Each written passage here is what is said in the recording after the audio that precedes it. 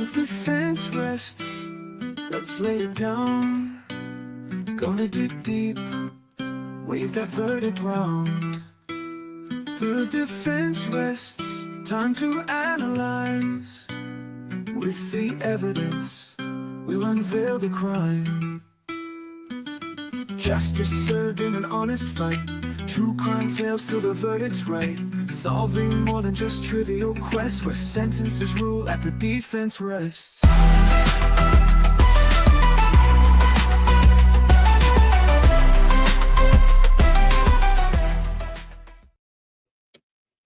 Hello and good morning, good afternoon, good evening, good day. How are we? I hope we're all well. I am the defence rests and my microphone sounds very, very loud in my ears. Good morning to you all and welcome. I really don't care if you're an OG, an UG, an MG, BG, and I'm even going to go as far as to say PG today because I'm in a good mood and you're all welcome. Good morning, my lovelies, my little preciouses. How are we? Guess what? I've got a secret. And I hate secrets. And I've known for 6 days, and it's killing me. And I can't tell. Damn it. So if I'm distracted today, it's because I am checking furiously my emails to be given the go-ahead so I can open my trap. All right. So, oh, yes, go on, do tell. I know. And I'm so crap at keeping them too. I've done so well. 6 days.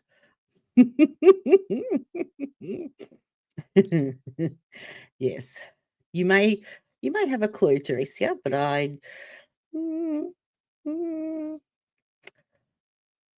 yeah, you might be on to something. A little bit of it. Anywho, today, if you thought Tyler Daisy was crazy, you're in for a doozy today because I've had a little bit of a snippet of day 2 of this trial, and whilst it is an absolute tragedy that poor Hannah has lost her life, the witness that they call, I think it's Jason, one of the so-called cult members. Yeah. Yeah, pretty much sums that up, Regina. So,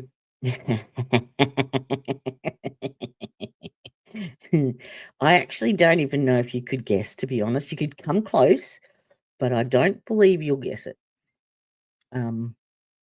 Yes, I didn't guess it. Not even close. So, yeah, so he's something to behold, and I know from the small bits that I've seen of him, I am going to have some strong opinions. Very strong. So, buckle up, because we're in for a ride.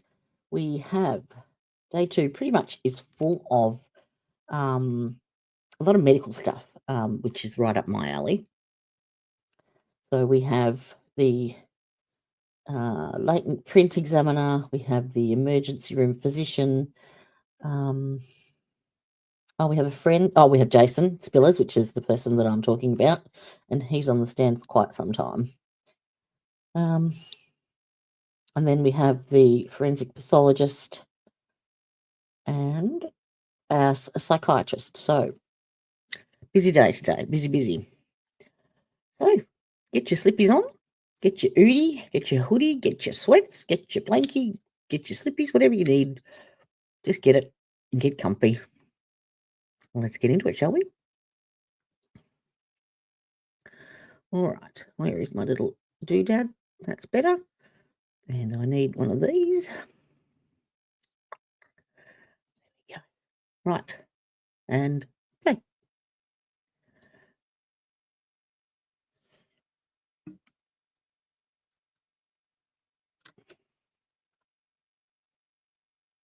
Come on, let's have some noise in the court, please. Or don't ask. Okay. Unmute.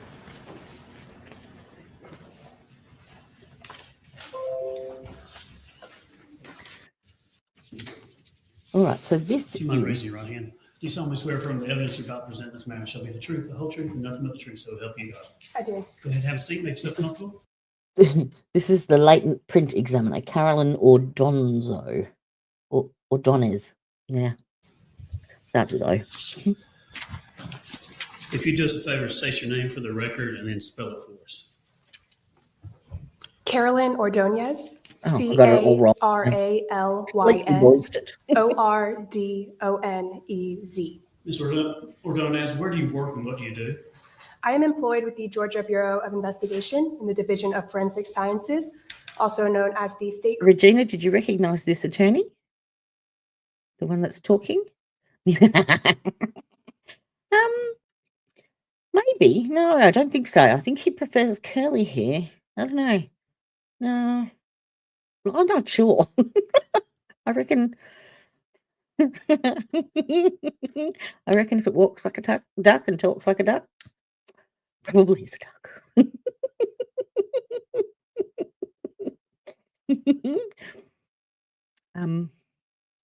See. Oh yeah, that attorney is the same one from Melody Farris trial. GBI Crime Lab. How long have you been doing that? About 7.5 years. What's your educational background? Yes, that's fine, Christine. And stay tuned because we have some very exciting news that I'm sure you will enjoy. But I'm not allowed to say anything just yet. It's killing me. I have earned a Bachelor of Science in Forensic Science and a minor in Chemistry from the University of Central Florida. Since being employed by the GBI, I have completed a 20-week National Latent Print Examiner Training Academy in Mississippi, as well as the latent print processing and latent print examination training housed at the GBI Crime Lab. Yes.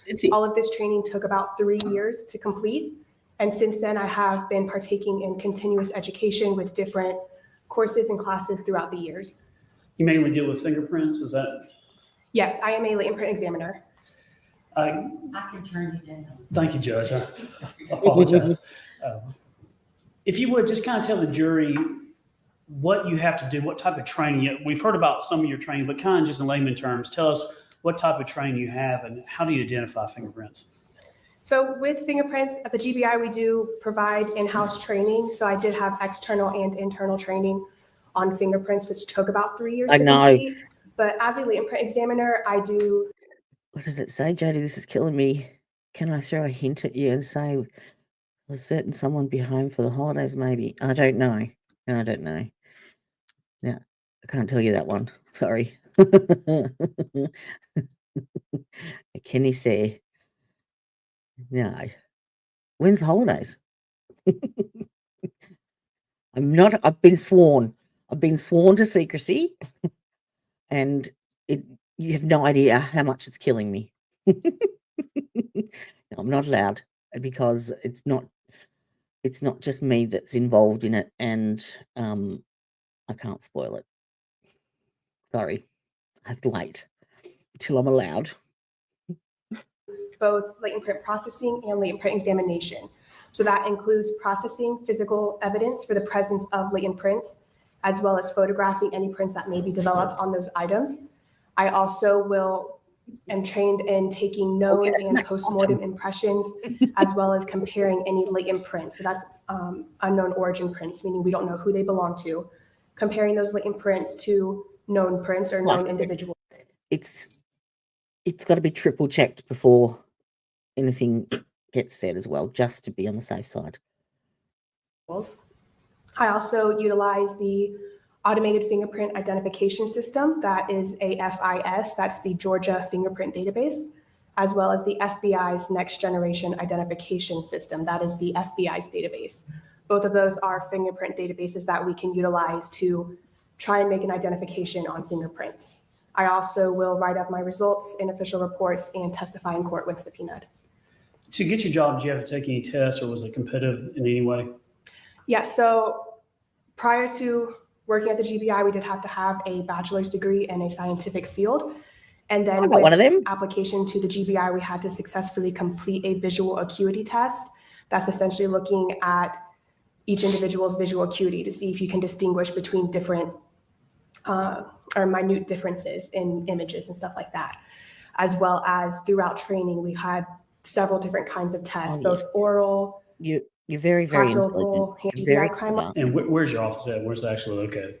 Nicole's in each office, and But you are a scientist, I guess, or in the number, but easily several thousand, both throughout training and now casework I complete, but I have looked at several thousand lately. The GBI Crime Lab is accredited by AN. police. With being a forensic scientist, especially in the field as itself, but also within GBI policy, Organizations, agencies. both with if they have any kind of case questions on how they would handle. Just this time, I'm going to tender the witness as an expert in latent fingerprints and examination. Hallelujah. May I proceed, Your Honor? Yes. Thank you. All right, we've got that out of the way, so let's quickly go to why you're here today. Did you have an opportunity to examine the knife in this case? Yes, I did. And that's the knife's been tendered already. It's actually State's Exhibit 83. Judge, may I approach? Yes. You're going to show the exhibit I'm going again? to show you, just kind of pull the box up and open it. This is the knife in the case. That's not And a you can, the only thing I want to do is, I believe, there it is. What is that number there? I'm pointing to in the box of this knife. number on the It's box. the GBI Crime Lab case number. And what is the number that's on the sticker here on the box? It's the GBI Crime Lab case number and item number specifically. Is that the same one you report? Yes, it is. Tell the jury what the DOFS case number is and how we track things. In this case, the DOFS case number is 2020-10314555. And in our laboratory, each case is given a GBI Crime Lab case number. And each item that is submitted in that crime lab has a specific item number. So in this case, the knife was item 10. And so it's given a barcode with that listed GBI case number and item number. With that barcode, we are able to track the chain of custody. So anytime it moves between an individual in the lab or a storage location, we are scanning that barcode so that it can constantly be tracked as to where it is from the moment we receive it to the moment we release it back to the agency. Riveting. Here, may I approach the witness? I'm handing you what's been marked State's Exhibit 99. I think that's your report, is that right? Yes, it is. Judge, I tender the evidence now, State's Exhibit 99. No objection. It's admitted. And may I publish, Your Honor? Yes. All right, let me ask you a question. What date did you issue this report? This report was issued on February 18th, 2021.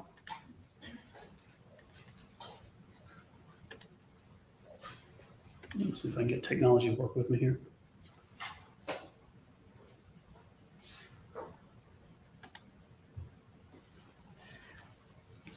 All righty, can you see that? Yes. It states 99 on the screen. And so we've got the DOFS case number on the top right, is that correct? Yes, that is. And then below that should report date, is that right? Correct. And then it's, what is the requested service? The requested service was LP processing, so that's latent print processing on the item submitted. And then it was requested by the Canton Police Department. That's correct. And then we have agency requested by, then subjects and victim under the case individuals. That's correct. And what date did you receive the knife in this case? The evidence was submitted to the GBI Crime Lab on December 11th, 2020. That is not the date that I specifically received it. That's the date that it was submitted to the GBI Crime Lab for testing. And then we have your expert opinion in this case is what? Based on latent print processing of this item, I physically and chemically processed it for latent prints with negative results, meaning that there were either no latent prints present on that item, or those that were did not have the potential to be suitable for comparison. And what I want to ask you about that is sometimes when we try just to see if we can get prints off or things like that, and in this case, we have the knife submit to you. Tell the jury first, what is a fingerprint and what things are you looking for? And then why sometimes even when you know someone may have a knife, you don't find a fingerprint on the item. So going back to what is a fingerprint, on the palms of your hands and soles of your feet, you have a type of skin called friction ridge skin. So it contains raised portions called ridges, which form different patterns. For example, the pattern on the top joint of your hand or your finger is referred to as your fingerprint. Those ridges don't flow continuously across the surface. However, they form different ridge characteristics. For example, a ridge that flows and suddenly stops is referred to as a ridge ending, whereas a ridge that flows and splits into two, similarly to a fork in the road, is referred to as a bifurcation. So those different ridge characteristics are what I am looking at during my processing, but particularly that's what I'm looking at during my examination to see if I can use those ridge characteristics in a comparison and ultimately make a conclusion of identification or exclusion. With the fingerprints, a latent print, so that we use the terms latent print and known print. A latent print is an unintentional or a chance reproduction of those ridge characteristics on the skin when you touch or handle an item. A latent print is not always visible to the naked eye, so it requires us to process it using different chemical techniques in order to render it visible, then allowing us to preserve it and examine it for comparison. Whereas known prints are those that are intentional reproductions of the ridge characteristics on the skin, and those are collected for comparative purposes to any latent prints that are collected at the skin, or at the scene, excuse me. What was your follow-up question afterwards? Sometimes, why would you not find a fingerprint? What can get in the way or cause a fingerprint? Even though if you know someone held a knife, it may not be there. There are several factors that can play into whether a print is left on an item at the time it's handled, as well as if it may be developed later on or not. In regards to if a print is left at the time of being handled, some of the factors to consider is whether if there is even some kind of transferable material, either on the skin or on the item being touched. So on that friction ridge skin, it is lined with pores, which are constantly producing sweat. So that sweat on the friction ridge skin is what is deposited when you handle an item.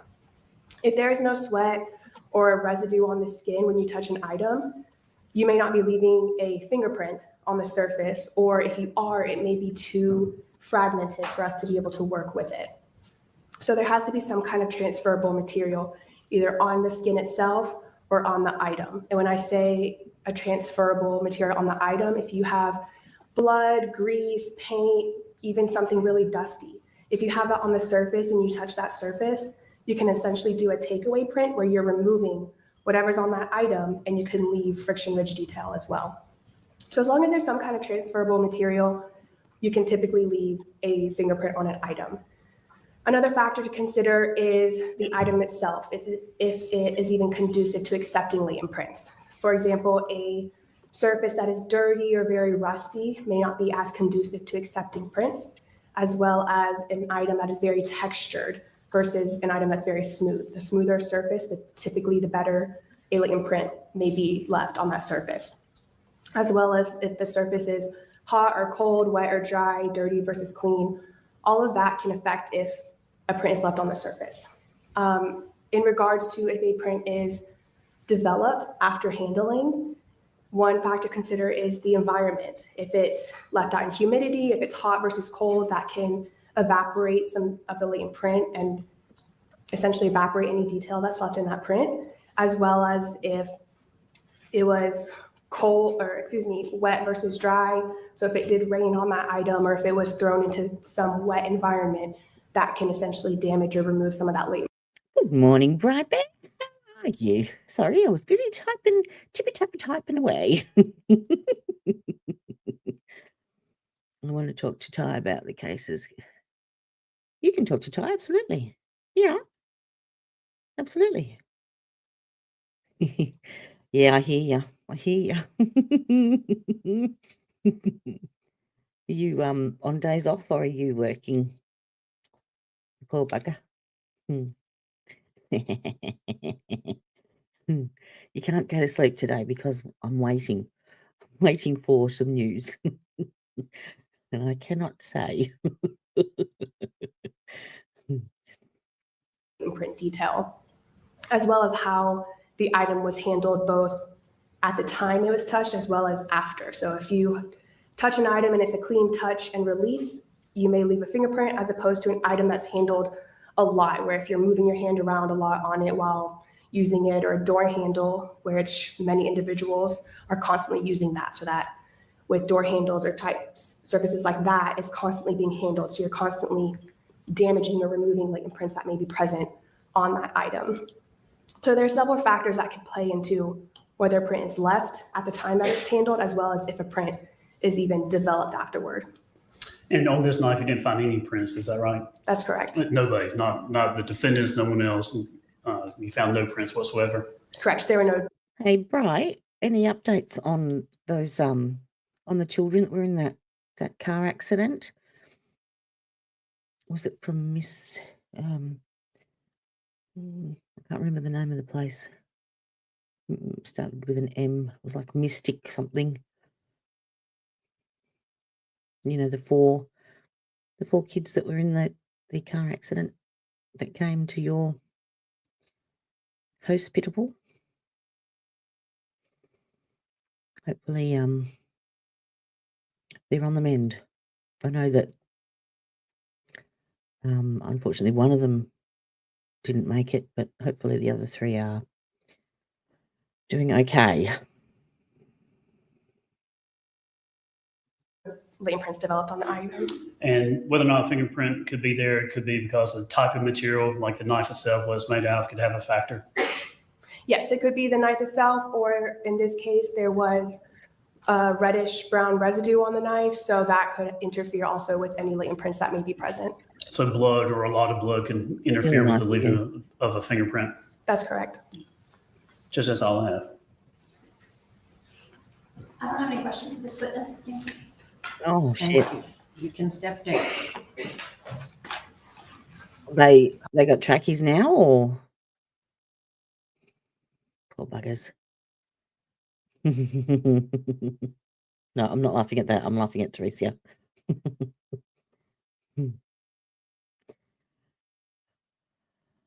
It's not good. That's a long time they've been vented for. Long time. Okay. Figured as much.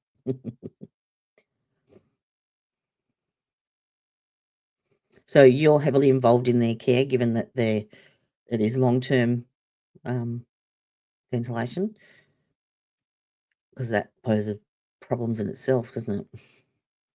Poor buggers.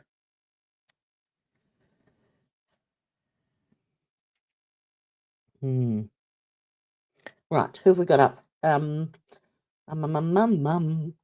Emergency room physician. This is right up our alley. Our right? next witness, please. Carly Blomquist. Blomquist.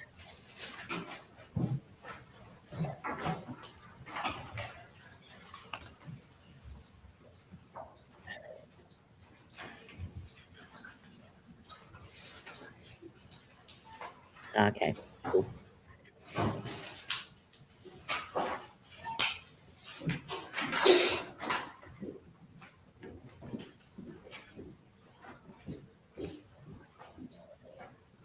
It's very fancy courtroom, isn't it? Mahogany wood and the big screen above the head. Good morning. Yeah, can you raise your right hand? Do you solemnly swear or affirm the testimony you shall So, give will be the truth, the whole emergency room truth, and physician? nothing but the truth, so help you God? Yes, I do. Okay, you can have a seat. Can you state your name and spell it, please? Carly Blomquist, CarliBlomquist. Okay. Do we want her to adjust her microphone down a little bit? Can you just pull that down just a smidge? Yeah. Is that better? Yes. Can you tell me how you're employed? Yeah, I'm an emergency room physician at Cherokee Hospital. All right. And can you tell the jury a little bit about your educational background and training? Yeah, I went to undergrad pre-med at Emory University, graduated in 2005, and then I went to medical school at Medical College of Georgia, graduated in 2010. And then I went back to residency where I trained based out of Emory University at 5 different hospital sites, including Grady primarily. And then after that, so I finished that in 2013. And I've been a practicing ER physician since then at Northside Cherokee. So for a little over 10 years. Okay. And in your practice as an emergency room physician, what does that mean? So a lot of things. There's a variety of patients that I take care of. I don't work at a level 1 trauma center anymore, but I trained at Grady, which was one. We do get occasional traumas, but we don't get the bigger traumas unless they're very, very critical and they have to come to us. But I take care of heart attacks and strokes and sepsis patients, and occasional traumas, car accidents, and then basically patients that are they lose their pulse on the way to a trauma center, so they have to come to us instead. Okay. And you say on their way to a trauma center. Northside Cherokee ER is not a trauma center? It's not. Okay. And does that influence what types of patients are brought to you in an emergency setting? Yes. So if there's a serious trauma, then they should go to a trauma center if they can make it there. But if they can't make it there, they go to the nearest ER. Okay. But at Grady, which is where I trained primarily, I was there for 3 years. That's a level 1 trauma center. So I do have a lot of experience with trauma patients. Okay. Your Honor, at this time, I would tender Dr. Blomquist as an expert in emergency medicine. No objection. So noted. I want to talk to you about December the 8th of 2020. Have you had an opportunity to review your records from your treatment of Hannah Nicole Driver? Yes. Okay. And do you remember that incident, her coming into the ER? Yes. Okay. Do you remember that independent from your records review? Yes. I just reviewed the records yesterday for the first time, but I recalled before that. Okay. And tell me, apart from your review of the records, what you recall in terms of your memory of responding to that incident. So I was an assisting physician on that case. The primary physician is one of my colleagues I've worked with for 10 years, but I came into shift and there was a crowded room. So I jumped in to see how I could help. So I entered the room and I saw Hannah, and they were securing the airway when I entered the room. And then I just jumped in to see where I could help basically in the resuscitation efforts. Her clothes were bloody. CPR was in progress. I could see stab wounds on the neck that were no longer bleeding. And there wasn't any apparent sign of life. Dr. Albinger had already secured one access in one of her legs. And so I did it in the other leg so we could have more access for medications. And unfortunately, after all the attempts that we tried to get her heart back beating, it was very clear that that wasn't going to happen. I performed the bedside cardiac ultrasound, which we do a lot of times during ACLS before we call it. And we could see that there was no cardiac activity. So then time of death was called. Okay. You indicated when you entered the room that they were securing an airway. What does that mean? Intubating, putting on the ventilator machine. So basically it's just a process that we do where we put an ET tube into the airway and connect it to the ventilator or bag them until we get life back, basically. CPR will not be effective if there is no blood to circulate, unfortunately. And then we'll connect it to the ventilator machine. Okay. And you indicated when you entered the room, you entered into a crowded room. How many people were working on Hannah? I don't recall exactly how many people. I would guess around 10, but I don't really know. Okay. And then you said Dr. Albinger had secured access through one of her legs. What does that mean? Yeah, so from what I read in the documentation, they were unable to get any peripheral IVs en route. So they didn't have any access to her venous system in order to give the medications that we have to give to get the heart beating back, like IV fluids, epinephrine, bicarb, which is what she had received. So we have to have access somehow. So an emergency situation when we can't get access in the veins, which often happens when they don't have any blood, we get access into the bone. So there's a drill that we use in order to gain access into the bone of the leg. And then we can give medications or blood or fluids in that area. Okay. And you indicated that sort of at what point after getting those access points, securing the airway, At what point did you all shift to the cardiac ultrasound to make decisions about whether to continue life-saving efforts or call a time of death? I believe it was 1502 from the documentation, but I don't have it in front of me. Okay. If I show you your record, That would be help? helpful, yeah. May I approach? Yes. I think that's when I placed the IO, but let me see.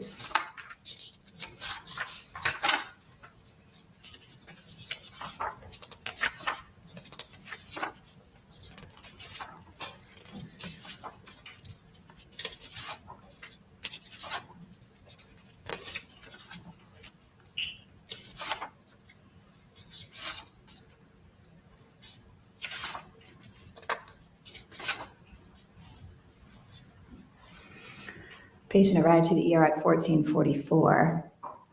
Looks like the patient was intubated at 1500, and that's around when I would have entered the room because I remember that.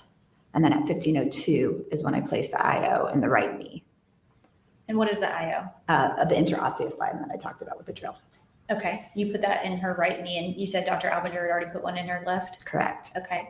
And then what time was that? That was at 1502. And then at 1509 is when I performed the ultrasound. And then at 1510 is when time of death was called. Okay. And when you performed the ultrasound at 1509, what did you see? But there was no cardiac activity. There was no fluid around the heart. Basically no sign of life or no sign that the heart was pumping at all. Was there any other medical intervention you all could have done at that point to preserve life?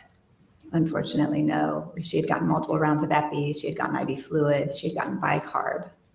And it was clear that the wounds were no longer bleeding. She had lost a lot of blood. What does that mean, that the wounds were no longer bleeding from a medical position? That means that she had basically exsanguinated already. Usually if you're doing compressions and there's still blood in the body, there's going to be blood coming out of the wound every time you do a compression. And that wasn't happening, which makes you think that she was empty. Okay. You used the word empty. Was that? Her blood was gone. Okay. Yeah. All right. And what time did you all call her death? 1510. I have no further questions. Cross-examination. I'm not actually sure how many. I know we have about 5 leaders. I can't remember how many children have. It's probably closer to 2, I would think. Brian might have a better idea. But yeah, you know, she went right through the carotid artery. It doesn't take long, especially for a baby.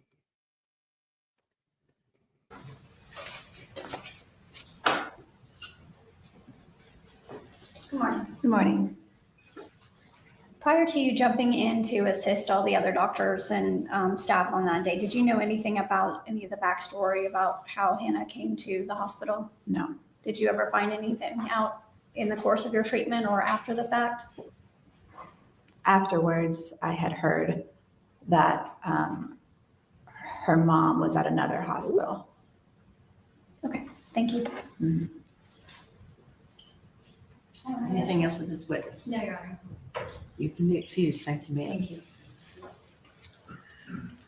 Call your next witness, please. Your Honor, That I'm sounds to say grumpy. something outside the presence of the jury. All right. We're going to let you be in recess in the jury room. All right. Well, we're not going to watch this bit because we are being jurors today. So we're not listening to anything outside the presence of the jury. We're going to skip to the next witness. Jason Sims. 1.2, is it? Yeah. It's not a lot. Not a lot at all.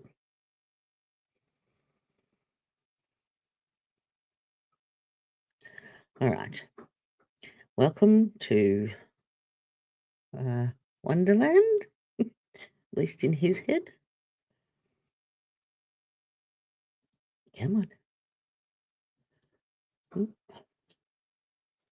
L. Truth and nothing but the truth? I promise that I will be honest with you. You can't even say yes. Do you have some opposition to swearing? Is that Yes, the I do. concern? Yeah. Okay. Can you affirm that you will be honest and tell the truth today? I just told you that I would be, and I will be. I will be completely honest and transparent in regards to the matter of which we're here today.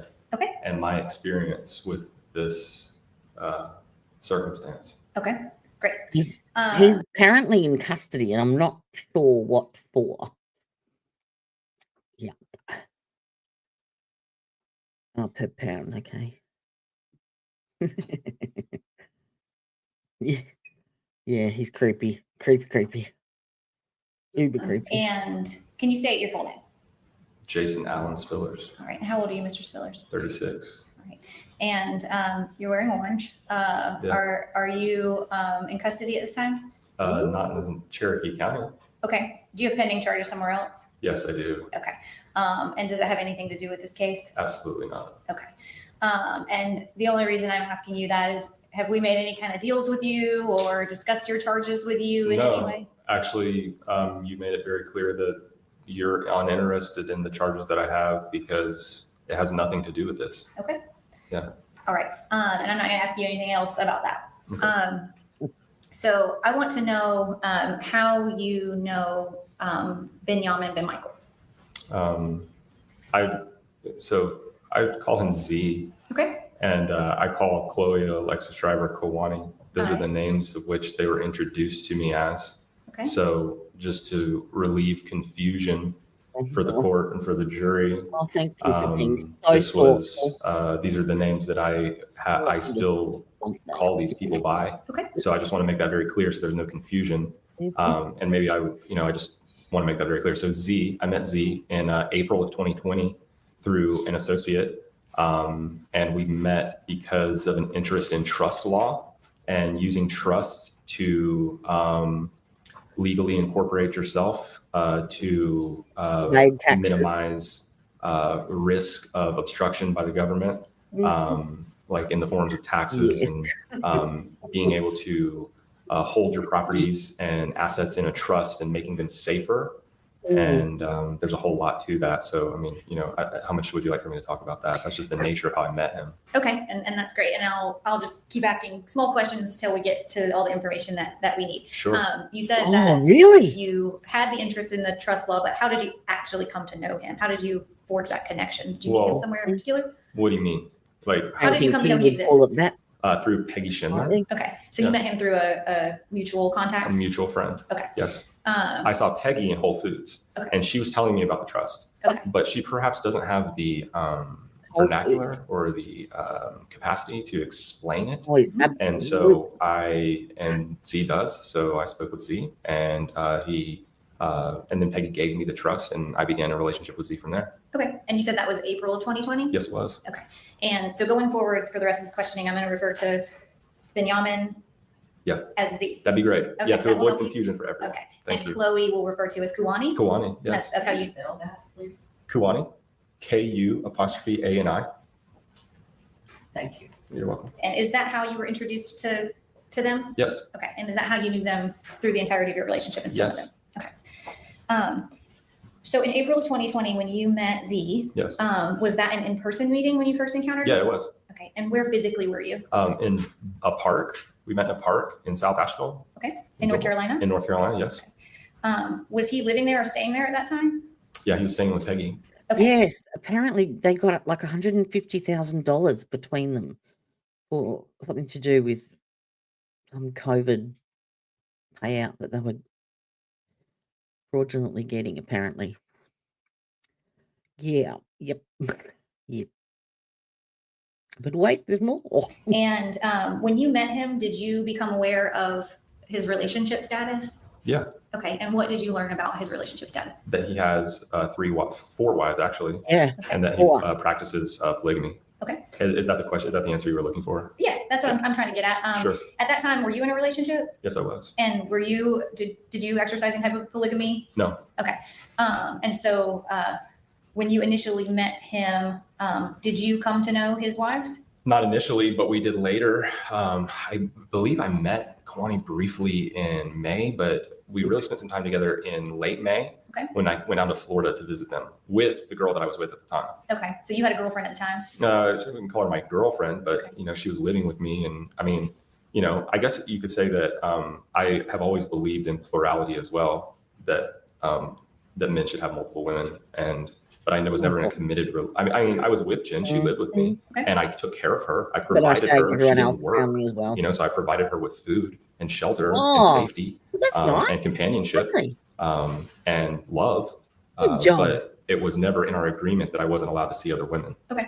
So That was agreement. And as it relates to Z and his relationship, who were his wives that you came to know? So their given names on their birth certificates would be Chloe Alexis Driver, Jessica Lee Kafijian, and Sarah Stiles.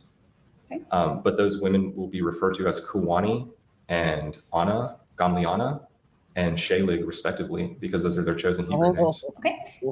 Tell me about Jessica. You said, what did she go by as her chosen name? Gamliana. Gamliana? Yes. How do you spell that?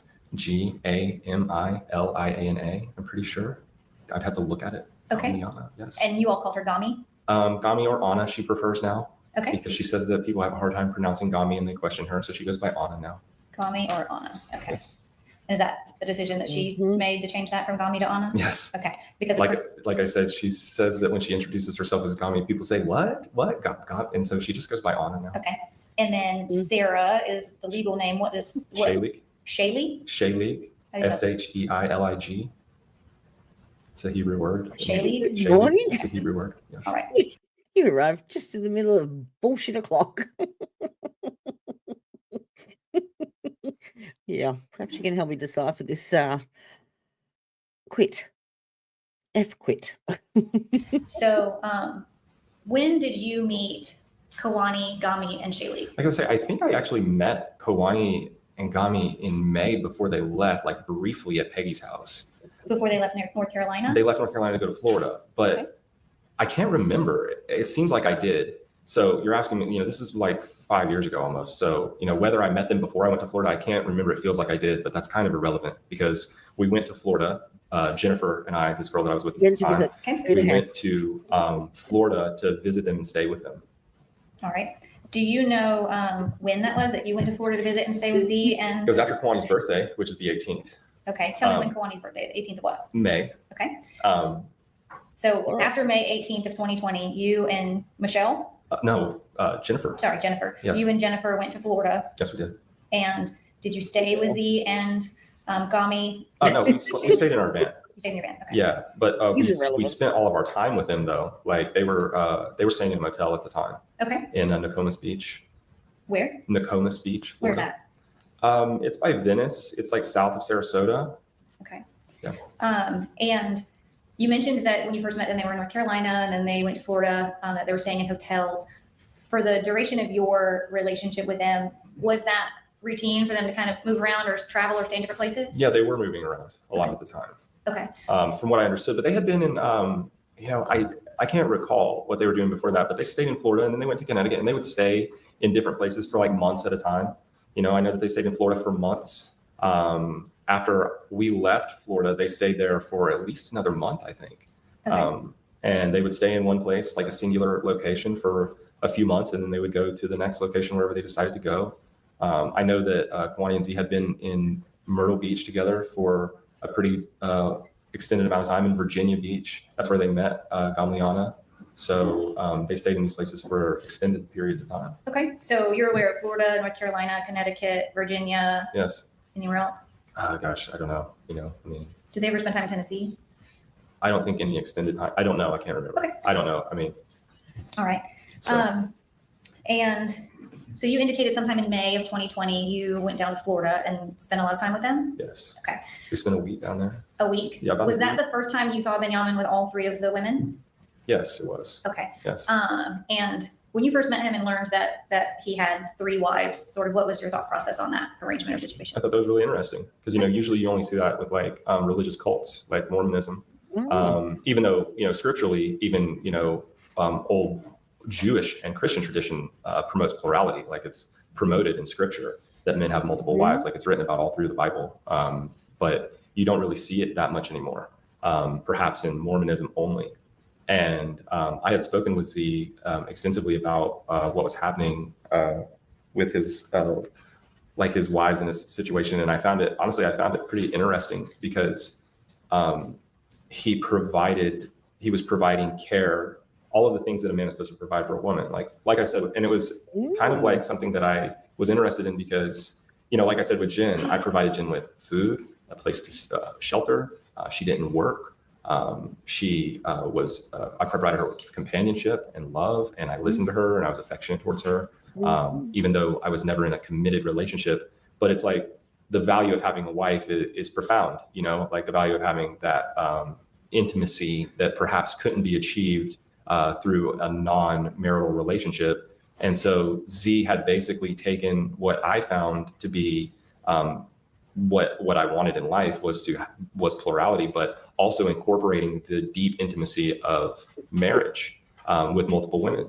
And I thought that was highly interesting, and I was very curious to see how that played out and how that worked. And so was Jennifer. Married to him, Brian? Honestly, she's like, whoa, like multiple wives, really? Wow, we that's apparently, yes, I heard somewhere that they might have cut his testimony down a bit because he actually tended to use it more as a platform than more than anything. So yeah, it was interesting. Yeah. different. Like we should totally go hang out with him, So we did. So we went to Florida. Sorry, I'm gonna adjust myself. You're fine. My niece.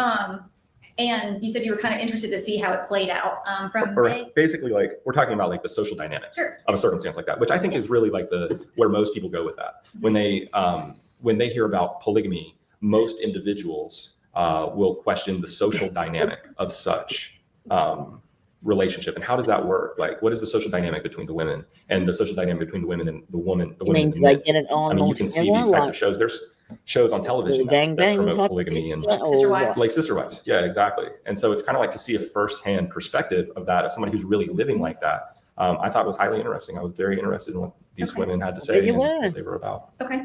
So was Jennifer. Tell me, you said you're interested to hear what the women had to say and what they were. Well, yeah, I was just curious how they interacted with each other. Okay. So.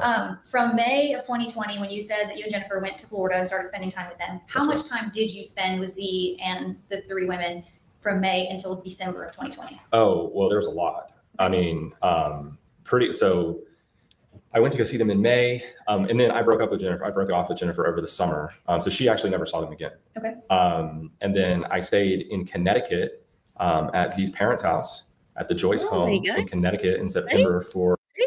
There's ties to you, Brian. Connecticut and Myrtle Beach. You sure that he's not with your aunt anyway? I think I was there for about a little over 2 weeks. Tell me about his parents. What do you know about them? Oh, I love the Joyces. They're good. Mike Joyce is great. He's a good man.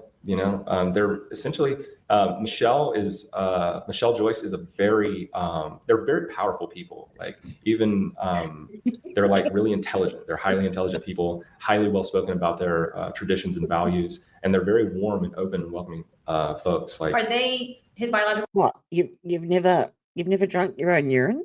No, never attempted that. No, never shared. Parents still married? Yes. Do you know what they do for a living? Michelle sells real estate, and Mike works at a factory. Works at a factory? Like a machine shop. Okay. So you said you went to Connecticut and you stayed at his parents' house? Yes, I did. Okay. And how much time did you spend at his parents' house? Like I said, I was there for a little over 2 weeks, I think. Okay. Was he there with the three women as well? Kawani and Gamiano were staying there, and Shaylig was there sometimes, but her parents also live in Connecticut, so she was at her parents' some too. Okay, so Shaylig's parents are from Connecticut as well? Yeah, they live it's like 45 minutes down the road in Southbury. Okay, so Gami and Kawani and Z and you spent time at his parents' house. We sure did. While Shaylig spent time with her family? Yeah, I was sleeping in my van. Again, I had a van that I stayed in. Okay. And so I was sleeping in the driveway in the van. And was it, from your observations, was it common for these women to go spend time with their families outside of their relationship with Z? I mean, if they wanted to. Okay. I don't think, I didn't really get the feeling that Kawani or Galiano were very, enthusiastic about going to spend time with their parents. Okay. And that they love their husband and they stayed with him. Okay. But Shaylig wanted to go see her family in Connecticut? Yeah. I mean, I think it was just like a matter of convenience too, because they're all like staying at the house and, Shayla she went back and forth, Okay. so Did you ever meet the parents of Shayla, Gami, or I've met all these people. Kawani? I've met them all. You met all of their parents? Yes, I have. Okay. Tell me the circumstances under which you went into their families' homes. Let's see. I met Phil and Nancy Kafijian in October of 2020. I have actually stayed with Ben and Sharon Stiles at their home in Connecticut. I stayed there for the better part of a month. At Shayla's parents? At Shayla's parents, yes, I sure did. And I've met Eric and Renee Driver on several occasions. I met them for the first time in the summer of 2020.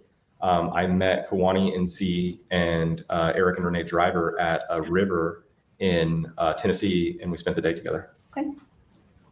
That was the first time I met So them. Phil and Nancy Kafijian are Jessica's parents. Jessica or Gamliana. Gamliana's Yeah, I knew parents. that. We're Okay. trying to avoid this confusion. Where do they live? They live in Virginia Beach. In Virginia Beach. Okay. Yeah. And then you said that Shayla's parents live in Connecticut. Yes, they do in South And do Barry. you know where Eric and Renee Driver, Kawani's parents, live? In Knoxville, I'm pretty sure. Okay. I've never been to their house, so. All right. But I know that she's from Jacksonville originally, but Okay. I think they moved Okay. to Knoxville. Okay. And do you know what the order of the women coming into this marriage was? Like Yes. who was first? Yeah, it Okay. was Kawani first. Okay. Do you And know how long she had been with Z? Like as of 2020 when you met him, how long they've been together? Gosh, I don't know the answer to that question. Years. Okay. Yeah. And who came next? Jessica Gamliana. Okay. And how long had she been with him? I think like Kawani and Z had been together since she was like right when she was 18. And then they met Gami a few months later. Before. Okay. I'm pretty sure. I don't know the answer to these questions Okay. exactly. If you don't know, then Yeah. that's fine. I'm but just if you like do know. telling you what I think it is. Okay. It's kind of like I haven't really considered that. I haven't, I'm sure I was told at some point, but I mean, golly, And from Golly. your understanding, who was the last Golly. woman to kind of enter the picture? Shayla, Shayla. yes. And when you met them, do you have any idea how long Shayla had been in a relationship with Z? I'm gonna guess like 6 months or something like that. Okay, so pretty recent. Yeah, within a year. It had been within a year. Okay. Do you still have a relationship with Z? Yes, I do. Okay. And do you know whether Shayla and Gami are still with him? Yes, they are. They are. They are very much still with him. All right. So when we were talking, Projection, wankulation. Oh, Lord. about the sort of the social dynamic of polygamy and sort of your interest in that when you met Z, Yes. what did you observe about sort of his treatment of the women or their interaction and treatment toward him? Like what was that from I your observed a perspective? very beautiful, healthy relationship. Okay. What do you mean by that? All like they would wake up every morning and talk about feelings, which I thought was really cute. Talk And about feedings? feelings. Oh, feelings. Okay. Like they would wake up every morning, they would be in the hotel and Z would wake up with these girls and, they'd all wake up and sit around and talk about feelings and how they felt that day and why they were feeling that way. And he would sit and be patient and kind and caring to them Okay. and treat them the way a wife should be treated, with compassion and patience and love. Okay. And even Jennifer and I, we both observed I this. couldn't have talked about feelings that much. Yeah. How would that conversation go down? Honey, I'm not feeling the greatest. I feel like getting a paring knife. How do you feel about that? Really? If he was that in touch with their feelings, we wouldn't be here.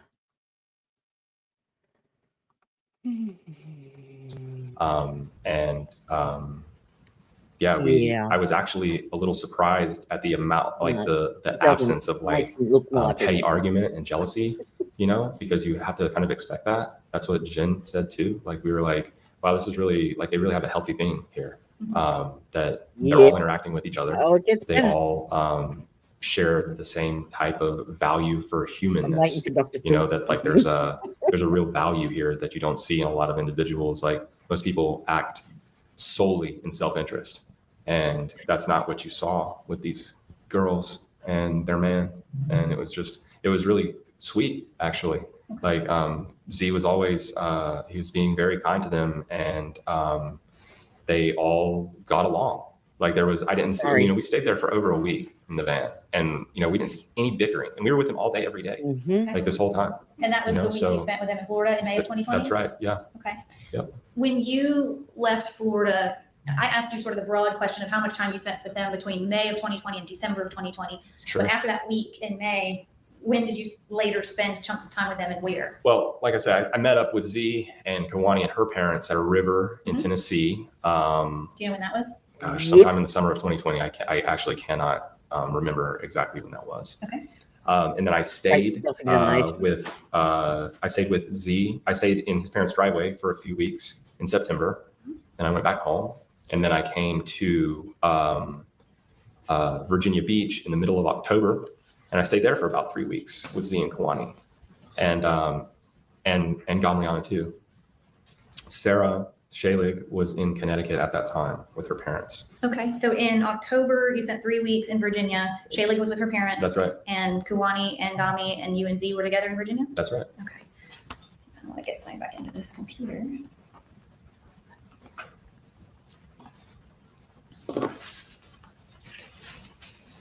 I'll just show you. May I approach the witness? Yes. I'll show you what's marked as State's Exhibit 84. Do you recognize who this person is? Yeah, Okay. that's common. Okay. Does this accurately reflect the person you know? That You're is referring to, that Dami? is Jessica Kafijian Gamliana, who prefers to be called Anna now, and I told her the name change is a little difficult for me. All right. Your Honor, this time I'm going to enter State's 84. State's 84 is admitted.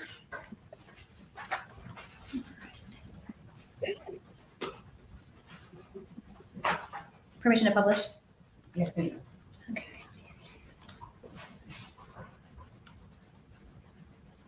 All right, so this is, Who's that compere that that always gives away the secrets and does the lie detectors and he's another reality show host like Dr. Phil, but my mum watches him all the time. It's hysterical. I can't think of his bloody name now. But they're always cheating and he gets them to do lie detectors and stuff, and yeah. Gami. That is Jessica Kafijian Gamliana. Do you know how old she is compared to Kuwani? Jessica's birthday is June 3rd, 1988. June 3rd, 1988. That's right. Okay, so she's older. And this is State's Exhibit 85. Do you know who this is? Yeah, that's Shaylee. That's Sarah Stiles. Okay. Yes. Your Honor, I would enter State's Maybe. 85. No. He's bald. He's like Jerry Springer, but he's bald. Yeah. It's admitted.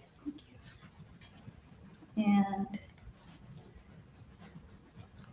this is, how old is she? Shaylee was born February the 8th, 1997. February 8th, 1997. How do you know all these women's birthdays? Is that something that's I have a important? partially photogenic memory. Okay.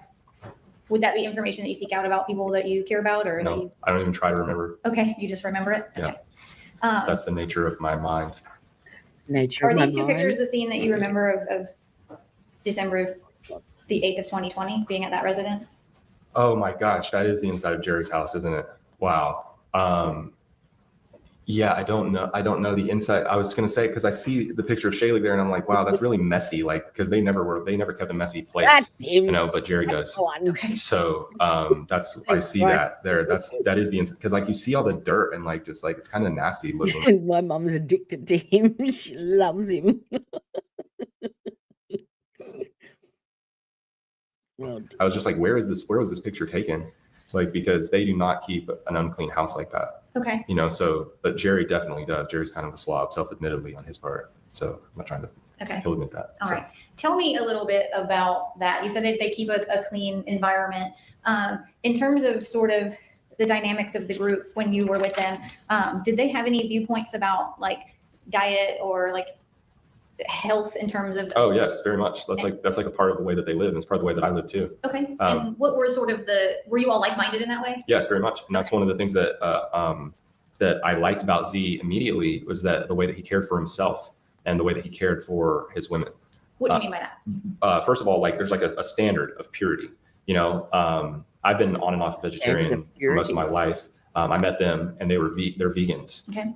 They eat no processed sugar. they eat extremely healthy, like no vegan. And the reason why they don't eat animal products is because of the inhumane treatment of animals. So it's like, it's viewed as like an innocent life. So you have an innocent life in this animal, and Z feels that, we are not entitled to take that life. And that was actually something that I picked up from Z, because before I had just been a vegetarian for my own health purposes. But then he told me about his reasoning for veganism, and I agree with him. It's like one of the things that, I met Z when I went down to visit them in Florida. I hadn't been a vegetarian for a very long time, like 2 years. It had been 2 years that I've been on a meat eating diet, and I got back around them. And So hang on, I'm confused. Being a vegan and being a human and drinking your own urine, that's pretty much a byproduct of an animal, yeah? So it doesn't really fit.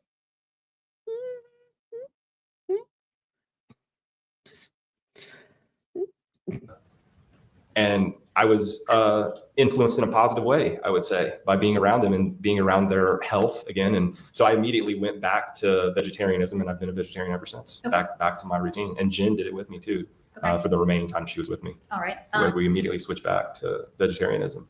Was everybody, during the time you spent with him between May of 2020 and beyond, was everybody a strict vegan? Yes. Okay. And they also used like no drugs or alcohol whatsoever, which is what was the reason for that? because it's like toxic. Okay. And because it's like, it dilutes your mind and your ability to process and be your most pure and able self. Okay. Yeah. Were there any viewpoints surrounding like water, or what kind of water they could consume? What do you mean? Just do they have any rules about what water they drank? I don't know that I can speak to that specifically. I mean, I know that I will say that reverse osmosis water, I know that Z drinks reverse osmosis water, and so do I. I've been filtering my water reverse osmosis for the past 20 years. Okay.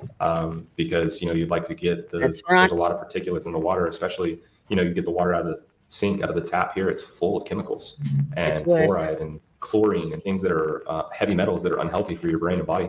Okay. That should really be avoided at all costs by everyone. But like I said, very few individuals take the time to care for themselves at this like level of impeccability. And so that's something that I respected about them very much and attracted me to become closer and better friends with them. Okay.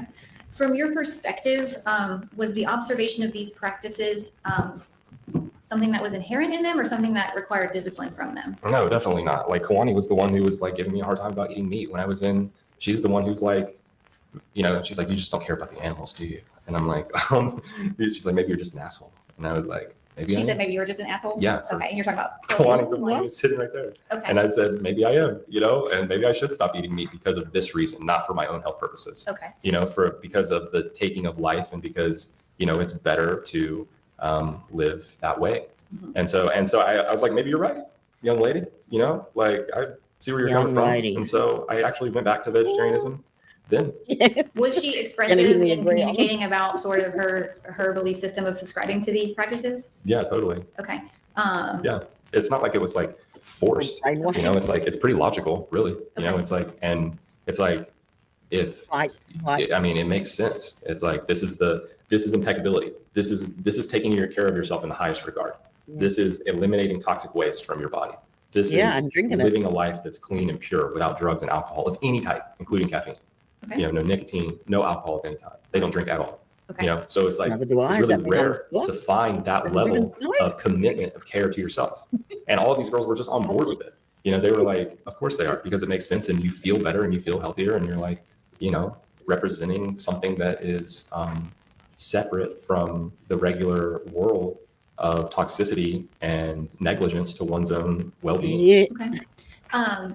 You mentioned that during your, I've used kind of December of 2020 as like a date because of the incident that we're here for, but yeah, we'll get there. How long did you spend time with the group even beyond that date? Oh gosh, I'm still friends with Z now. I was in Shaylee's parents' house for a month in March of earlier this year. Like, so for the last 4 years, you've maintained constant communication and contact and friendship with them? Most definitely. And we've all been very hurt by this, and we've, worked through this together and as the best we can. All right.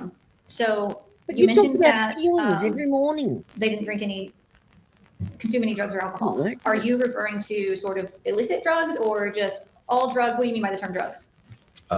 Anything that is psychotropic in nature, Okay. anything that's like no pharmaceuticals, no alcohol, no The marijuana is all drugs right. of any kind. Okay. What do you Very mean? dangerous. What drugs are there? What, I guess what I'm going to get into is sort of like Yep. modern medicine or treatment of ailments or like healing practices. Like, did they have sort of didn't adopt the traditional worldview of like the exercise of medicine? yeah, none of these girls really had very many ailments. Okay, So, I know, like you mean like ibuprofen? sure. Definitely not. Okay. Yeah. I prescribe to these systems myself. Like I don't Okay. take those kinds of drugs either. So All right. prescribed to And this was the whole group blood. sort of like-minded in that way? They're all for it. Yeah. Okay. 100%. So were there sort of healing practices or things that you all did for your bodies that were not traditional? I mean, like what? Like drinking your own Shower? urine? Sure. Okay, I've been Sorry, drinking my I urine forgot daily that. for 4 years. okay. And can you tell me, like, obviously that's Yeah, not see? traditional and abroad. I've been drinking my own urine for 4 years. Nothing wrong with me. Fuck me. Oh, holy shit. Apparently she was dosed with CBD. Yeah. Yep. Well, it was in the past when people understood their bodies. Okay. Now we've become so deranged and deluded and essentially live in a psychotic society of mental illness and addiction to pharmaceuticals and alcohol and toxic food that we have become so deluded and separate from what it means to be healthy on the deepest and most fundamental cellular levels that we would, describe an attempt to achieve homeostasis in the body. Oh, homeostasis. Yeah, so urine therapy That's is big, non-traditional in today's knows modern what it terms means. of, our deranged society, toxic society. But it's actually written about by medical doctors. It's written about by people all over the world. There's like, if you go online and look up urine therapy, there's like 15 books available written by allopathic medicine doctors, homeopathic medicine doctors, written by shamans and gurus from the East, Shamans and written gurus, about by yeah. regular everyday people who have healed themselves, who claim to have healed themselves of things such as The cancer quality of by the drinking their food. urine. Okay. And it tells all Yeah. about, if you want Nice to do your umbrella in the research, top. urine is from the word Strawberry. orin, meaning light. And basically, Thanks, it's like lemon. when you go to an oncologist and they take a urine sample instead of a blood sample, that's because the urine is more telling of the malfunctions in your body. And so allopathic, homeopathic, and people from all types of different natures write about, the foot. People. Oh, Lord. I'll take mine with a wedge of lemon, thank you, and twist. Twist of mint.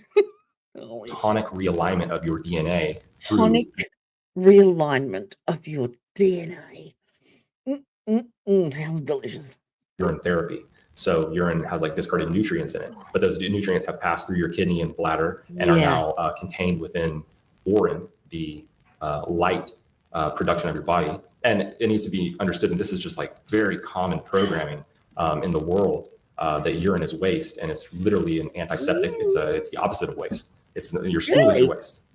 Your urine is an antiseptic. It's a true sterilant, and it's antibacterial. That's why Boy Scouts 101, when you have an injury or you have a snake bite or a jelly, When you have tinea on your feet, you pee on your feet. But actually, he is right there. The jellyfish thing, the jellyfish stingers, it is very good for easing those, only because of the level of ammonia in it. Otherwise, then you put vinegar on them. But you're right, Teresa. I'd rather drink out of my cat's bowl. fish sting or something like that, and you use your urine to sterilize Get it and out of to there. Like, don't waste the drinks. They're nice. act as an antiseptic and act as an antibacterial immediately on open wounds in the flesh. So you could think about this as like the same type of thing is happening inside of your body. We're talking about like antibacterial, How long have you been What if you've engaging got in an- that practice as like What a if you've got a urinary tract infection? Is it sterile then? Is it pure? Mhm.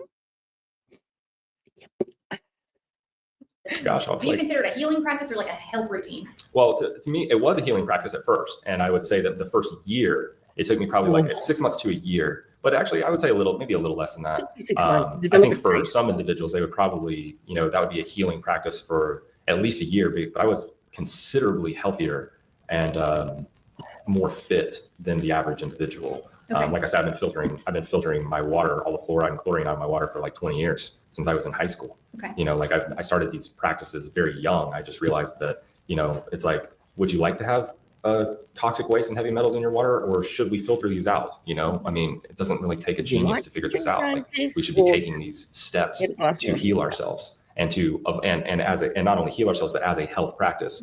So I'd say, like, for the average individual, I think their first year of urine therapy would be more of like a healing, but I use it to maintain my body still to this day. And did you start urine therapy practice before you met Z? No, actually, but I didn't learn about it from Z. I learned about it from Peggy. Okay. Yeah. And then I started drinking my urine, and after about a He's month, an whole food. Z never even mentioned that. But after I'd been drinking my urine for about a month or something, I was like mentioning it to Z, and he's like, oh yeah. He's like, yeah, we do that too. Okay. So I actually know a couple dozen individuals who drink their urine regularly. A couple dozen. Okay. Yeah, sure do. And as far as Z and Kiwani and Shalig and Gami, did they all participate in urine therapy also? As far as I know. Okay. Did you Can you imagine another a cappuccino with some extra froth, please? ever know of anybody being forced to participate in that practice? No, I didn't. Actually, all the individuals that I've met, or it's kind of like one of those things. It's like, oh, I didn't even know about that. Like I didn't know until Peggy told me. Mm-hmm. And then I started doing my research online, and it turns out there's a lot more people that do it than, like, there's this guy who I really respect online. His name's Troy Casey. He's a certified health nut. He's like an influencer on Instagram. Right. And so he and like several other individuals, they really promote like urine therapy. They do it all the time. Okay. So it's like, it's a little more mainstream than, you would think. And unless you know about it, and then you hear about it, and it's like, oh, this is a lot more mainstream than I thought. Mm-hmm. You already kind of just spoke about the sort of groups. Do you like pina coladas? If you have half a brain. Holy crap. Yep. Oh, God. And he does it with a straight face. That's what gets me. Like, oh, Lord. Can I have a cup of iced tea, please?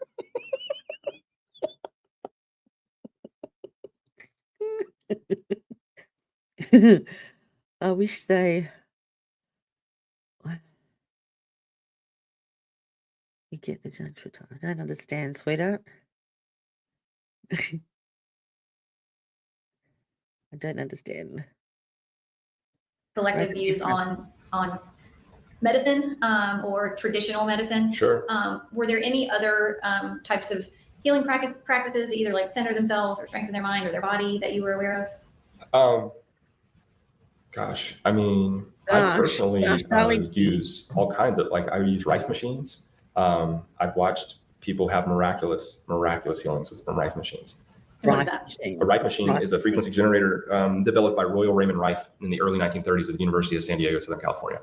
And this man found that, and you can do your research on this, anybody who's interested. This man found that when exposed to that everything has a frequency and vibration, because that's the nature of reality. It's just an atomic structure. And so to understand the fundamentals of science, which we're all taught in school, but it just doesn't seem to sink in to a lot of people, that everything that we're experiencing right now, the air is mostly nitrogen and the matter is it's mostly carbon. So we have a atomic pixelated holograph reality, and these things have been written about from. Oh, that's right. We have an atomic pixelated reality. That's right. I forgot about that. Oh, my Lord. Just slipped my mind. Mm-hmm. The 1927 Solvay Convention in physics and beyond, even to Michael Talbot and Carl Sagan, who write about the nature of reality. And so everything has a frequency and vibration, including illnesses inside of the body. And so this man, excuse me. How are you employed? There's a very loving nature and a very just be there to listen. That's what I was getting at. Like, I would just be there to listen to her. Like I just let my wife call her mom if that's what she. What were her manifest? Let me ask Sorry. you, Press the wrong button. You could say. And this woman pulled off on this mostly just empty space. okay.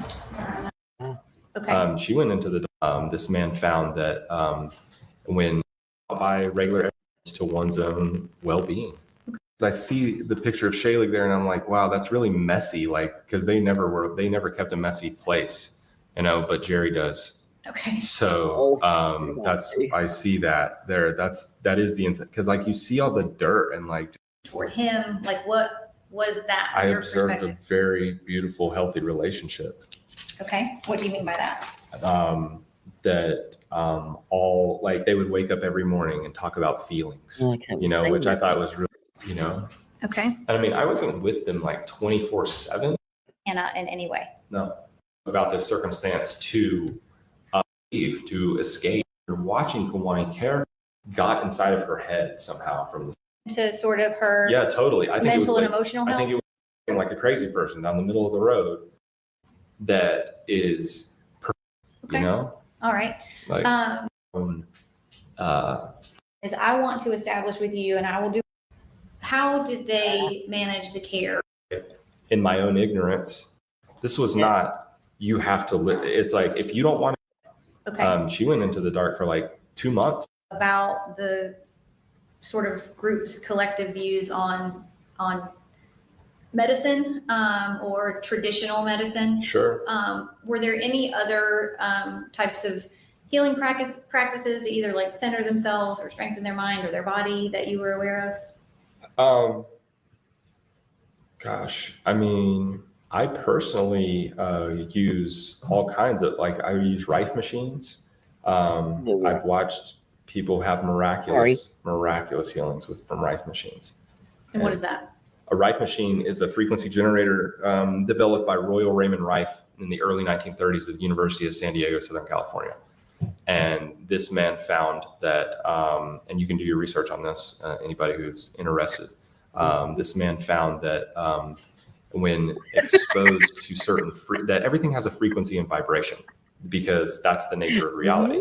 It's just an atomic structure. And so to understand the fundamentals of science, which we're all taught in school, but it just doesn't seem to sink in to a lot of people, you know, that everything that we're experiencing right now, the air is mostly nitrogen and the matter's it's mostly carbon. So we have a atomic pixelated holograph reality, and these things have been written about from, you know, the 1927 Solvay Convention in physics and beyond, even to Michael Talbot and Carl Sagan, who write about the nature of reality. And so everything has a frequency and vibration, including illnesses inside of the body. And so this man, Royal Raymond Rife, was able to find that these illnesses, specifically tumors and things like MS and certain other illnesses, have a certain vibrational frequency. And when exposed to certain frequencies, now we're talking about particles and waves, which is, you know, another foundational cornerstone of science, of the understanding of science, quantum physics, and reality. When you have the particulate matter of a tumor inside of your body, it may be exposed to the wavelengths of certain frequency vibrations, and it destroys tumors. With a condom drainage on. I've watched some pretty miraculous healings. People being on their deathbed to walking around cancer-free. Were those things that? No, that's just me. Okay. You know, I'm just introducing this to the world here right now. Let me ask you about, and I've got to just keep but it. Z knows about frequency Z knows about Rife machines too. Okay. You know, so don't forget when she first met Z, she was only 16. And then they started actually seeing each other when she was, I think, 18. But he was 38 when she was 16. So, yeah.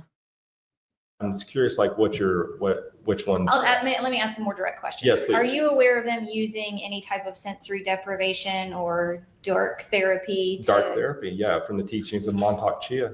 Okay, can you Absolutely. tell me about that? Yeah, that's right. Okay, so I did dark therapy in September of 2020. I actually did it after I left Connecticut. When you left the nice place? I had like a small bungalow style house, and so I taped off the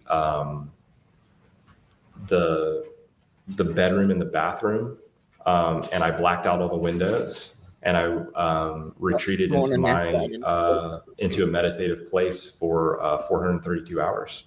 Okay. 132 And was seconds. meditation or sensory deprivation or dark How could you see the clock if you didn't turn the lights on?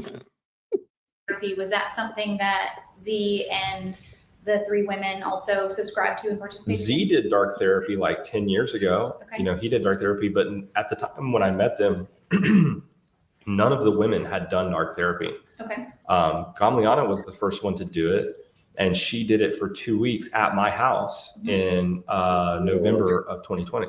Okay. She was the only one to have done that at that point. What brought about her doing that? Did she want to do that, or was she made to do that? No, definitely not. Okay. Like, Z So, never made them do anything like that. Like, Okay. I mean, it's like they volunteered because they're interested in the same Maybe they type wanted to of impress achievement. I know Shayla did the dark therapy for a very long time. okay. She went into the dark for like 2 months. Okay. Yeah. And will speak highly of it, but she was seeking that. She was seeking, Z didn't say, go be in the dark. It's like, that's not the thing. And No, because manipulation doesn't work like that. Manipulation and control and coercive behavior it's not a direct, you must do this. Mm-hmm. practice of dark therapy or sensory deprivation, do you come out of it whenever you feel ready, or is it something that like you're locked in even if you don't want to do it? No, what you're asking is like a personal question about the individual who's embarking on their quest for enlightenment. So you're asking me to, speak to the nature of another individual's personal. I set a time. I was like, I'm going in for 432 hours, and when that time was up, I came out. Okay. And from your observations of the rest of Then the I'm group, taking was vitamin that D. personal to them? Did they make choices about whether they wanted to do it and how long they wanted to do it? Sure. Okay. But it was also, it's like, as I was raised in my household, and I know that this culture and society in the modern world has deviated a long way from traditional practice, but my father is the head of my house growing up, not my mother. Okay. Like we lived in a house where Am I right? my dad set a standard, Goes and more of his that's being. what we lived by, and my mom was a wife, her dad, like it's a patriarchal household, So and my mom was never oppressed, just like these girls were never oppressed. So you subscribed in that way to more traditional gender roles? Yeah, more Okay. traditional gender roles where the man is the head of the household. Okay. Absolutely. All right. And Z is the head of his house. Is that biblically based or what? No, it's psychologically sound. Okay. It's like, men are better leaders. They're better decision makers. They can regulate their emotions in a way that women cannot. And they're just, they're better leaders. Did you ever So- see that manifest itself in the mistreatment of Absolutely not. Shaylig, Gami? I've already or told you Kalani? how sweet and kind he was to these women, but also at the same time, he sets a standard. If they wanted to go do drugs and alcohol, then leave. That was the thing. It's like they all lived this life with him by choice. This was not, you have to live. It's like, if you don't want to do this, if you don't want to live your life, and this is the way that I live my life now, and every woman that I've had in my life, in my entire life, has been this way. And the way that I live my life right now, when I'm free again, which shouldn't be too long, I will be, and any women that come into my life now will live the way that I live. We will be clean vegans. We will not use drugs and alcohol in any way. I will do as you will be treated with care and respect and love and kindness and listened to. I will appreciate and respect your feelings, just as Z was doing with his wives, just Okay. as I've always done with the women in my life. And But when if- it comes to crucial decision making and setting the standard for the household, I am the head of the household. okay. It's pretty simple. And you said, if any of these women wanted to use drugs or alcohol, they could leave. They could leave at any time. Did you Right. ever have any perception that they were not free to leave? Absolutely not. Okay.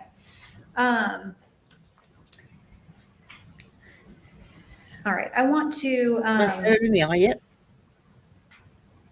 talk to you about. Now, you said that you spent about 3 weeks in Virginia in October of 2020, and that was with Gami's parents October of 2020. No, we stayed in an Yeah. Airbnb in an Virginia Airbnb Beach. in Yeah, Virginia. that's Okay. right. What was the reason for that location?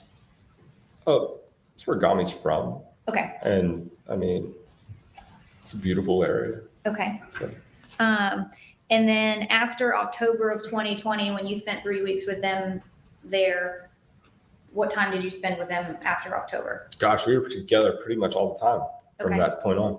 How did you Um, all spend your days? Did you all work, or like what was the dynamic? I worked some, at that time. I have a background in personal fitness training, Okay. yoga instruction, Government. private yoga instruction, and I'm not a certified nutritionist, but I offer my opinion on nutrition and health. And I work privately in these areas, and like I say, all of my financial partakings and everything is private through my trust. Okay. So Yep, And what barefoot. about Z and the 3 women? How dare she educate herself? How dare she? How would you all spend your day to day? Like, what would you do during the day? gosh, most of this time from Yeah. October 4th was caring for Kawani, honestly, and trying to help her find her way back to a place of sanity. Right? I mean, we use these terms insane. I know that these have psychological terms, and I know that these have legal terms. And so I don't mean to in my own ignorance to what Yeah, is there's happening the here. legal. I mean, I may need you to educate me on which words are acceptable to use and which words are not. And but I would About say any words that leave your lips are not acceptable. at this point in time, the most of the time that we spent together was, trying to help to assist and do correct by Kawani to try to help her with the mental health, the severe mental health issues. And how does that work out for you? Okay. So tell me Good in job. terms of timeline, you said that in October of 2020, that you spent 3 weeks in Virginia. Yes. And then where did y'all go after you left Virginia? Back to Asheville, North Carolina. And why Asheville? That's where I lived. That's where Peggy lives. And it's another beautiful area. Okay. And where did you all stay in Asheville? I let them stay at my house Okay. in So, Candler, all right. 41 Oakdale. Okay. And I'm I let baby. them stay there. And I stayed either in my van in the driveway Mhm. or at my parents. Okay. Back and forth. I also stayed with my sister a little bit, Your parents must be so but proud. I didn't mind to open up my home to them at Okay, all. what I let is, them stay there. Hello? We've talked a lot about the 3 women Yeah. and Z. During the entire time you knew them, Can I get you on a drink? was No, thanks. Hannah On my a own. part of that? Yeah, she was there. She was there all the time. She was always around. There was never any point in time where Just squeeze out a Nimsy, as I will refer to her, there was never a point in time where Nimsy wasn't around. Was Nimsy her Hebrew name that was Yes. given? Okay. My first Yes. witness. Do you recognize what's depicted in States 86? Yeah, that's her. Okay. Is this the child that you spent time around? Yeah. Okay. I'm gonna publish States 86. All right. And you said that she was always around. Yeah. She was.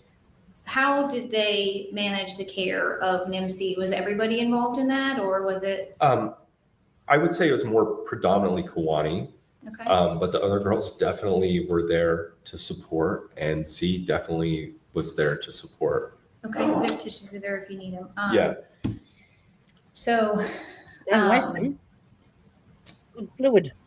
all these periods of time where you talked about weeks at a time spending with him and the Yeah. women, was NIMC a part of that too? 100%. Okay. That's my little friend right there. We grew a pretty significant bond together. Okay. What do you mean by that? What was your relationship with her like? I mean, she was like I say, she was my friend. You know, she would always wave and smile at me, and she would come to me and like allow me to hold her, you know, and she wasn't always like that with everyone. Okay. We were definitely, I was definitely pretty close with that baby, and all of the individuals in the group recognized that particularly the baby would go to me.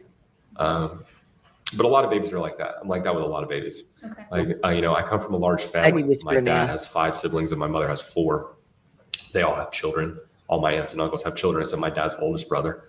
And so, you know, I'm the oldest on my mom's side. I have like 11 cousins, you know, and some of those cousins have kids now, you know, and I've held dozens of babies and been around, you know, family, and I've spent a lot of time. I've held a lot of babies, you know, and interacted with a lot of babies. And she was a really bright light and a special child. And we got along. Yeah, she was, I cared deeply, as I still do, obviously. All right. Let me go back. You mentioned a minute ago that, you know, in terms of the terminology of mentally ill or insane, and you said, you know, you're going to have to shoot me straight on that. What I want to talk to you about is just observations. Okay. That we can do. I don't need you to put labels on anything. Awesome. Well, if you find me some, you know, I'm just speaking freely now, you know, so there may be points in times where, you know, words come where I use words to describe the state, Kwani state, mentally impaired, insane. Like, I mean, erratic, manic behavior, you know, I'm using these words because I don't know what other words to use. Okay. And so if you would like to direct me in another way, I'd like to direct I will use the words that you would like for me to use. So let me ask you a pointed question. In terms of, do you think collectively as the group that you all maybe had some untraditional worldviews? Or not subscribed to by the masses, I'll say. Not subscribed to by the masses? Yes, I'll take that compliment. Okay. And I'm not trying to be offensive. I'm just trying to get to the root of it. I'll take that compliment, like I said. The purpose of my question is I want to establish with you, and I will do it through questioning, the difference between an independent delusion that Kwani might have been having versus belief systems that you all adopted that maybe are a departure from the masses. Yeah, I hear you. I mean, I find that to be rather irrelevant to the whole thing, because, you know, we're talking about a woman. And so here's the thing. I'm going to lay it down for you like this. When we went to Florida, me and Jennifer, we had like a real curiosity about this. And we're like, you know, what kind of strangeness is this? Like, you know, I met Z. I think, like I said, welcome. And hello, Illusionist 13. Welcome. You've come at an opportune time. If you haven't already seen this witness testify, you're in for a treat. Just saying. Welcome, lovely to see you. Oh, he is absolutely. Yes. That's one way of putting it anyway. I feel like I had met the wives like briefly at Peggy's house, but only for a minute. And I can't remember if that's how it was or not, or if I didn't actually meet them until Florida. But I feel like I don't mean to be disrespectful or interrupt you, but we have to have whatever your responses are be in response to my question. Okay. Yeah. So let me just ask a narrow question. Very good. In terms of the belief systems or the things that you may have discussed amongst the group, was there any type of belief that the world is fake or things are not real around? Not real? Mm-hmm. Well, define real. Okay. Oh, Do you recall having discussions or the group subscribing to some type of a belief that? No, I asked you a question. Okay. I asked you to, or I made it as a statement, define real. Okay. Was there who's asking the any questions here? belief system amongst your group that like there is an alternate reality or that what we're perceiving or living is not So actually what we're perceiving or living? So I'm going to answer that with facts. Okay. Okay. And we're going to go back to what I was talking about before, that it is fact that atoms, ATOMS, exist. ATOMS. Atoms. Atoms exist. Well done, Sherlock. You are definitely at the top of my fuckwit list. Yep. You just sealed the deal. Been watching an inmate trial and the defendant is going against spice because of it.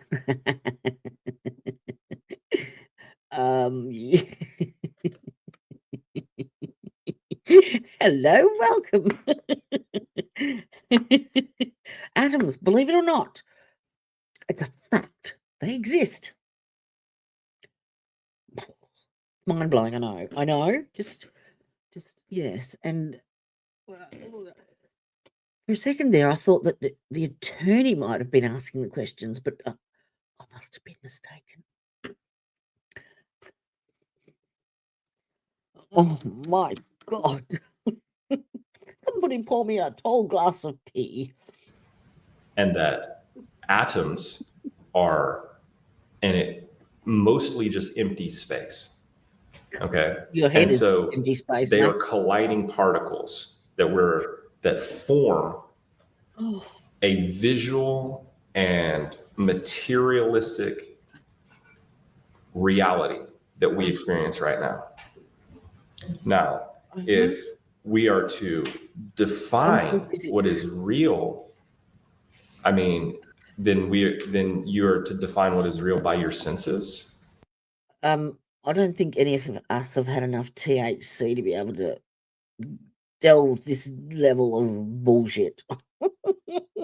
Because these fundamental understandings of factual reality are understood by verbal diarrhea. intellectuals all over the world. Mm-hmm. Now, whether the common ignorant masses can put them into practical application for their own life. I think we might fall into that category. The common ignorant mass. The shame. And their own ability to strive to understand and comprehend themselves and see reality as it is. I mean, I live amongst the inept, but to describe something that is mostly empty space as real is scientifically, logically, and factually repugnant. So real would mean that we have our senses and we are connected to these bodies. And like many tens, hundreds of millions of individuals around the world, I hypothesize, and I would call it to be my belief. Just talking, the words just spew out of his mouth, but they actually don't make any logical sense. They're just verbal diarrhea. They're just, it's just, how many big words can I fit into a sentence and look like a dick?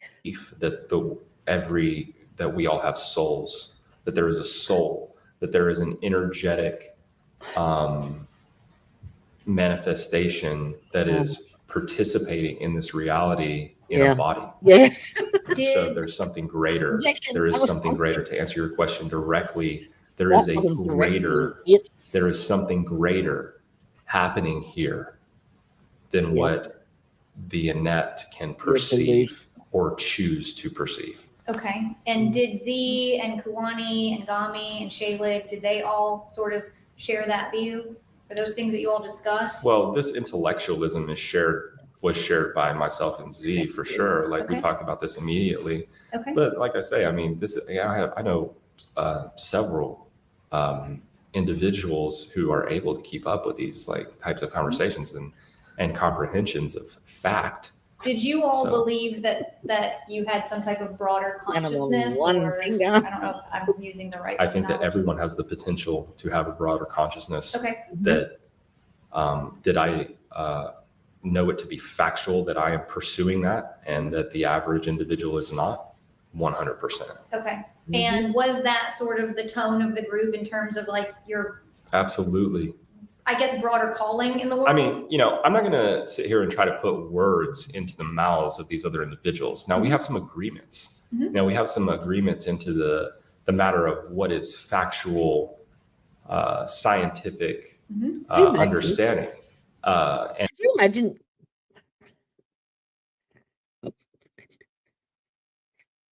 Can you imagine dating this guy and bringing him home to your parents and sitting around the dinner table and having a conversation like that?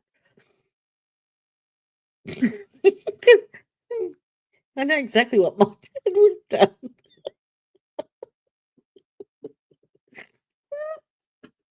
Yep. And to your point on that, like, what were the agreements? In what way were you like-minded with Kuwani, Shaylig, Z? I mean, we're not talking about them. I'm talking about Z. Okay. I don't I think want to talk about Never the mind the women, we're collective just talking group. about And I think that these are women. They want to run and laugh and be silly on the beach. Okay. Me and Z are sitting here discussing, okay. yes, doctorate level, Oh, perceptions. because they're not capable of having such intellectual conversations and perceptions and beliefs, and they just want to run around on the beach and be silly. Deep breath, Jody. Deep breath. You can do it. Come on. Quantum physics, yeah. All But right. these women don't have these conversations. Okay. They play with the baby and they do what women Oh, do, and they be, okay. silly and, Okay. So you smile and laugh and do things like that. Like, what are you Okay. talking about? So Like you observed them more to be sort of carefree and fun and playing and laughing. We're not having these conversations. I'm not Okay. having these conversations with these women. Okay. Like, I don't even know if they're capable of that. Oh, Okay. I mean, honestly, which is not an insult. It's just a matter of fact. bullshit. And so that's okay. That's not their role anyway. Okay. Their role is to be together and, I mean, have like fulfillment in their life from their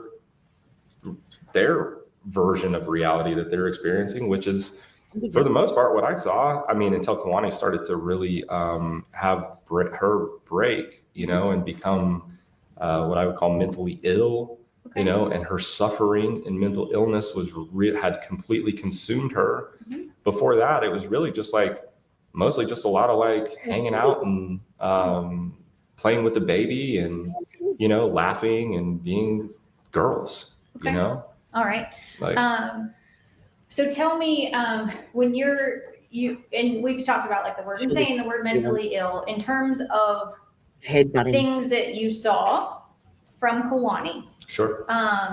And the reason I started by asking you about worldview is because I was trying to distinguish between things that maybe she was being delusional or having an individual break from reality versus things that the group believed collectively. I mean, I get So- where you're coming from. And like I say again, I feel like that's like I feel like that's like irrelevant because we're talking about a woman who had complete breaks in her like a cerebral capacity Okay. to understand, to where she didn't remember what just happened. Okay. She did, and I don't think that has anything to do whether she's a Mormon or a Christian or a Scientologist. And that's not my point, but Yeah. to your point earlier, the law does have definitions, and Okay. it does relate specifically to certain symptoms or things that she exhibited. So Sure. what I want to know is, from your observations, was there anything that she exhibited that you saw to be a delusion? This is good for the defense. This is the people that influenced her, that she lived with and hung around with. So they're not objecting. This is good for them.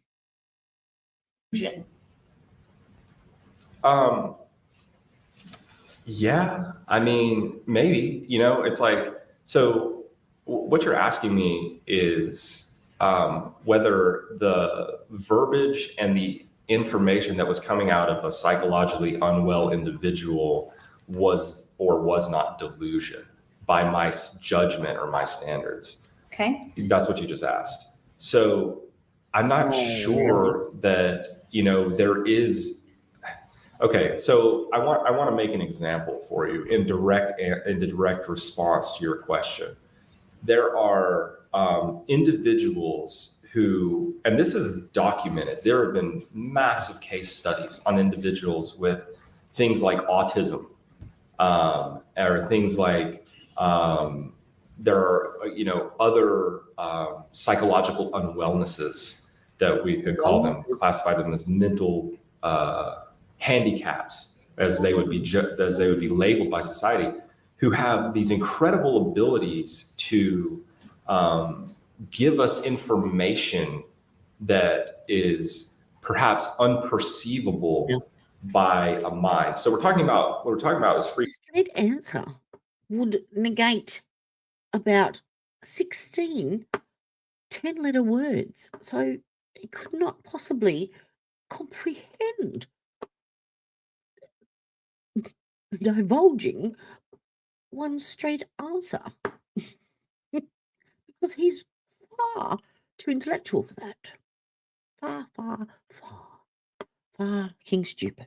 Frequency and bandwidth. So with some of the things that I saw and heard Kawani say to be delusion, yes, but did I also in her like deranged mental state see, like, it's like, so what is delusion? Like what, like these questions, it's like, she was outside of her mind blabbering about complete nonsense sometimes. Okay. So tell me, when she would come back. Let's be specific. What was the complete nonsense she was blabbering about? Gosh, I can't even remember specific things.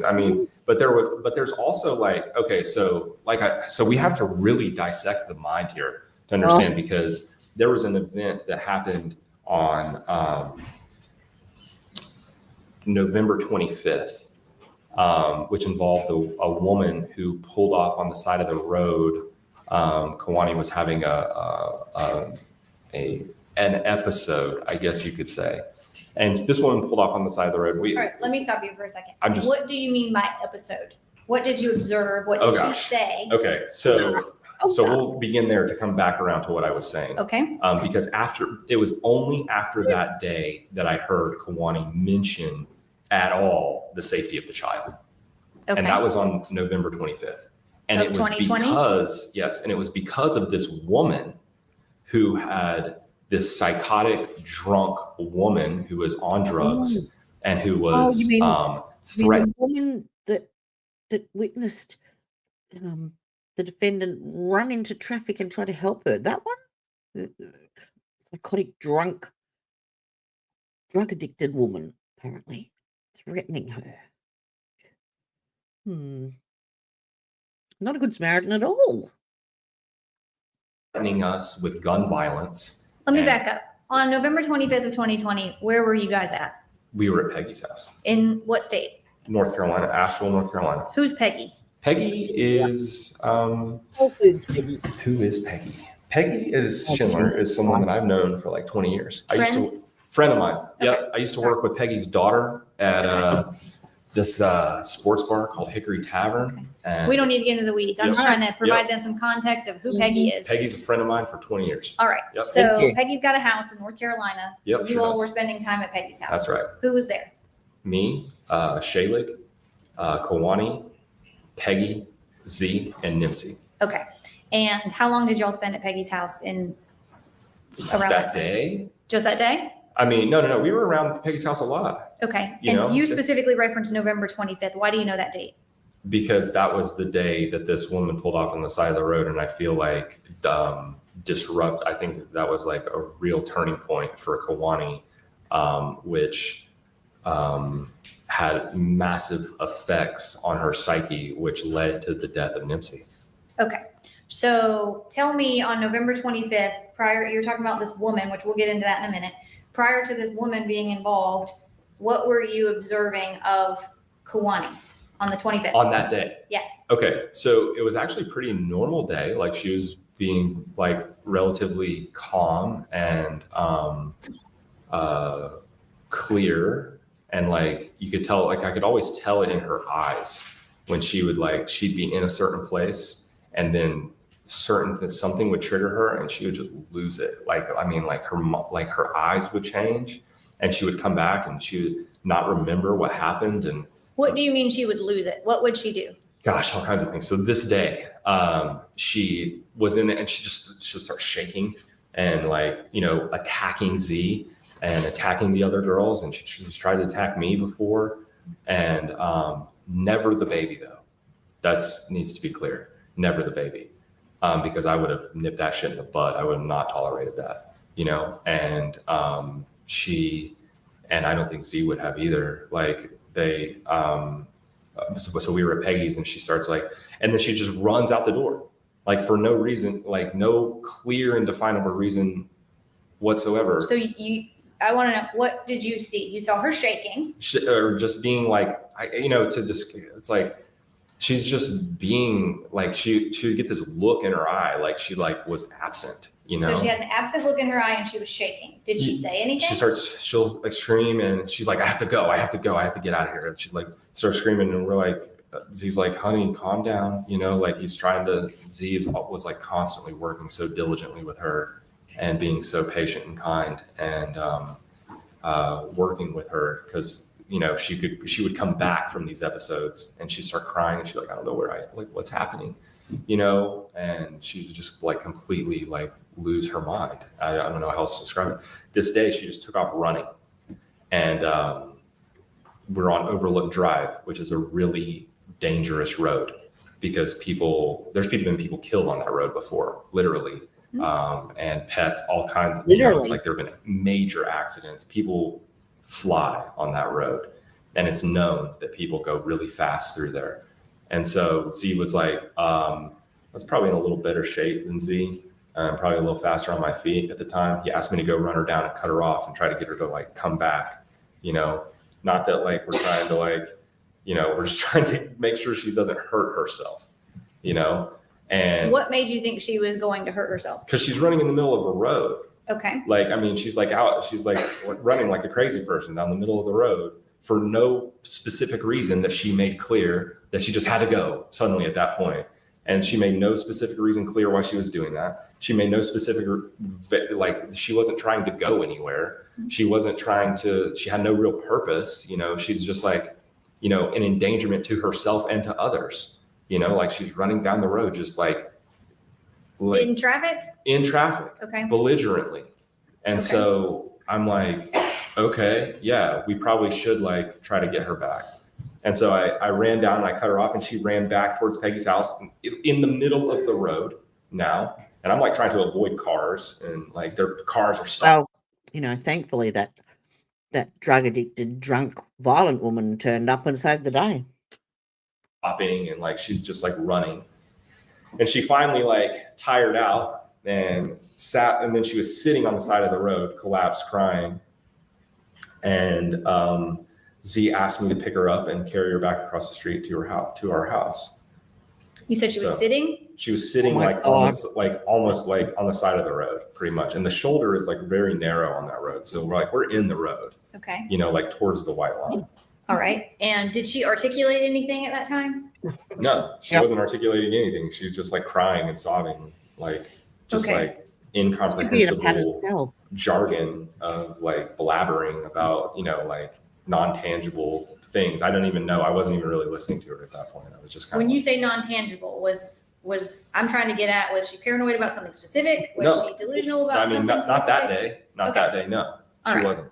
She was shaking. She was just, You said she had some kind of look in her eye. yeah, the look, the look that she would get when she would be like absent of herself. Okay. And like, She wasn't frolicking. in it's the like, bench. and then you ask her about it later and like, she's like, I don't really even remember some of these things, like Okay. she's like having a complete break in her like ability to perceive reality, basically. Okay. And when you first saw her behave that way was when?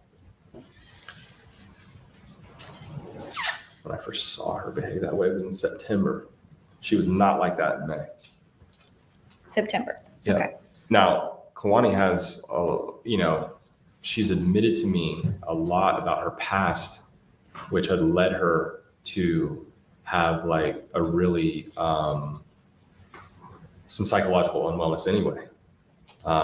Being like, this is her words to me. Like we have talked about this as a group, that she was raped by her brothers when she was like 9 years old.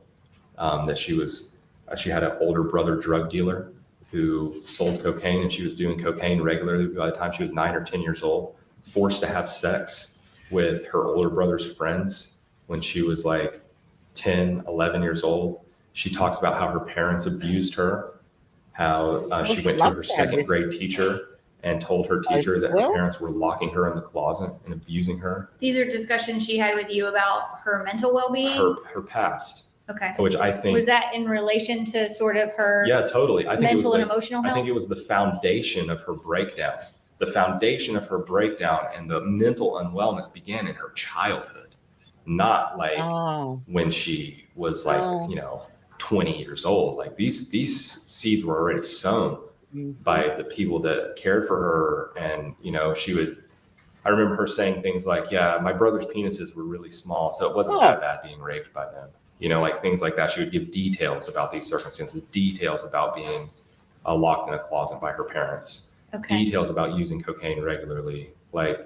So I think that the psychological unwellness and the foundation of mental instability, like she was already, these were demons that were planted in her a long time ago. Let me ask you,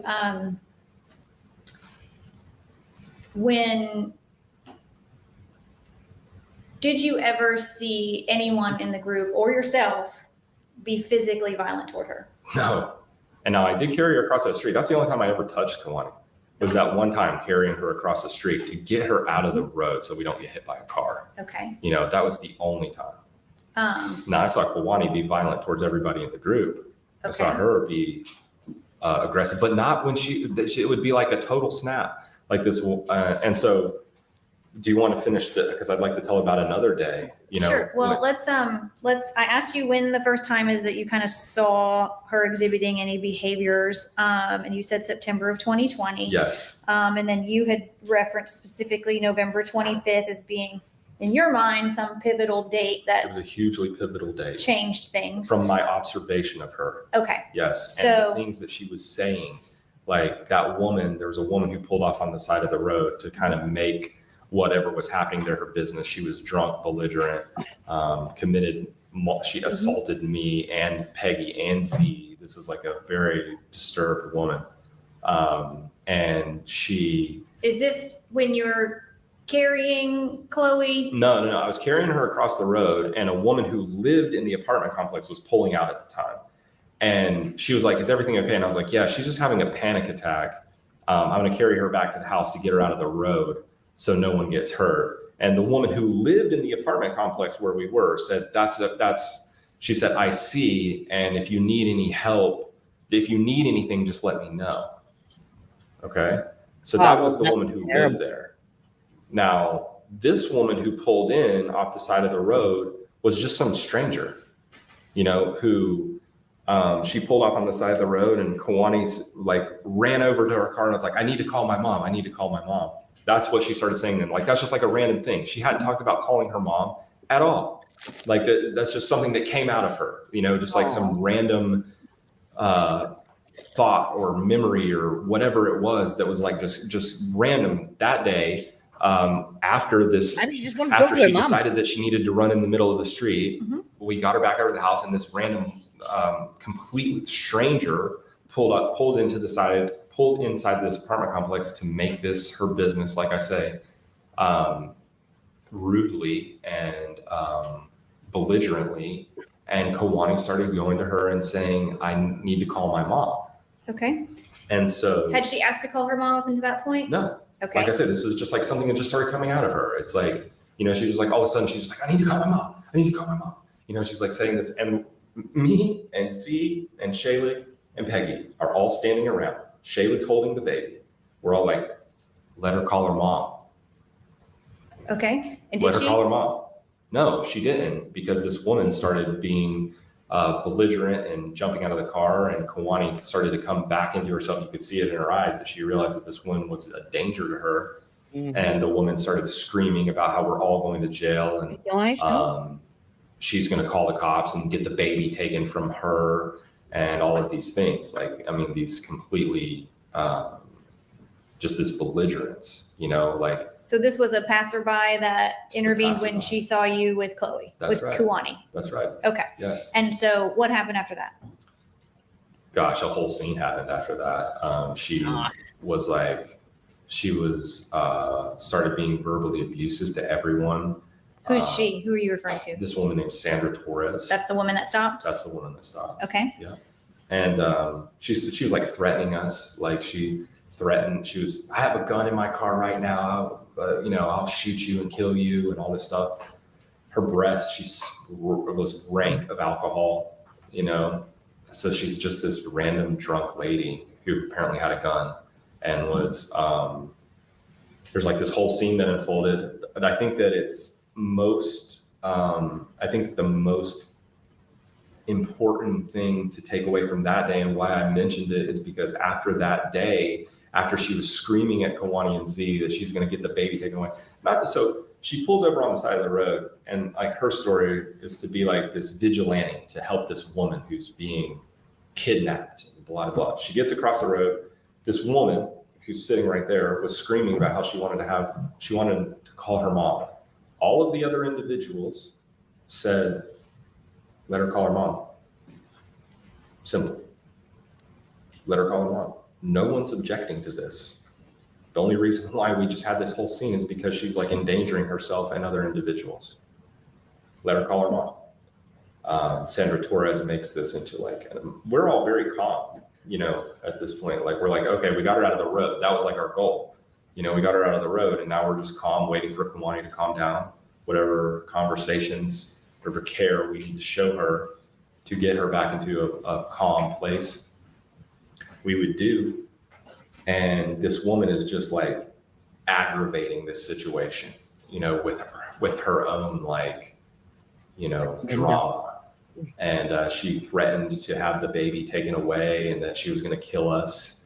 And it was only after that day that there was anything in Kawani's delusional speak. You know, like I said, we have to define what is, you know, in her delusional speak, in her blabbering, when she would go outside of her mind, outside of herself, and her eyes would change, and she'd start to be erratic and sometimes violent. That was the first time ever after that day that she said anything in those states about the baby. And after that incident, what was it that she said about the baby? It started as, I need to protect the baby. Okay. Like, the baby's in danger. The baby's in danger. Something's going to happen to the baby. And she was also talking about that woman saying that she was going to kill us. Like that, like it like got inside of her head somehow from this woman about the baby's in danger and all of this stuff. You know, like it was a really dramatic shift. So as it relates to that dramatic shift that you just described and her feelings about Hannah Yes. and the baby, That's why I mentioned it. Was it always she had to protect Hannah? Those were the things that I heard her saying, that she needed to, the baby was in danger, and, you know, like the debate, and then it started to develop after day. Cause this, you know, Nimsy died like less than 2 weeks after that, Okay. you know? And so did she ever articulate who she thought the baby was in danger from? Not really. Okay. No. But in terms of the things she was saying, it was a paranoia of her needing to protect Hannah. Yeah. And then there was talk about how the baby is going to die. Like Okay. I heard her say that. I never heard her say, I'm going to hurt the baby. I never heard her say, I'm going to kill the baby. I never heard her say anything like that. I did hear her say the baby's going to die. I have to protect her. Okay. And when So- she said the baby's going to die, it was in the context of her role to make sure she protect this did. child. Yeah. Okay. Which it was still like coming out in this like really delusional, paranoid, schizophrenic, whatever you want to label these things type of way, manic. Like she was having real struggles, and it was coming out in this way. But before that day, there was never any like mention of the baby in her delusions. Like it was about herself. Like, Yeah, he's actually in custody, 10. He's what was Regina saying? He's up on stalking harassment and a rape charge, I think. That's why he's in orange. that, you know, evil was after her, and that I heard her talk about hurting herself a lot. Okay. I heard her talk about committing suicide. I So- watched her injure herself by punching herself in the face many times. And, you know, I've watched her be violent towards everyone else, and never towards the baby. And there was never even mention of the baby until that day. Okay.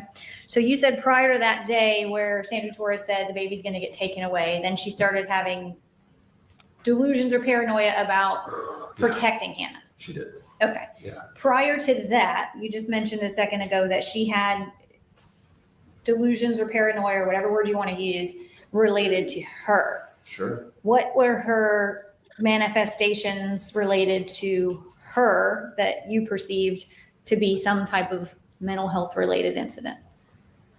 What types of things would she say about herself? That she was like, you know, in danger of evil, and like there was all this evil in the world. And but see, there you go. We're talking about like things that are coming out of her, that so it's like she wouldn't remember saying these things. Like she would have these episodes and not remember, but some of the things that she was saying are valid. There is a lot of evil in this world. There's a lot of evil in this room. So it's like, is that a delusion? I don't think so. You know, it's like, is that delusional to say that? Is she in a delusional state when she's making these proclamations? Yes. Is she in a state where she has no memory of what she's doing and is like absent of herself? Because Kawani is a sweet and caring and loving mother. You know, like I saw her in May, and that's, you know, when Jennifer and I went to Florida, that was the whole thing. Like we saw this baby, and there was this bright, happy, joyous, cared for child. I've been around enough babies where I know you can tell when they're not in proper care for their mothers. And there was no sign of that whatsoever. Like this baby was completely carefree and happy and joyous. As babies should be. And Kawani was an excellent mother. She was attentive. She was warm and nurturing and loving. She would never strike her husband or the sister wives in the way that I saw her later. She would never do these things. Like, I mean, it was just very apparent. And that was in the child. Like you could see that in the child. It's like, if I had an aunt who was a little on the loud side, you know, it's like even when her children were little, they were a little on the loud side. You know what I'm saying? Like on the loud side. you know, children imitate their parents. And so you see it in this child, and you're watching Kawani care for this child, and they're all like fine and wholesome. On the beach. There's like a lot of wholeness in their group, wholesomeness. And the baby was just fine. Like I would have instantly. Sorry, you all out of pee? Have some of mine.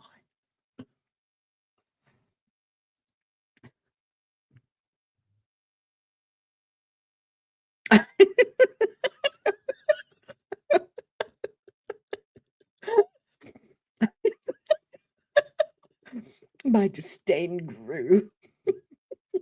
I'm surprised he's even conceptualized her ability to be meant to have the mental capacity of an actual delusional state. You know, she should be frolicking on the beach, as girls do, you know. Where's my chopstick? No. I've actually got a t-shirt. Yeah. I think you've seen it. Mm-hmm. The loud heart.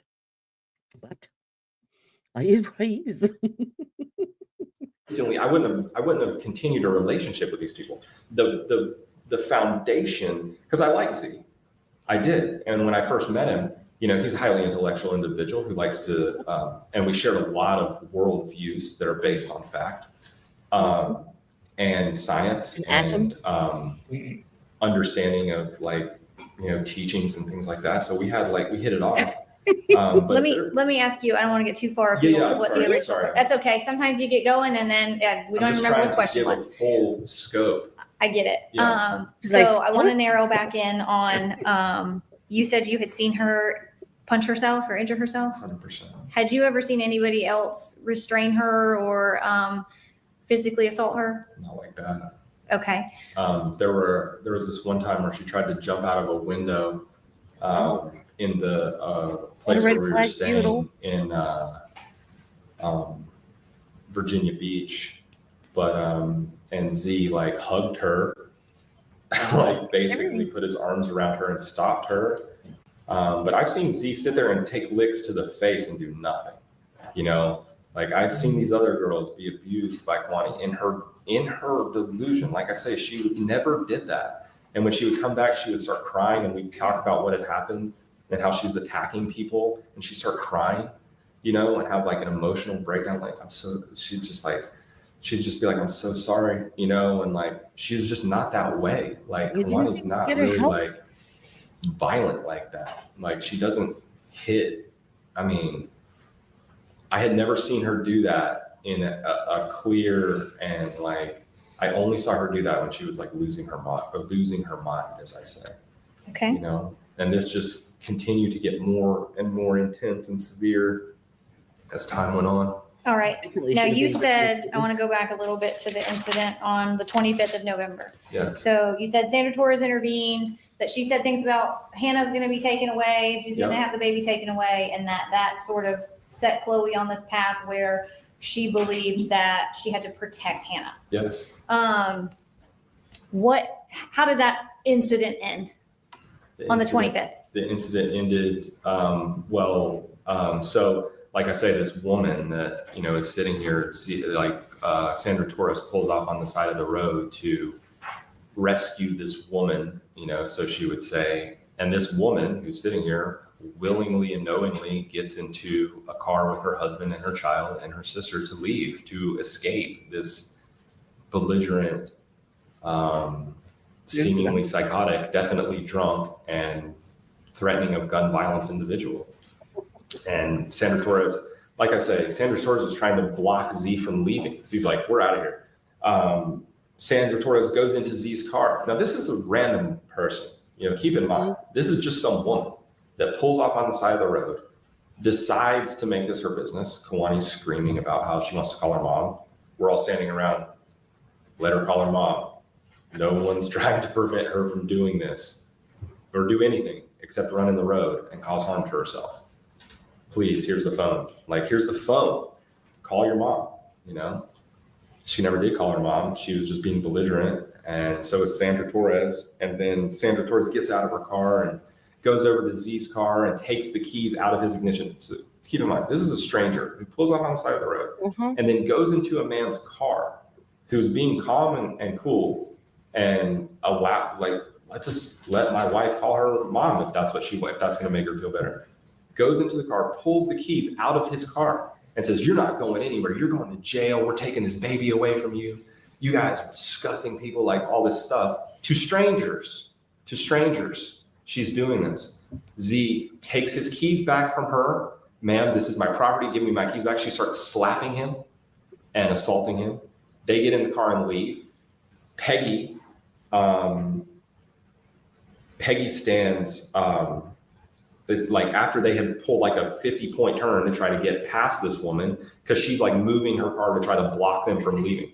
She pulls over to rescue somebody out of his ignition. So keep in mind, this is a stranger who pulls off on the side of the road and then goes into a man's car who's being calm and cool and allow, like, let my wife call her mom if that's what if that's going to make her feel better.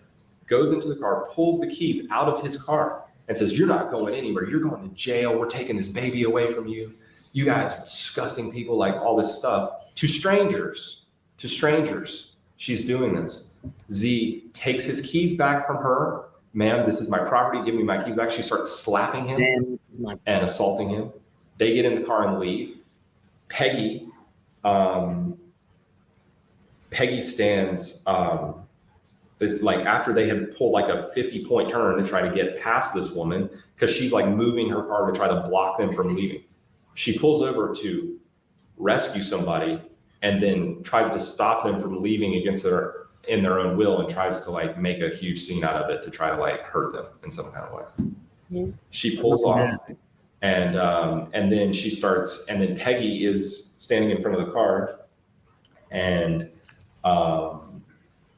she basically, Sandra Torres started attacking Peggy, beating the crap out of her, slamming her head up against the hood of the car. And I sat there and watched that. And now Z and Kwani and Shayla had already pulled away at this point. So I'm just standing there watching Peggy get her ass kicked, pretty much. And I was like, I sat there and I watched for probably like a little bit too long, to be honest with you. That's how I felt about it, because of the way she was getting beaten by this woman. This woman's like very tall and broad-shouldered Nordic woman. And Peggy's this 5'0" petite woman who is not a fighter. This woman has a violent history, you know? And so she's, you know, assaulting Peggy and beating the crap out of her. And so I put my body in between Sandra Torres and Peggy. And then Sandra Torres punched me in the face once, and I went like this, and she punched me in the face again. And I picked her up and I put her down on the ground, and I got in my car and I left. And that was the end of that day. What do you mean you put her down on the ground? I picked her up and I forced her body to the ground. Okay. How would you describe a slam, a push? I picked her up and I dumped her onto the ground. Yeah. You picked her up physically off. I physically picked this drunken, belligerent woman who had just assaulted 3 people and was threatening us with gun violence up off the ground, slammed her down on the ground, got in my car, and I pulled off. Okay. Yeah. Were the police ever involved? Yes, they were. Okay. When you were there, were the police involved? No, they weren't. Okay. Did you call the police? No, definitely not. Why not? Because I believe in the institution. I rarely find that justice comes from these types of circumstances when police are involved. And I mean, I just like don't really like you guys. You've told me that a number of times, right? Yeah. Okay. And that's okay. We don't have to like each other. That's okay. And that's not personal. I just find that like the legal cult Sure. and the legal culture, Mhm. you know, we use that word cult to describe culture. It's just a shortened version of that word.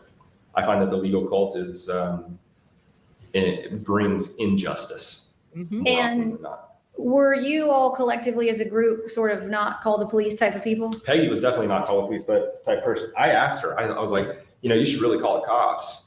You know, like she's got a black eye and she's all busted up and hair pulled out of her head by this woman. And I was like, man, you should really call the cops. She's like, I'm not calling the cops. She's like, I don't want anything to do with that. We'll just let this go. We'll just be gone with her, you know, and like, we'll just go about my life. So you said you got in the car and left. And when did you become aware that the police had been involved? That's a good question. I can't remember, Yeah, like days later or something like that. Or I can't remember, honestly, when I became aware. Did you ever get interviewed or spoken to about those circumstances of what happened on the 25th? No, I never did. Nobody ever asked me about this. This is the first time where I've been able to speak plainly before a court or before anyone involved in that openly about the events of that day. Okay, so you left. At some point, you became aware that someone else had contacted the police. Now, when Nimsey died on December the 8th, I gave an interview where I spoke about this circumstance to a woman named Tiana Cruz, I think is her name. With Canton Police Department? Yep. Mhm. I told her about what had happened and how, because, you know, that day was kind of like a breaking point, and it manifested into, I mean, looking at this from like an outside perspective as best I can, you know, without, you know, it's like I'm very emotionally attached to the baby and to, you know, what happened. But it's like that day, Kawani's delusions go from I'm in danger, these things, to the baby's in danger, to the baby's going to die, they're going to take it, to a dead baby. You know, like that's what just happened. You know, so I spoke that very clearly, as far as I can remember in my interview, because I was just so in shock that day. Like I couldn't even believe that this is happening. Like it was just like. All right. Let me ask just directly, from that incident on the 25th, did you get charged with anything? I did. When did you learn that you were being charged with something? I got charged with an assault on Sandra Torres. And when did you learn that that was the case? April of the following year. April of 2021. Yes. Okay. I had no idea. Did you have any contact with law enforcement between November 25th when it happened and when you got arrested in April of 2021? No, I did not. Okay.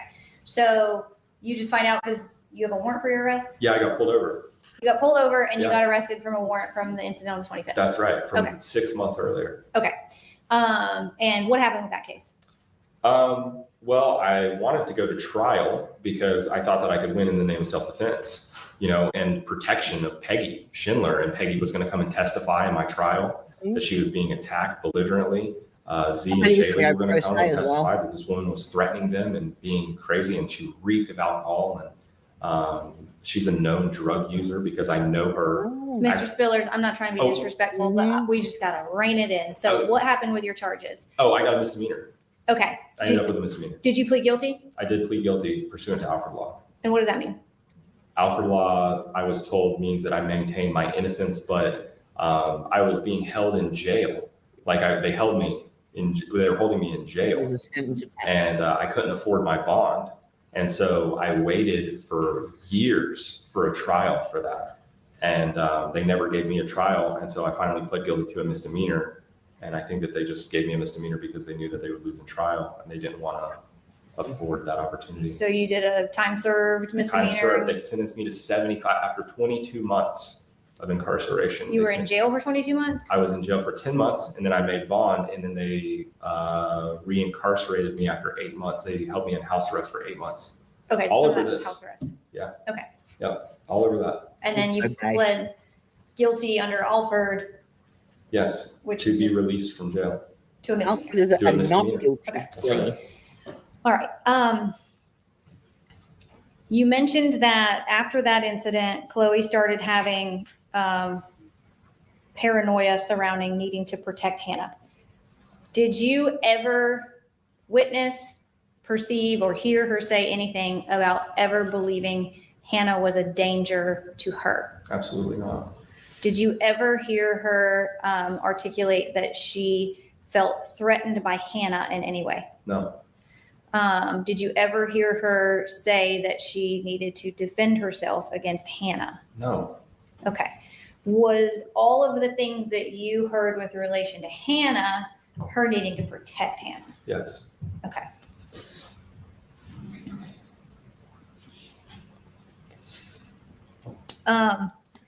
You talked about the sort of response of Shaylig and Gami and Z and you whenever Chloe would have, whatever you want to call them, episodes. Sure. What was the response amongst the group in terms of helping her? Well, I think mostly it was like trying to find patience, you know, and trying to find a way to keep her calm and get her to, at some points, like stop hurting herself. Those are the times where I've seen Z like hold her arms, you know, because she's punching herself in the face, you know, or she's striking somebody else, And I have seen him like hold her hands, be like, honey, calm down, calm down, calm down, you know? And that was pretty much it, you know, like I never, you know, we would all respond in our own way. I tried to just be as diligent and patient and kind as I could, you know, and try to talk her, because like I said, she would be, you know, she would come, Kawhi's a pretty open person, you know, like she talked plainly and openly about, you know, sexual assault by her own family members and, you know, all of these things that had led her to be this like fractured person, individual rather. And I would, you know, just be there to listen. That's what I was getting at. Like I would just be there to listen to her about how she was feeling and if there was anything that I could do and try to avoid, you know, that right hook, you know, if she was trying to, you know, kick and scream and, but she only did that to me a couple times. Let me ask you this. You mentioned that incident on the 25th where she ran out in the road. Yeah. After that happened, between then and December the 8th, did she go spend time with her parents at her family's house? No, she didn't. Was there ever a period of time where she? Whoa. You mean after Thanksgiving? Yes. Yes. I'm sorry. I thought you meant from October. No. The incident on November 25th. Yes. And she said, I want to call my mom. Yes, she did. Okay. She did say that. Did she ever go see her mom and stay with her mom? Yeah, actually, they came later that day. Eric and Renee. That was like the second or third time that I had met them. Okay. They came to pick Kawhi up. On what day? The 25th? It was either that or the next day. The 25th or the 26th? Yeah, right around there. I can't, you know, it's 4 years. Okay. So I mean, you're at like. You're doing fine.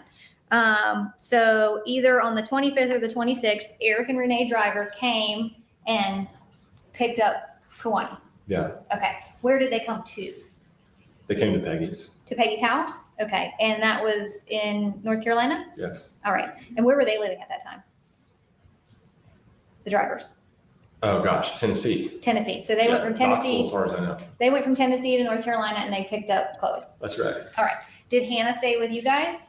She stayed with Z. She stayed with Z. Okay. Yes. And to your knowledge, did Chloe go back to her parents' house? Yeah, she did for like a few days. Okay. And when and how did she rejoin the group after she went to her parents for a couple of days on the 25th or 26th? I'm pretty, you know, she kept in contact with her husband, and then I think he went to go pick her up after that. Okay. And you said, were they still communicating? Z and she were still communicating? Totally. Okay. Yeah. And so he went to go pick her up. Do you know when that was? Shortly after that, a few days, you know, something like that. Okay. A few days after Thanksgiving? A few days after Thanksgiving, yeah. Okay. You mean after? I think she got away? really jarred by that whole thing with Sandra Torres. Okay. Like I say, there was like a lot of dramatic shifts in her wording and the things that she would say after that. Okay. And yeah, like that was it.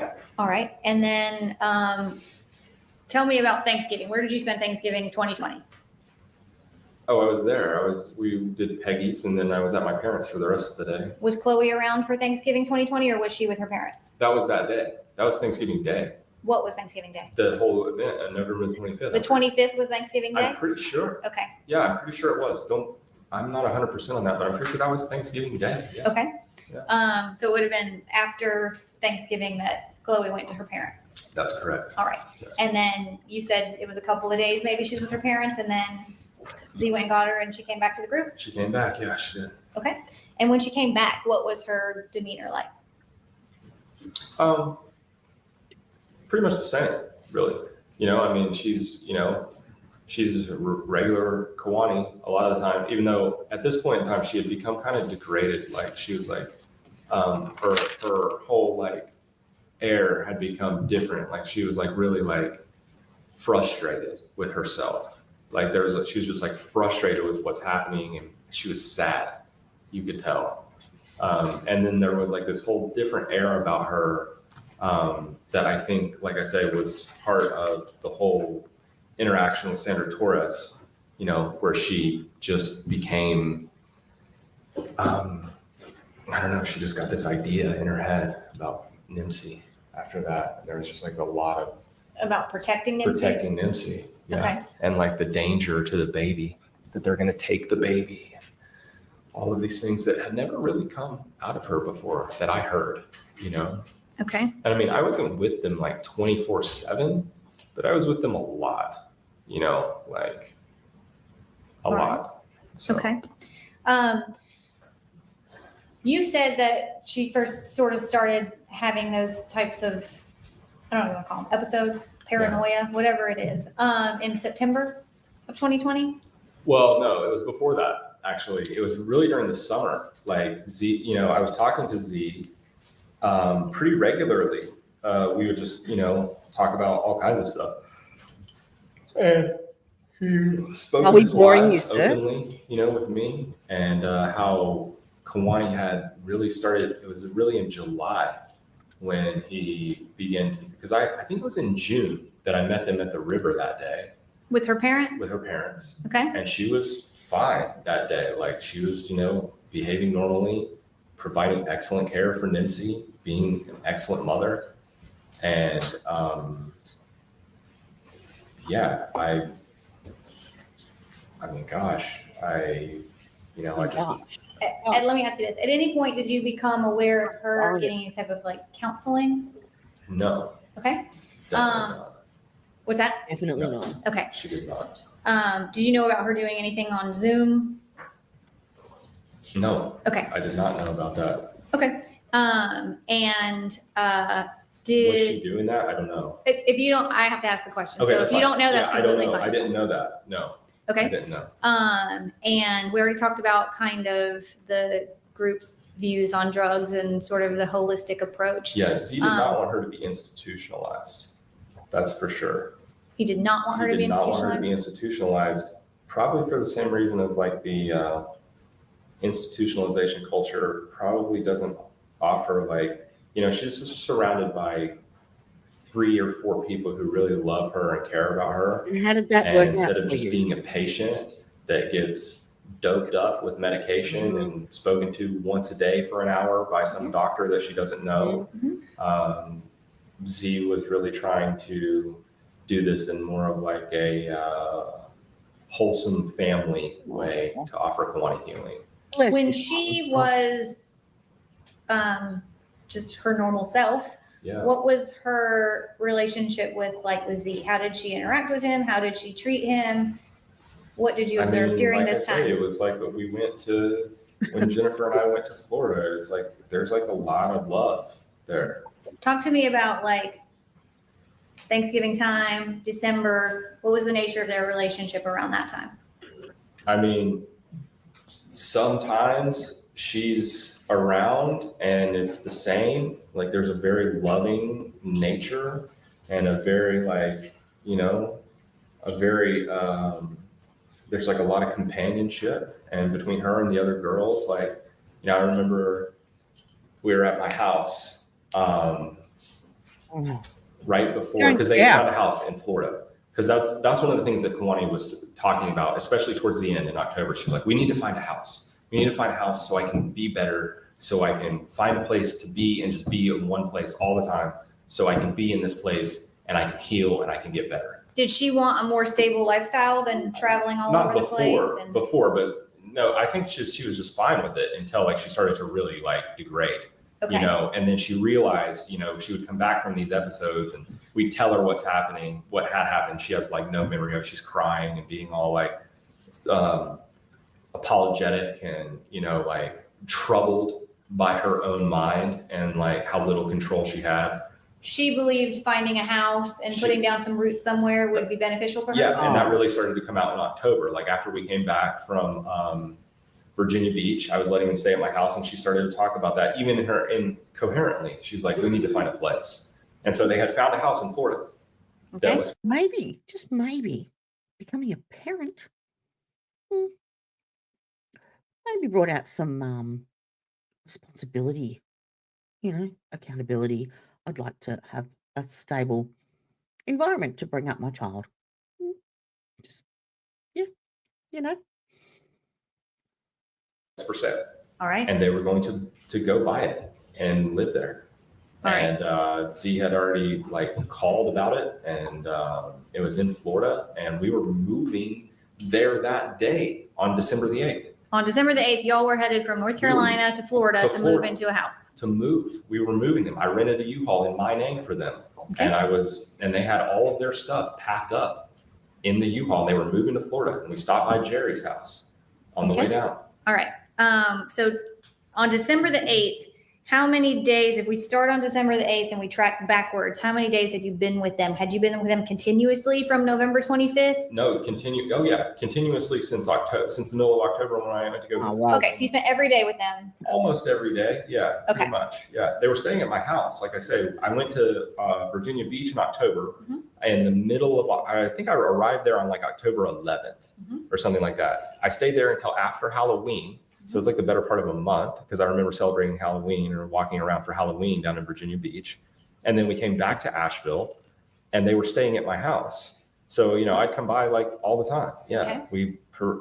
Sometimes I'd stay in the van, and I'd come and I'd walk in and we talk about feelings in the morning, Wow. which I thought was great. Okay. And there was like a real camaraderie and like just like family style life there. All right. And as it relates to sort of the efforts to assist Chloe, did she also believe against like drugs and alcohol or things like that? Totally. I mean, she grew up, like I say, being, using drugs by her own accord, by her own account, Okay. From the time when she was like 9-10 years old, using cocaine every day. And like, she's like very against drugs. Did Yes. you have any knowledge during this period of time about her desire to try to utilize CBD? Yes. And what did you know about that? So I found that out because she was looking for like some kind of medical assistance, and Z was just not having her be on prescription medication. Okay. Because, and I agree with him in this regard that, that because she would come back from these episodes, it's not like she was like this all the time. Mhm. And this was a recently developing thing. So when you say it's not like she was like this all the time, what in terms She of wasn't psychotic, losing her mind, well, in belligerent. terms of quantifying how many episodes like that you saw or how often that would happen? Right. Yeah. I wasn't around them all the time at that point, but I know that it really started to get bad in July. Okay. So by the time September came around, I saw her behaving erratically. She struck Z for one of the first times she had ever struck her husband when I was there in September.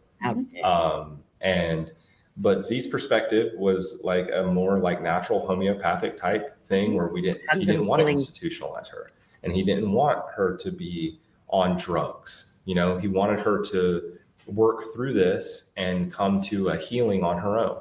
And she was about that too, but she was also looking for, so they decided on CBD. Okay. They decided to try to use CBD, and Kawani had ordered some CBD offline.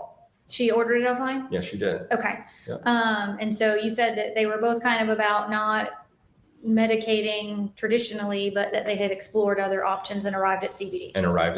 That's right. To try to just give her some assistance. Okay. And the CBD that she ordered offline, do you know anything about that? I don't. Okay. I mean, I know she just ordered some CBD. She had been taking CBD, and that a package arrived.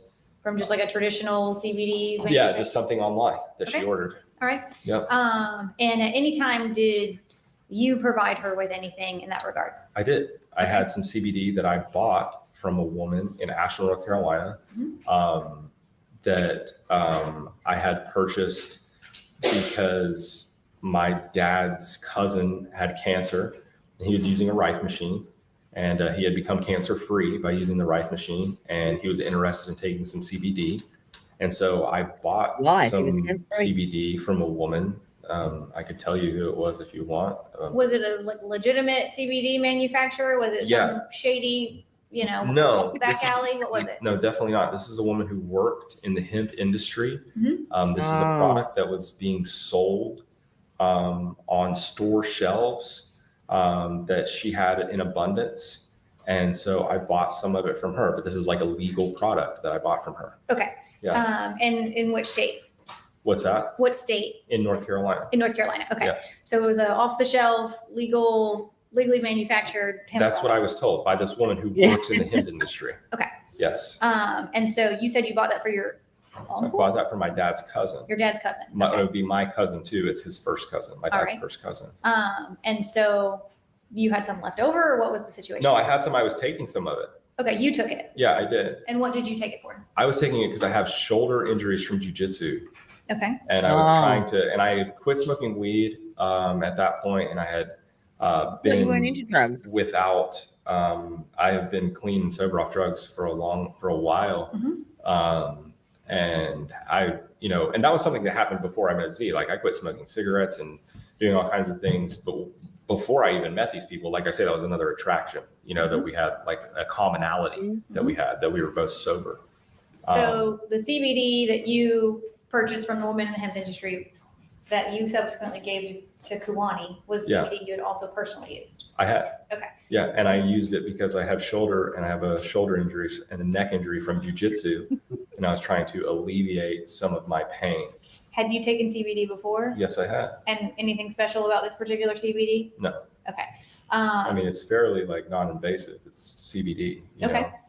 And what is it about CBD that sort of comports with your views or beliefs about? Well, I was just trying something, I was just trying to take it and just see if it offered me any relief. Because I had become really opposed to cannabis marijuana at that point in my life. Even though cannabis marijuana had been a part of my life for a while, but I had stopped using it and I completely turned against it, which I think is, I think it needs to be, I think there need to be stricter laws on marijuana, and it needs to go backwards on this whole legalization thing. Well, for the jury that may not know, what's the difference between CBD and marijuana? Okay, so the cannabis plant has, from my understanding of it, the cannabis plant has around 85 different cannabinoids found within it. And cannabis hemp is different from cannabis marijuana in that it's harvested for because it's abundant in CBD. And marijuana is like a hallucinogenic drug, which is heavy in THC. So this CBD that I gave to Z and Kuwani, which I wouldn't have even suggested that, but they had already ordered CBD. Like they were already exploring this. And I was like, hey, I have this here. Would you like some of it? And they talked about it and they decided, yes, we will try this that you have. And so it was made from hemp, not marijuana. And it's like I say, it's a product that, that you can buy on the shelf. I bought it from a woman who works in the legal hemp industry in North Carolina. Okay. Isn't CBD like Mary Jane, but with the THC taken out of it? Am I? I don't know too much about that. So. All right. This is a good time for a lunch recess. So we're Oh, going thank to be in God. recess for lunch until 1:00. Leave us your notepads. Don't talk to one another I think I about the need some case or let THC anybody after talk that. to you. You will All right. have the lunch For lunch. that you ordered in the Oh no, jury. got to take a jar of wee. All right, Mr. I thought Spillers, so, I want yeah. to ask you, we were talking about the CBD, Okay. and I want to go back to that. I'm handing you State's Exhibit 87. Do you recognize what's in this photo? Yeah. Okay. That's And what, is that- that's why I gave you that. Okay. And does this truly and accurately reflect it in the manner you gave it to Chloe Yeah, it's Driver? in a very, very small glass jar. Okay. Yeah. Your Honor, I'm going to tender State's 87. Any objection? It's admitted. All right. All right. And is this the CBD that we're referencing? I'm gonna Yes, give some it to the is. judge. Okay. She's going to- And was this the same sample of CBD that you had given to your My dad's cousin. Your dad's cousin, Yeah. and that you had used yourself, Yeah, Okay. it is. and then you just gave the remainder to. I just had some with me that I was taking for my Okay. shoulder issues, for my shoulder pain. All And that's the jar that I had that I was just using personally. I had purchased this a year before. Okay. And I still had some left over. And I just gave the rest of what I had to them Okay. after they considered it. Like I offered it and they considered it. And like the next day they were like, yeah, we'll try it, because it was free, Okay. instead of spending all their money, I just gave it to them. All right. So you know. she had ordered CBD offline, Right. and then you offered this, and they talked about it and accepted it. Yes. Okay. In terms of administration of this, do you just eat it? How does that work? Orally. Yeah. Okay. Yes. Hello, Mimi. And Hello. were you a part of the discussions surrounding the CBD or the use of CBD? No. Okay. I mean, I found out that they had come to that they had come to like an agreement, Mhm. about using CBD to try to help Kiwani to find some, without using pharmaceuticals. It seemed like a much softer and more organic approach to some kind of chemical Depends how they do it. alleviation for her lapses in what we will call sanity, if you will. Was she interested in that approach? Yes, she was. Do you have any knowledge about her ever being involuntarily forced to take CBD? Definitely not. Okay. I mean, it was her who ordered it. I Okay. mean, she had to convince Z to let her do that. She had to convince Z to let her take Yeah, the CBD. because it's he was trying to do this organically and like have her heal on her own. Okay. Because there was like I say, she kept coming back into reality or whatever you're gonna call it, back into a place of mental clarity where she would apologize and not remember what she did, but he found it significant that she was, because she wasn't like, it's not like she was like she wasn't like clinical, it's not like she was like that all the time. This was just like something that had developed. Then I say because of her past and postpartum and who knows what else was contributing to like these eruptions, and he was trying to heal her organically. So yeah, she had convinced him to allow her to use CBD, and he agreed. Okay. As an alternative, as a more organic and softer alternative to pharmaceuticals. Okay. And you just used the expression, she wasn't like that all the time. I mean, where she was like losing. I was just trying to make a clear and distinct difference between the woman who was a loving mother and the woman who would violently attack her husband Okay. and the other women. When she was her normal self, that was Yeah. with Z for years. Yes, Have you ever described her as being a Spitfire? totally. Okay. Yeah, Was she strong-willed and spirited? definitely. Okay. Yes. And you said earlier that, she asked you if you were an asshole who liked to eat animals. Was that? Yeah, I mean, she was demonstrative kind of of her snipey personality? sometimes, but that's not like, she wasn't like aggressive or violent. She was just kind of like stern, I guess you could say, and like curt and to the point. Okay. You Was know. she, did she speak her mind? Yeah, totally. Okay. And amongst the three wives, who was the clear leader of the three?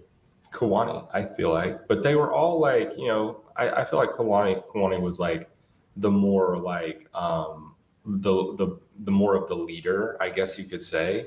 But those other girls, they were very vocal. Like, I mean, there was like all this interaction between them. It's not like Kiwani was like commanding authority or or that she was like in charge of the other women. Let's not put it like that. It's not like she was like the In charge of boss the over big them or brother? anything. But it was very clear that she was like the more like headstrong and Just yes or no will fucking do. like more iron-willed of the three, I guess you could say. Did she like things her way? I mean, doesn't everyone? It's like I wouldn't say that. I wouldn't Okay. say that Kiwani was like that. Like she's like has to have it her way kind of girl. Was she afraid to speak her mind? Definitely not. Okay. I mean, that's like Just- very much the opposite of that. Okay. Mhm. I want to talk to you about the traveling from North Carolina to Florida. Sure. And you indicated that there was an intention to, We were moving. You're talking about December the 8th. Yes. Well, But I yeah, want to talk about where you stopped en route. totally. Do you have any knowledge about Well, going we to do. Chloe Driver's parents' house? We did go to Kawani's parents on the, it was the night before that. December the 7th? I'm pretty sure it was the 7th, or maybe it was the 6th. Like I say, these, you know, you're talking about like the differential between a day that I'm trying to remember. Was it the 6th or the 7th of 2020, 4 years ago? I can't remember. Okay. But it was not the 8th because that's the day that we were traveling and Nipsey died. And in terms of who was traveling and how many vehicles you had, what did that look like? It was, He's was going my to get some van, coffee, I think. and it was the U-Haul, and it was their SUV, I think. My head is itching. Let's go do that quick. I can't remember if it was their SUV or their car, but I was driving the one of the more U-Haul, organic ways. and one of the girls, I think Shayla, was driving my van, and then Z was riding with Kawani and Nimsey in the SUV. I'm pretty sure. I can't remember that. And what about Gami? I think she was with one of the others. Okay. Like these are details that escape me. Okay. You know? But there were multiple vehicles. Yeah, we were in it was. I know that my van was there, Okay. and I was driving the U-Haul. Okay. So, and then there was at least one more car. Maybe they had both cars. I can't remember this. Okay. So 3 or 4 vehicles. 3 or total? 4 vehicles. Yes. Okay. And you know that Z and Kawani and Nimsey were all in one car? Yes, they were. Okay. And you drove the U-Haul by yourself? I did. Yeah, because no one wanted to Did listen all to of you. those vehicles go to Eric and Renee Driver's house on the way? Yeah, they did. Actually, we parked in the, they live in like a condo duplex type townhouse thing. And we drove the U-Haul up the hill to their house to load up all the Kawani stuff. And we left all the other cars in the visitor parking by the pool at the entrance. Okay. And Shaylee took a nap in my van All right. while Oh. they were there And what was the purpose for stopping at Eric and Renee Maybe Driver's some house? information. to get the rest of Kawani's stuff so they could move to Florida because they had found a place to live and be stationary and establish some kind of grounding, which she initiated this sequence, and we all supported that to try to help her find a place to heal where she could really like be still and, you How know, not have to moving deal to with like Florida? all the stressors from the outside world. The Sandra Oh. Torres thing was obviously hugely traumatic to everyone. And so they Shut wanted up. she wanted to find a place to live, and they found a place in Florida. Did, what stuff were you all retrieving from her parents' house? I don't know. Okay. I mean, I just pulled the U-Haul up and they Okay. loaded it up. I didn't even like, I Okay. have no idea. I would say like personal belongings, probably like things that she needed. And do you know if her Clothes. parents were there and they They were interacted there. with her? They were there. Yeah. Okay. Yeah. That was the Um, first time that was another time when I met Eric Driver. He came outside and I saw Kyle Driver. Who's Kyle? Kyle's brother. Her brother. Okay. All right. And anything eventful happened while you were at the driver's house? Nope. It's pretty smooth. We just How was rolled up. Kawani acting? She was actually, you know, by this point she had become like her, even in her normal self, she was kind of like, you know, she's like really dealing with a lot of like mental health issues, you know, and it was really starting to like drive her down.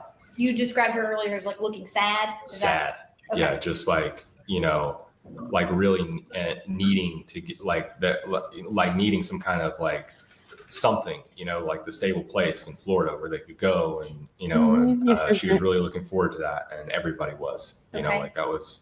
Do you know who made the decision to go to the driver's house to get Kawani's things? Was that something that she Gosh, I requested? don't know. You don't have Gosh. okay. How long were you all at the driver's residence? Probably like an hour and a half or so. All You know, right. we just stopped in, picked up stuff.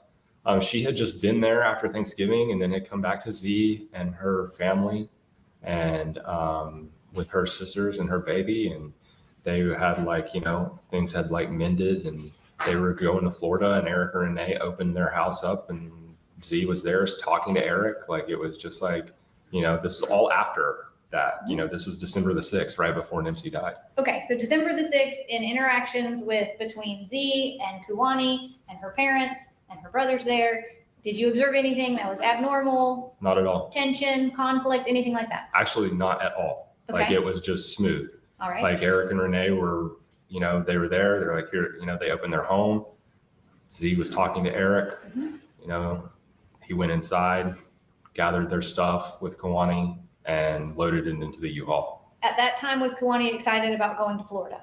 They were all very like eager to get to Florida, or like, you know, like, yeah, excited, I guess, you know, as excited as a person who's that kind of, who's like sad like that could be, I guess. Okay. But yeah, they were all like ready to get to Florida and be stable. And they wanted to have a garden. She was talking about having a garden, growing food, and doing, you know, some self-healing meditations and being stable and being away from stressors of the world. Like, you know, just, you know, they had found a spot in the country, you know, that was kind of like a way, you know, to where, you know, she wouldn't have as many triggers to go into these. Those were the things that she expressed she wanted? Yeah, totally. A garden and land and to be out in the country? That's it. Okay. Yep. Was Nimsy with her and Z in the group whenever they were there with Eric and Renee Driver? Yes, yes, she was. Okay. Yeah. And then you said you believe that was either the 6th or the 7th? The 6th or the 7th, yes. Okay.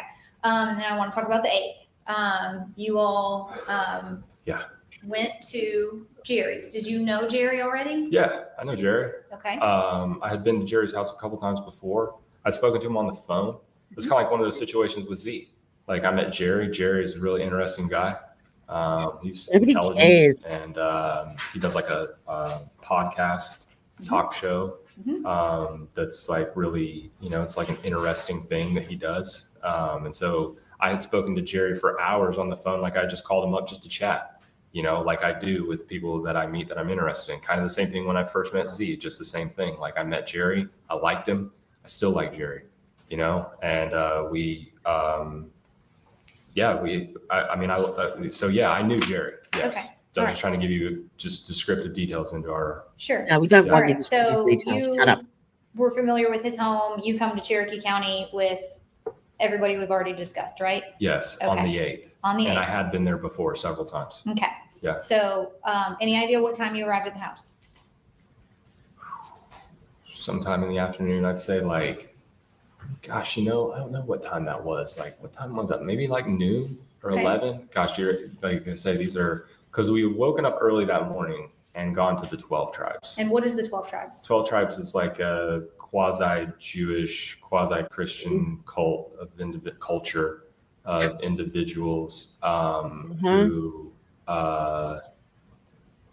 you know, they have like Why did you encourage a him? long-standing foundation of devotees, and they have like delis and stuff like that, and they have like a minha, you know, where they sing and dance in the morning and stuff like that. And So you all went there that morning? we went there that morning. Okay. And did Kuwani participate in that?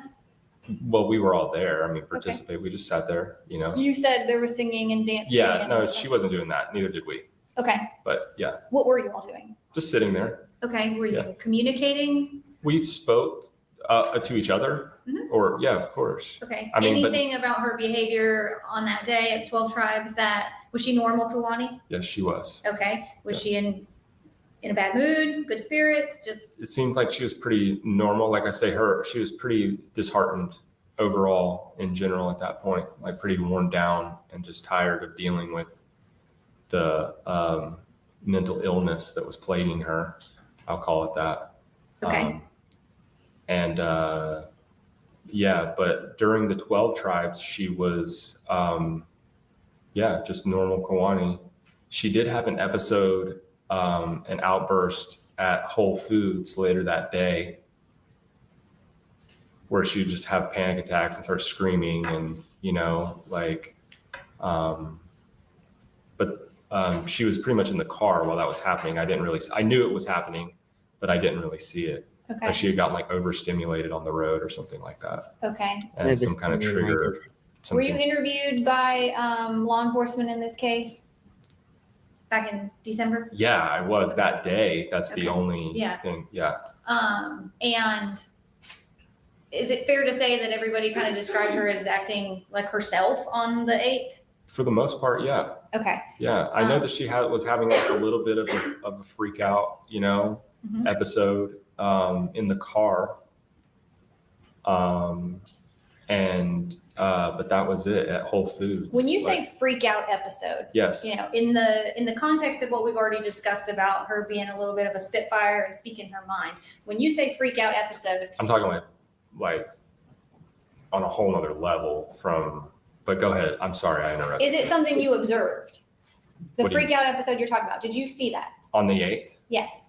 Actually, I knew it was happening. I knew that she was having a hard time because Z was just like, Z got out of the car and he was like, Kawani's like, needs some space right now. Okay. But no, I didn't actually witness that. Okay, so let's just talk about the stuff you actually saw. Okay. There was an incident with her in the car on that day where he said she needs some space. Right. And so Okay. I just went into Whole Foods by myself and Okay. I needed some food. So I went into Whole Foods, got some food, came back out, got in the car, and then we took back on the road to Jerry's. Okay, and did he give her some space whenever he said she needs some space? Did everybody give her some space? Oh no, I think he was like doing what he normally does and talking to her and trying to, like guiding her back to, Calming her down? trying to get her to come back to him, in like a Okay. place of like normalcy, like, Okay. wholeness. You don't know what that conflict was about? You didn't see her? No, I Okay. don't. But I mean, so I could only make assumptions. Okay, we don't So- want you to do that. Yep. So on the 8th, when you get to Jerry's house, you said it was around the noontime hour. There's at least 3 or 4 cars and the group of you. What happened when you got there? Where did all of the women go? Okay, so everybody went into the house, Mhm. Except for me. I stayed out in my van. I took a nap. Okay. And did you assist in moving any of the stuff out of the house? No, I did not. Okay. And at what point did you wake up from your nap? I don't know what time that was. Okay. I have no idea. Is there anything that awoke you? Sometime, yeah, Z woke me. Okay. And Yeah. tell me about that. Well, I was sleeping in my van and Z was like, hey, I got all this stuff because I wanted to take a nap, and he was cool with that, and he was loading up all of his stuff, and he got all of his stuff loaded. He said, hey, go ahead and wake up. And I woke up and I got up and I was standing in the driveway, and Jerry was in the garage, and Shaylee, Gamliana, and I were all standing in the driveway. Okay. Yeah. And what happened next? I heard Z scream. Okay. And Like what did this. you hear him scream? No, just like this, like at the like this terrified, painful scream, like just like a scream. Like Okay. it was like shocking, like Z doesn't really scream like that. That's the only time I've ever heard him express any sound that even closely resembled that. It was Is like, he typically quiet? no, he just doesn't, I mean, the trauma, the pain, it was just a scream of utter, just so much pain was in his voice. And so I didn't even know what had happened. I had no idea what had happened. But I was outside and I told Gami, I was like, you need to call 911 right now.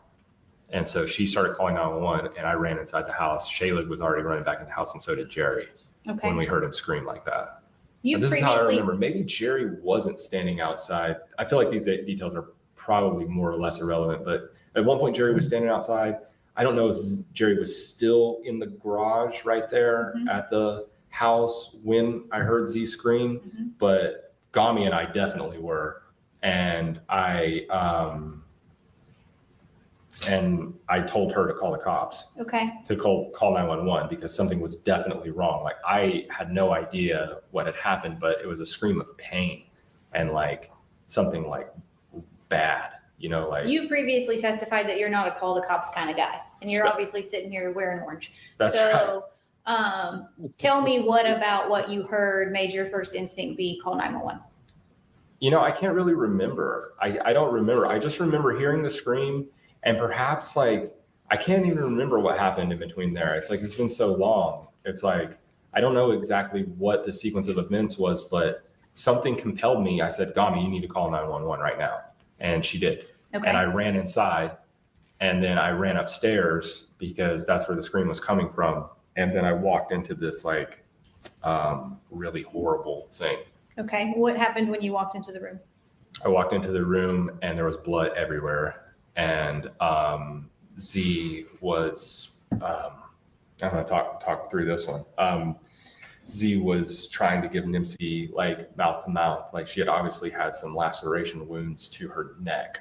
and there was like blood everywhere, and Kawani was laying on the ground, and she had tried to kill herself by stabbing herself in the chest and in the throat, and she was bleeding profusely. And so I was just went into shock, basically. Like I have very little or no experience, especially with a child. Like, I mean, I've witnessed a couple things, but not like this. And so Z's like giving his daughter mouth to mouth, trying to like breathe some life back into her. And she's like gurgling her last breath. And Kawani's laying on the floor, bleeding profusely. Was Nimsy still alive when you went into the room? She was on her way out. Okay. Like she was gurgling, but she wasn't moving. And she looked very not alive. Okay.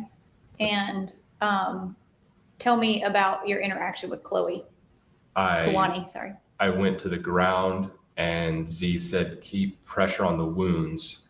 And so I did. I went down and I kept pressure on the wounds, and I tried to just stop them from bleeding. I was using my sweatshirt and my hands to put pressure on the wound that was on her chest and on her neck until the paramedics got there. Okay. And how was Kawani reacting to you? Was she saying anything or doing anything? She was saying that she wanted to see Nimsy one more time, and she was actually trying to push me away.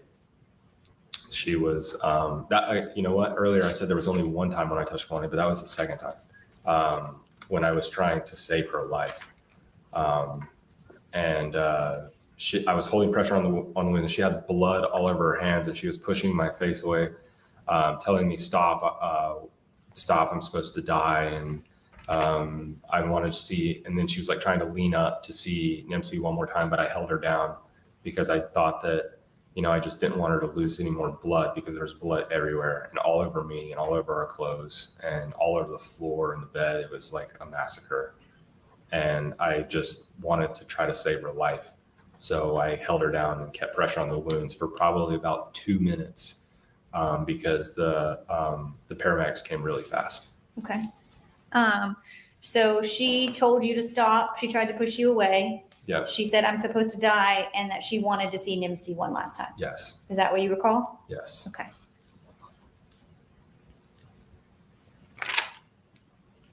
And you indicated that you were attempting to save her life, and that he was attempting to save Hannah's life. Yeah, he was. Did you care about Kawani and Hannah? Of course. Do you still care about them? Yes. Okay. And after this happened, did you maintain a relationship with Kawani? Actually, yeah. After she was arrested, did you all continue to communicate with her? Yeah, she called from inside jail a lot. Okay. And we had a chance to speak a couple times. Yeah. Okay. And do you know for how long she maintained a relationship with you and Z and the other women after she was arrested for murdering Hannah? Gosh, I can't remember.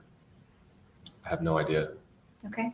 A while, more than a year. Okay. Yeah. And were you a part of some of those phone conversations? I was, yeah. And what was the tone of those phone conversations? Pretty like mellow, really. Like just pretty, just, she's in jail, and we were talking to her and just reminding her that we love her, and that even though this was like a horrible thing, and we forgive her, and we know that wasn't her that did that. And we still love her and care about her, and we forgive her for that, because we know that she would never do that. And did she continue to express love for all of you? Yes, she did. Okay. And have you maintained contact and stayed in contact with Z? Yeah. Okay. And have y'all discussed that, you still care about Kawani and you don't want anything bad to happen to her? That's right. Okay. And have you discussed that it is your desire that she go to a mental hospital and not be in state custody? I mean, honestly, when it comes to that, I feel like my opinion is that this woman has suffered enough, with all of her, I can't imagine having to deal with knowing that something that you lost control of your own mind to the point to where you killed your own daughter. Like, women don't kill their babies. Like, that's really rare, and when you do see it, it's usually a case of like the child is unwanted. you know, that's not what this was. This was not an unwanted child. This was some kind of deep thing being expressed through Kuwani that started, like I say, the trauma that fractured her, I think began when she was a child. And Z did what he could to help her with that. And so did all of us. And it ended up being this really horrific thing. And I do think that Such a martyr. basically, like, I know that, I mean, I just don't think that prison is the place for her. No, I don't. Okay. I And don't have, think that I think that she's just gonna degrade, and these prisons are horrible, you know, and they're just like. have you stated previously that you think she suffered enough and that you all believe she needs to be free in society? I mean, that's a question mark. Like, free in society, I think that she should be, I think that it should be acknowledged that in the term of what we'll call, you know, not guilty due to insanity. It's like you hear about people using this as a cop-out plea, and this is actually like one real one, Okay. you know? And we've discussed that you don't know what the law in Georgia is, right? I don't. I mean, I'm not trying. I'm just trying to speak as as much familiarity with it as I have. And my question is whether you have stated that you think she suffered enough and that she should be free. Okay, I think that she has suffered enough. Do I think that she needs to be immediately free? I don't know. Maybe. I think that she could be. You know, I mean, I don't think that she's a harm to anyone. I don't think that she's a harm to society, and I don't think that she's a harm to herself. But maybe she is. Maybe she does need to be institutionalized. You know, I think that should be determined by a professional. When's not the me. last time you spoke to her? Gosh, it was a while ago. Yep. Like a couple years ago. You know, I don't know. I mean, do I personally feel like Kuwani should be free? Yeah. But maybe not, but maybe I'm wrong. You know, like I say, I think that should be, I do personally feel that. Okay. And you have to understand, like, I have zero toleration for abuse of children. I think that the laws aren't strict enough on those who abuse children and, you know, individuals. If it is so the case that Kuwani was abused as a child, then her abusers should be brought to justice. And I don't think there should be a statute of limitations on that. Did you ever tell Detective Cruz in the investigation of this case that woman chose to do what she did today? She took those actions. She made those choices. I don't remember saying that. No. You don't remember saying that? No. And the person that stabbed Nimsi to death, do you see her in this courtroom? From what I understand, I didn't see her do it, but Kuwani's sitting right here in this room. Okay. Yeah, that's her. Over here? Yep, that's her. I don't have any other questions at this time. Well, thanks, Doc. All right, cross-examination. Mhm. And so the fun shall begin. I might just put the kettle on quickly. Be back.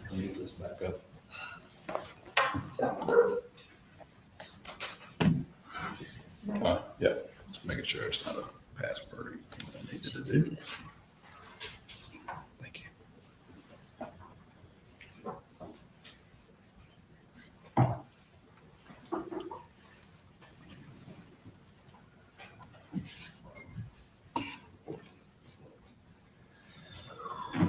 All right, good afternoon, Mr. Spillers. Hey.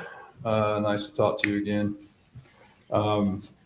You and I first spoke, I think that was Friday or Saturday while you were at the jail via Zoom call. Is that correct? Yeah, we sure did.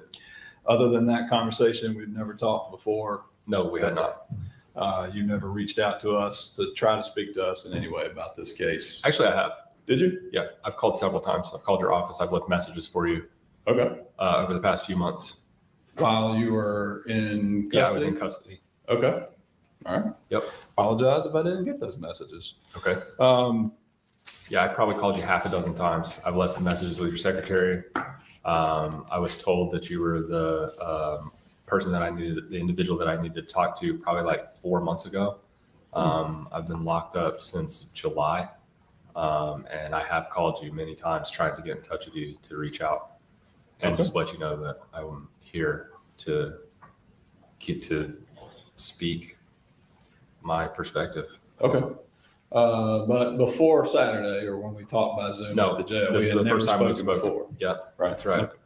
Okay. We had never talked at one point about what your anticipated testimony was going to be today. Absolutely not. No, your questions for me on Saturday are mostly in the nature of my relationship with the group. We only talked for 30 minutes. Right. I mean, I've been on the stand now for 2.5 hours. Yes, sir. You know? Yes, So, sir. And I am going to talk a little bit more about your relationship to the group, just to flesh some of that out. Okay. Let's do it. But I'm going to start with December the 8th. I know, Okay. I know that's a tough day for you. I've seen the emotion on your face about what happened that day. I care deeply about Kawani and that baby too. Yeah. I just want to understand a couple of things. When you came into the room at first, Z was already in the room, right? Yes, he was. And when you came in, Z was attempting to resuscitate and deal with Hannah, correct? Yes. When you first approached Kawani, I'm going to call her Kawani because that's what you call her. I'm going to try to keep that consistent. When you first approached her, was the knife still in her chest? No. Or was she holding that in her hand? Or where was the knife? It was on the floor. Okay, so the knife was already on the floor beside her. Yeah. You didn't do anything to touch or move that knife when you walked in, when you came into the room? Nope. Okay. And you said that she was saying that she wanted to see her baby. She was moving up to see Nimsy, correct? Yes. And she said to you, I'm supposed to die. I'm supposed to die. That's what she was telling you. Yes. Okay. Do you recall when she was laying there on the floor, do you recall her reaching out to Nimsy with her right hand? It's really hard to know. I don't. I remember her like pushing my face away, like she was trying to get me to stop, like she like wanted me to stop trying to like put pressure on the wounds. Was she also trying to get to the child, did you think? No, I don't even think she could get up at that point. Like she said very clearly, I can't even see. Like she says, I can barely move. I can't see. I would just want to see her one last time. And I told her she needed to be still because she's bleeding profusely and the EMS people need to get here. Okay. I'm not going to make you watch the body cam videos from the officers that came into the scene. The jury's already seen those in this case. If I tell you that one of the prior officers in this case testified that Kawani was reaching out and holding Nimsy's hand, do you have any reason to dispute that could have happened that morning? Well, it couldn't have been that she was touching her because there's too much distance between them. Okay. Like there was too much distance there. Okay. Like the baby was on the bed and Z was trying to like breathe into her because she was gurgling blood and there was blood everywhere. But if an officer says that he saw that, you don't have any reason to dispute what that officer I will dispute that. Okay. I'll 100% dispute that. Okay. Have you ever seen the body cam video in this case? No, I haven't. Okay. All right. Let me get you back to. So you're saying, let's be clear one more time. You're saying that Kawani's body was touching Nimsy's body, and that you're saying that if an officer said that, would I dispute it? I'm not asking you if their bodies were touching each other. I'm asking you if you recall her reaching out and touching her with her arm, with her right hand. Yes, that's what you're saying. Yes. So that's what I'm saying, touching the baby with her hand. Yeah. No, that's impossible. There's too much distance between them. Okay. All right. There's no way that she could have been touching the baby. Okay. Now, you did say in response to some questions there by Ms. Gropper that she was asking you about what you thought should happen to Kawani from this case. Sure. You understand that what your belief is about that doesn't truly mean a lot. The jury gets to decide that, correct? Sure. But I mean, I feel like it's a fair question. Sure. Because you Yeah. saw her consistently for about 5 or 6 months. Yeah. And you have testified to us pretty extensively about a significant change in her mental state from when you first met her in April or May of 2020 until December of 2020, right? Yeah. Okay. Your testimony is, and I think I wrote this down right, you know that wasn't her that did that. Yeah. You know that wasn't Chloe Driver that did this, right? Yes. You know that because everything that you ever saw her do with that child was what you would expect for a loving mother, right?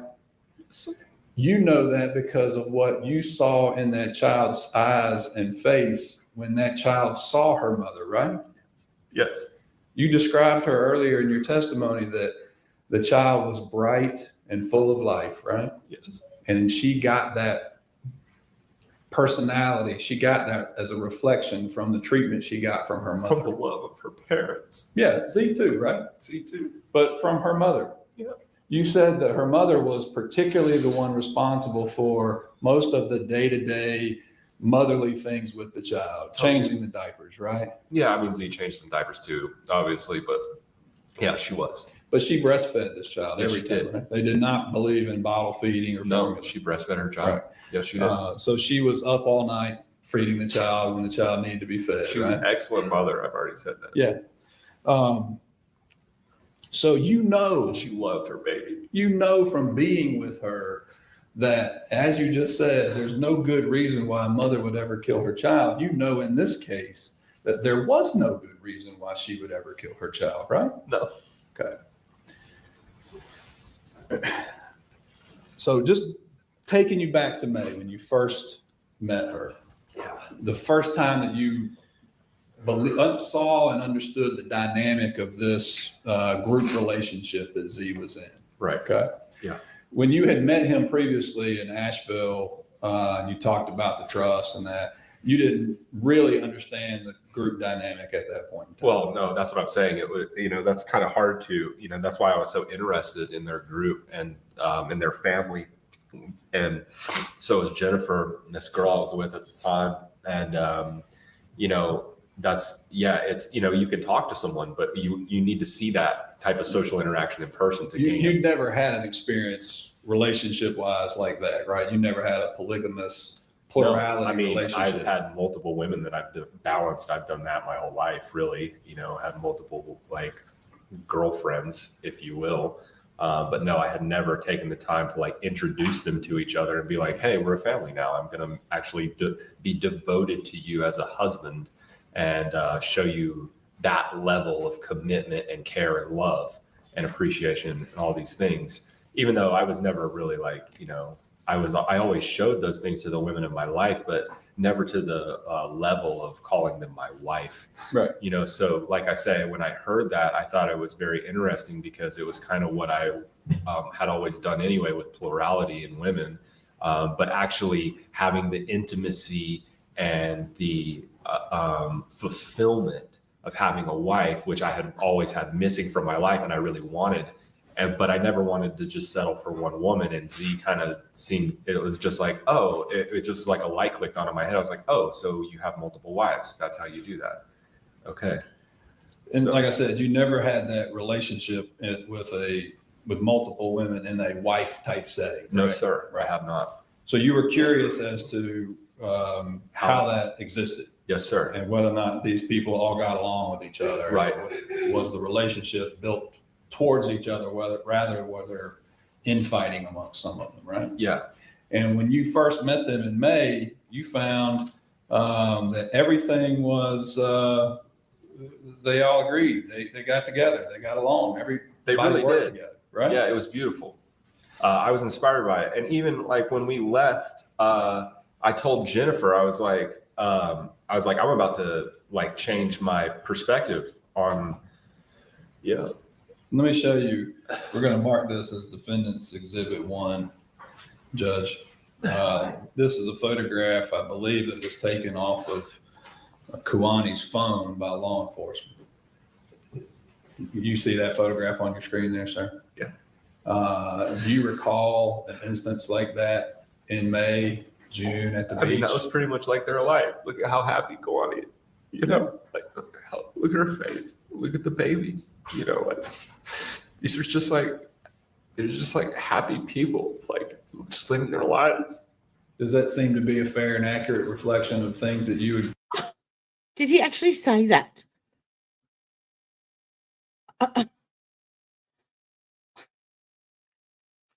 Folks and what is it? Blokes and hoes. Okay, I'll make one coffee and maybe a bit of toast. And the shit hits the fan.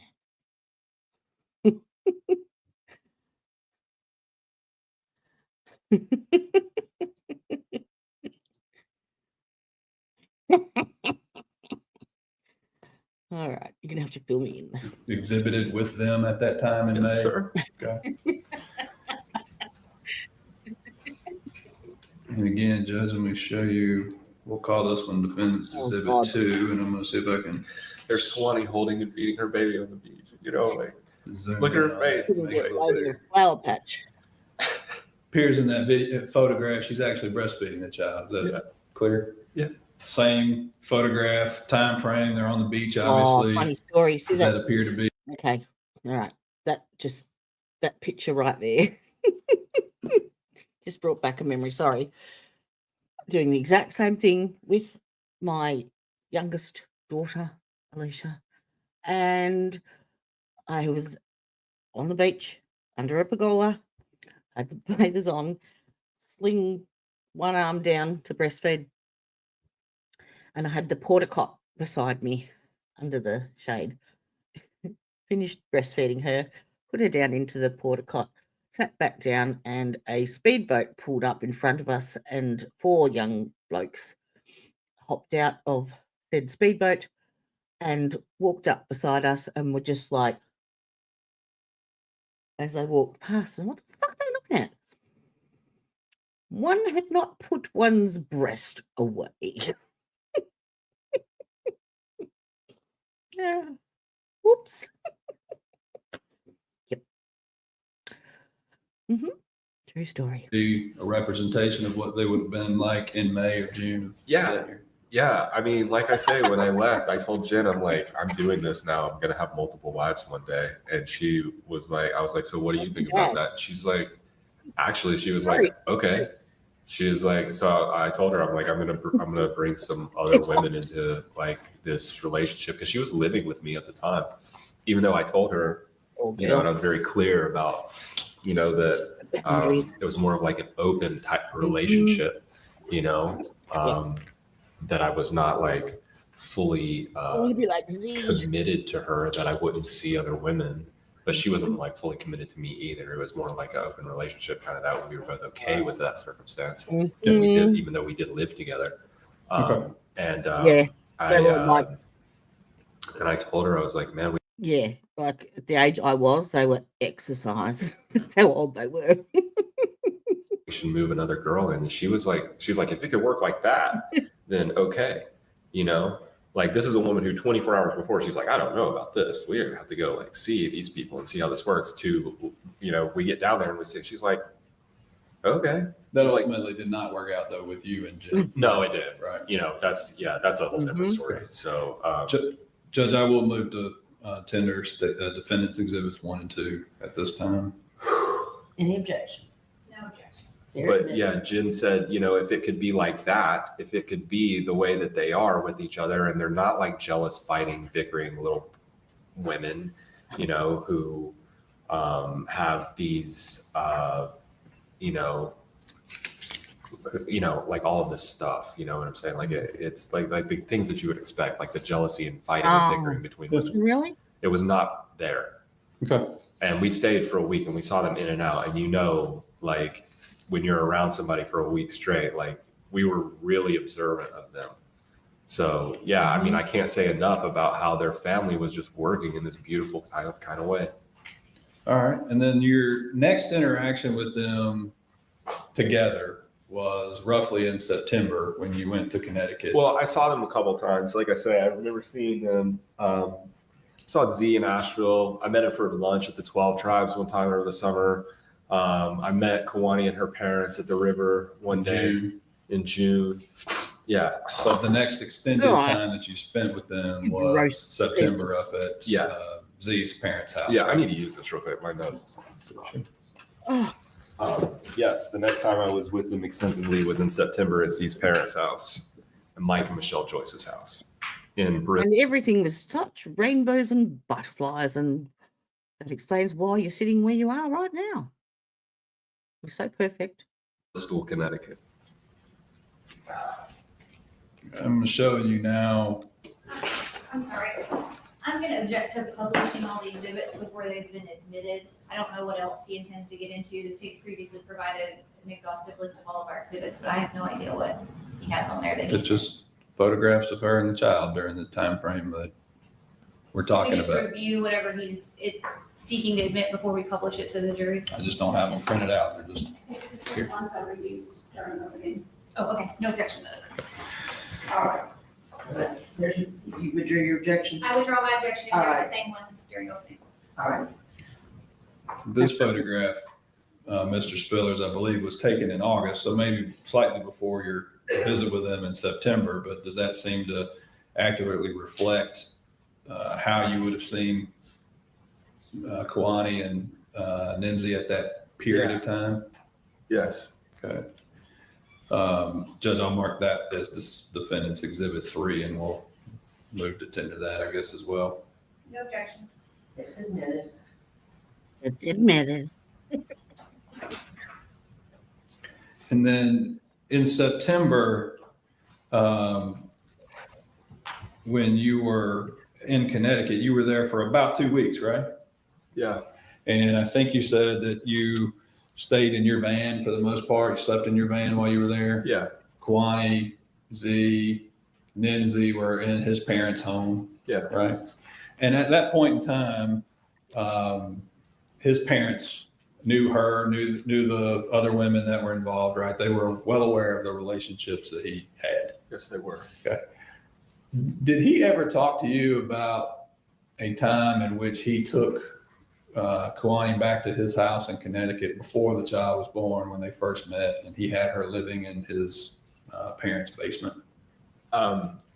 Yeah, I do remember him talking about that, like briefly, like that's how they met or something like that. That's when they first met. You recall him telling you that he kept her in the basement because he didn't want his parents to know about her at that time, and he No. took food down there to her? Definitely not. And they definitely knew that she was there. That's ridiculous. Okay, this would have been not September of 2020. I'm talking about before that. Oh, when yeah. they But I first mean, met. dude, Michelle Joyce is not the kind of lady who has somebody in her house and doesn't know about it. That's impossible. Okay. So, Mhm. you know, like, that's just not our thing. Okay. You know, like the idea that, you know, that they didn't know that they were, he was keeping someone in her house. Like, yeah, right. Have you met her? I have not. Okay. Well, then you would know. Like, there's no way that that's like, Okay. yeah. But no, I never heard him talk about that. But that just strikes me as like, if you knew the Joyce family, like, You don't think that would have happened? I don't think that's possible. Okay. Yeah. So in September, though, in Connecticut, your testimony is that you begin to see her, a change in her personality, a change in her. Yeah, a radical self. change. Yeah. You know, she struck Z when I was there. And that was just like so like, you know, Disrespectful. just out of He's your man. character. Like, This is when these episodes were starting in which she would basically zone out or be in a catatonic type state. definitely. Is that right? Yes. When she was in these states, she would come out of them and not have any recollection of what just happened. Is that right? Yes, sir. Um, And I witnessed this many times, yes. especially because it developed even more when I, you know, into October and through November, it was severe. I've The- never seen anything like it. Was Did she you telling get her you the anything? type of things that she was hearing or seeing during these delusional spells? Would she tell you that she was hearing voices? Well, not really like that. No, she was more expressing it as just like this, like aggressive, manic, like thing. You know, she would talk about all kinds of stuff, but you know, it was like really hard to you know, and I was listening attentively and with care and respect for Kiwani when she was expressing these things. And, you know, it's like certain things that she would say kind of made sense sometimes, you know, like like she would talk about like, gosh, I can't even remember these things specifically. Like she would talk about like evil in the world and like, you know, like which there is a lot of evil in the world, Sure. you know, so it's not like everything that she said, but some of the things that she was saying were completely like. But she was expressing to you that this was evil that she felt like was directed at her, right? Definitely. Not something that she was just talking about. But just like an ambivalent force in the room as well, too. Yeah. Like not just like an indirect, like just the presence of evil. Yeah, she sensed this. Yes. It's not like she was mad at the war in Israel or something. She was feeling a presence of a body or a presence of an entity that was coming towards her or directed towards her, right? Yes, sir. Yes, she was. This was so profound to you when you saw her in September and such a difference in how she was in May. You recall talking to Z about this and telling him that, you know, she needed to get some help? Right? Yeah, I did actually. I was like, dude, you know, I don't know. But I mean, I was trying to say like, maybe she should go to an institution or something like Who's going to tap out first? that. But at the same time, I've never been to one of these institutions. Yeah. Like, I don't know. What about just And therapy? C has a lot of familiarity with these Counseling. things. You said you told us in your conversation we had. What is it? Every good Sally sleeps on their belly. Saturday. Your sister has some relation to social work, right? My sister has her master's degree in social work and behavioral sciences, and she works as a counselor. Oh, And, what did you give I her have a very number? close relationship with my sister. Fuck. So we talk about these things, and I pride myself in being an intellectual and having the ability for divergent thinking and to, gain objective understanding for concepts rather quickly, So I've always excelled and been in the top of my class kind of guy. So I speak with Chelsea. My sister's name is Chelsea. I speak with Chelsea, and I've spoken with her about these things, and we spoke a lot about Kalani when this was happening with her. And I'm not going to hold you to an expert in psychology by any means or psychiatric issues, but you believed, and I think you even told Detective Cruz this in your interview, that you believe that, in fact, Kalani was suffering from specific disorders such as bipolar or schizophrenia, that type of thing, right? Well, yeah, I mean, I do think that. I do think that some kind of individual could, but it's like these things came on very suddenly. So it's like I was telling the state earlier in my testimony, and that's why I didn't really push it too far when Z said that he didn't want her to be institutionalized, because this wasn't like how she was all the time. So perhaps I'm incorrect, because to diagnose somebody with schizophrenia means that they have schizophrenia, not that they have schizophrenic-like episode. Do you understand the differential here? It's like, that's how I'm viewing it now. And honestly, at that time, I had just witnessed Nipsey breathe her last breath. And, I'm trying to save Kalani's life. So, it's like, I don't even really remember that interview with Tiana Cruz myself. There was like a lot of trauma. You were still in shock to some degree. Dude, about what you just I'm still traumatized right? by this to this day. Yeah. This is like a huge thing for me to deal with. But Z's response to you reaching out to him about what you were seeing and your concerns, he did not want her treated. He didn't want to put her, well, his expressions were very clear. He didn't want to put her in an institution where she would get less care and less time and consideration than what she was getting from him and from her sisters. He didn't want pharmaceuticals. And he didn't want her to become some brain dead pharmaceutical girl, And he didn't want that for Kalani, but he also didn't want that for Nimsy, right? Thank you. Yes, that's where I was going. She's breastfeeding this baby, and he didn't want that, and he didn't want her to be institutionalized because she has this. He was trying to keep their family together, man. And I respected him for that, and I respected him for trying to do it organically and without drugs. So let's talk a little bit about this CBD here. That was State's Exhibit 87. I think when you testified earlier, I thought you testified that you had bought that from a store, but maybe I misunderstood. You got it from a friend of yours. I bought it from an individual, a woman who's in her 50s, who works in the CBD industry. Is her name Kylie Cross? Yes, it is. Okay. So this appears like in this jar, it appears to be something that was homemade or manufactured by someone and put in that substance. Is that fair? I'll tell you what I was told. Okay. I was told that was manufactured in a large quantity and that it was processed in a legal type circumstance, and that it was legal to be sold in stores, but it was excess that she had access to. Okay, but you don't. Fell off the back of a truck. That's how you got it, right? In that jar. That's exactly how I got You it. were told what it was. You were told it was CBD, but other than that, you have no reason to understand that it's CBD or anything else, correct? I'm just going by what I was told. Yes. Okay. And you had used some of that yourself. Trust And I think your testimony earlier was you didn't think that it had much of a effect on. You don't trust the government at all, but you trust someone who hands you a thing that tells you what it's in it, but there is no ingredients or label on it. You know, so trusting. You think? What about it? On you. It really didn't. Using it for your shoulder, I think. Yeah, I got a bat. I have a bad neck and a bad rib. I did jujitsu for years and years. And it didn't really give you any relief. It did in a way. It did a little bit, but I discontinued my use of CBD. You didn't have any side effects from it, such as delusions or paranoia or concerns like that, right? No, sir, I did not. Okay.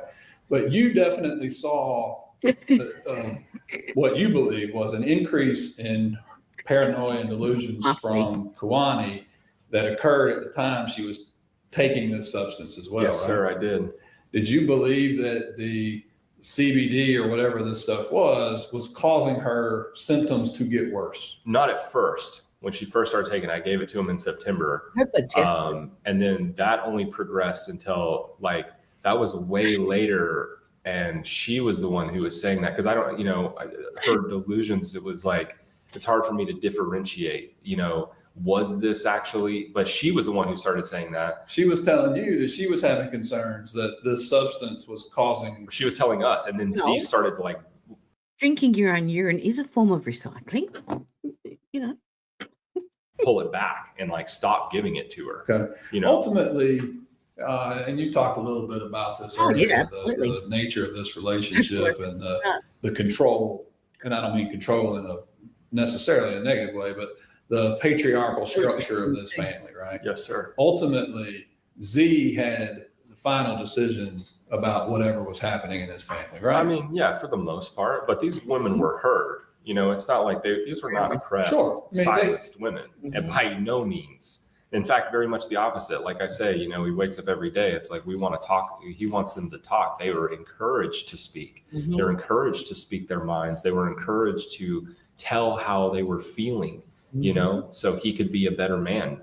But if Z felt like the CBD was something he wanted to have her use, he would be the one to say, let's use that. Well, right? he was vehemently opposed to it at first, but she talked him into it. And he did agree to it. And he finally agreed to it. Okay. Yeah. But if he had not agreed to that, she would not have been able to use it.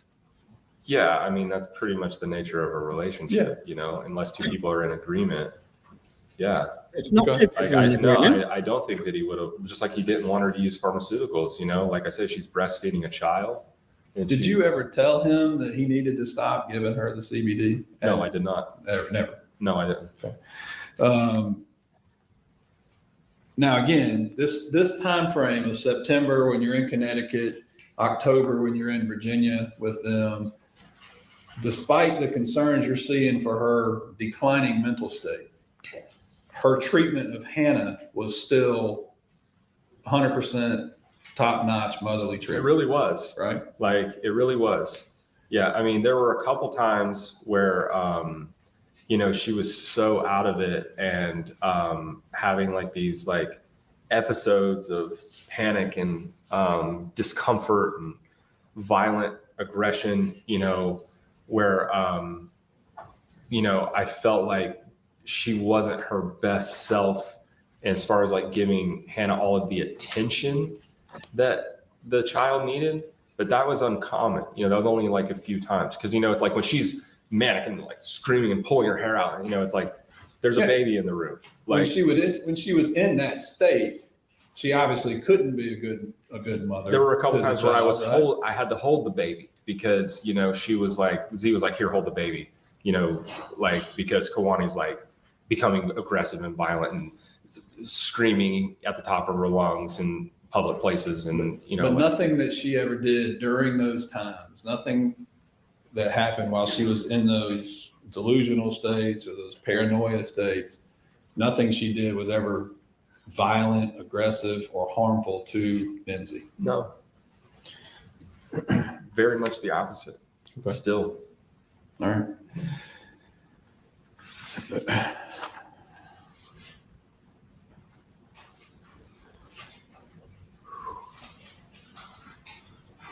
Now, when you were in North Carolina, this is, I guess, late October into November, when you got back to North Carolina where you lived, right? Yeah. Candler. That's not, it's like a suburb of Asheville, is that right? Yes.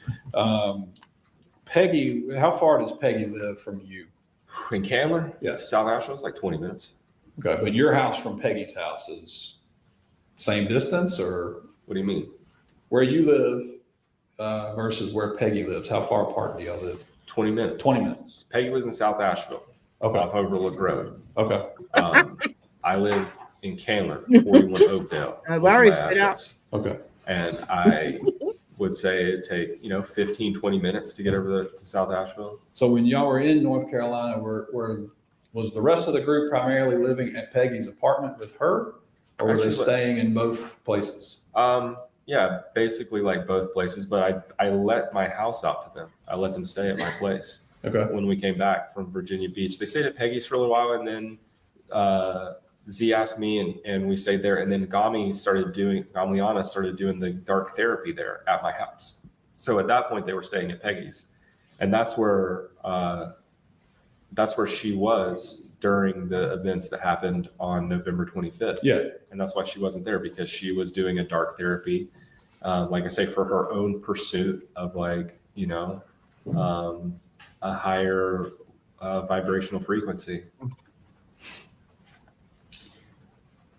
We'll come back to that November 25th incident in just a minute. Okay. But at that point in time, they were staying at Peggy's house. Is that Yes. fair to say? Okay. So let's talk a little bit more about the group dynamic and some of the stuff that we're practicing. And you talked on this earlier. This was a patriarchal driven dynamic, right? Right. Well, Z's like the center. Z's like he's the man of the house, and He calls himself a prophet, does he not? a prophet. Yeah. I don't know that Z would use that word to describe himself. You never heard him call himself a prophet? I've never heard him call himself a prophet. You never heard him call himself Prophet Elihu? No.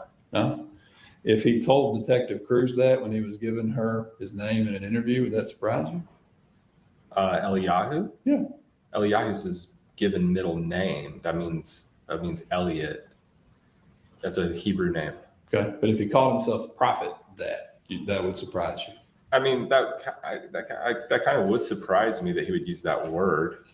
Do you recall him talking about, at times, Z or any of these women in the group? Yeah. Do you recall them talking about the CIA coming after them and out to get them?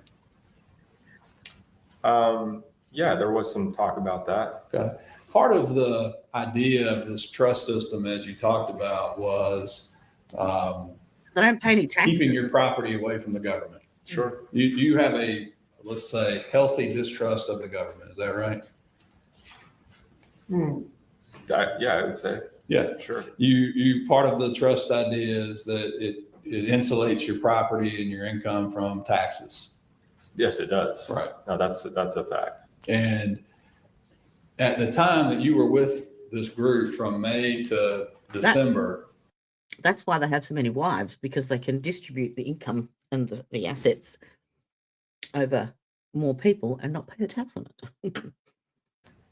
Z didn't have a job, did he? No. Nobody else in the family had a job, right? None of the wives had jobs. No. Kawani's job was being a mother to this child, right? That's right. Do you know what source of income they were living off of? I know that all of their finances are private through their trust. I mean, But you don't know how they got them. Social Security Do Trust. you know anything about him submitting loans to the government during COVID, PPP money? Yeah, I do remember there being some talk about that, but setting loans up in the name of a religious organization that they got money from? Okay. I mean, are you aware of that? I mean, I remember them doing that, yeah. But I mean, I didn't really like know all the details about that, but I do remember that. Yeah, I do remember there being them using the trust. What about also this belief in this group that there are only 168,000 souls that are alive in the world? Are you familiar with that? Yeah, that's not unique to them. Is that something that you hold as well? Is my belief what's on debate here? How does this relate back to, I'm trying to understand Just trying to understand the nature of this group. Okay, the nature of the group in relation to the death of the child, or in the relation to what they believed. Okay. What does that have to do with the death of the child? Mr. Spillers, I get to ask you questions about what I would like to ask you questions about, as long as they're generally relevant. Okay. I'm trying to understand how this is nature of this group. Trying to understand how this is generally relevant. I'm trying to understand why somebody believes that there's only 168,000 alive people in the world. I personally believe that there's only 500 million bodies in this place, that the population records are all lies, and that there are much less people than there are now, and that there are only about 500 million people instead of 7 billion. So it's like when you go to New York City, and there's like, this is why I believe that. And so when you go to places like New York or San Francisco, or you go to any major city, really, all you have to do is count. So we're talking about a population demographic, and we're talking about a specific number of people that they say there's 2.5 million people on Manhattan Island. Mm-hmm. So all you have to do is go and count the people. All you have to do is drive by and look at the traffic. All you have to do is do some mathematical equations, which would really lead you to believe that there are significantly less people than what they say. Well, so let me put what does that have to do with NIMC? It doesn't necessarily have anything to do with NIMC, sir, but I'm going to ask you questions about it for a reason. Okay. Let me put it to you this way. You're from the South. You grew up in North Carolina, right? Yeah. Born and raised there. You're familiar with the idea of college football, right? Sure. This weekend, there's going to be a football game between the University of Tennessee and the University of Georgia in Athens, and there's going to be about 96,000 people that fill a stadium. Do you not believe there's 96,000 people that are going to be sitting in that stadium watching a football game? I mean, if you see them, then they're there. That doesn't mean that there's 7 billion people in the world. The population charts and the demographics and the census records, I think, are a lie, much like a lot of other things. There's a lot of lies in the government, sir. So, I mean, how much of these lies would you like to expose here in this room? How much fact-based information are we going to discuss? Well, let's talk a little bit more about some of that in a second.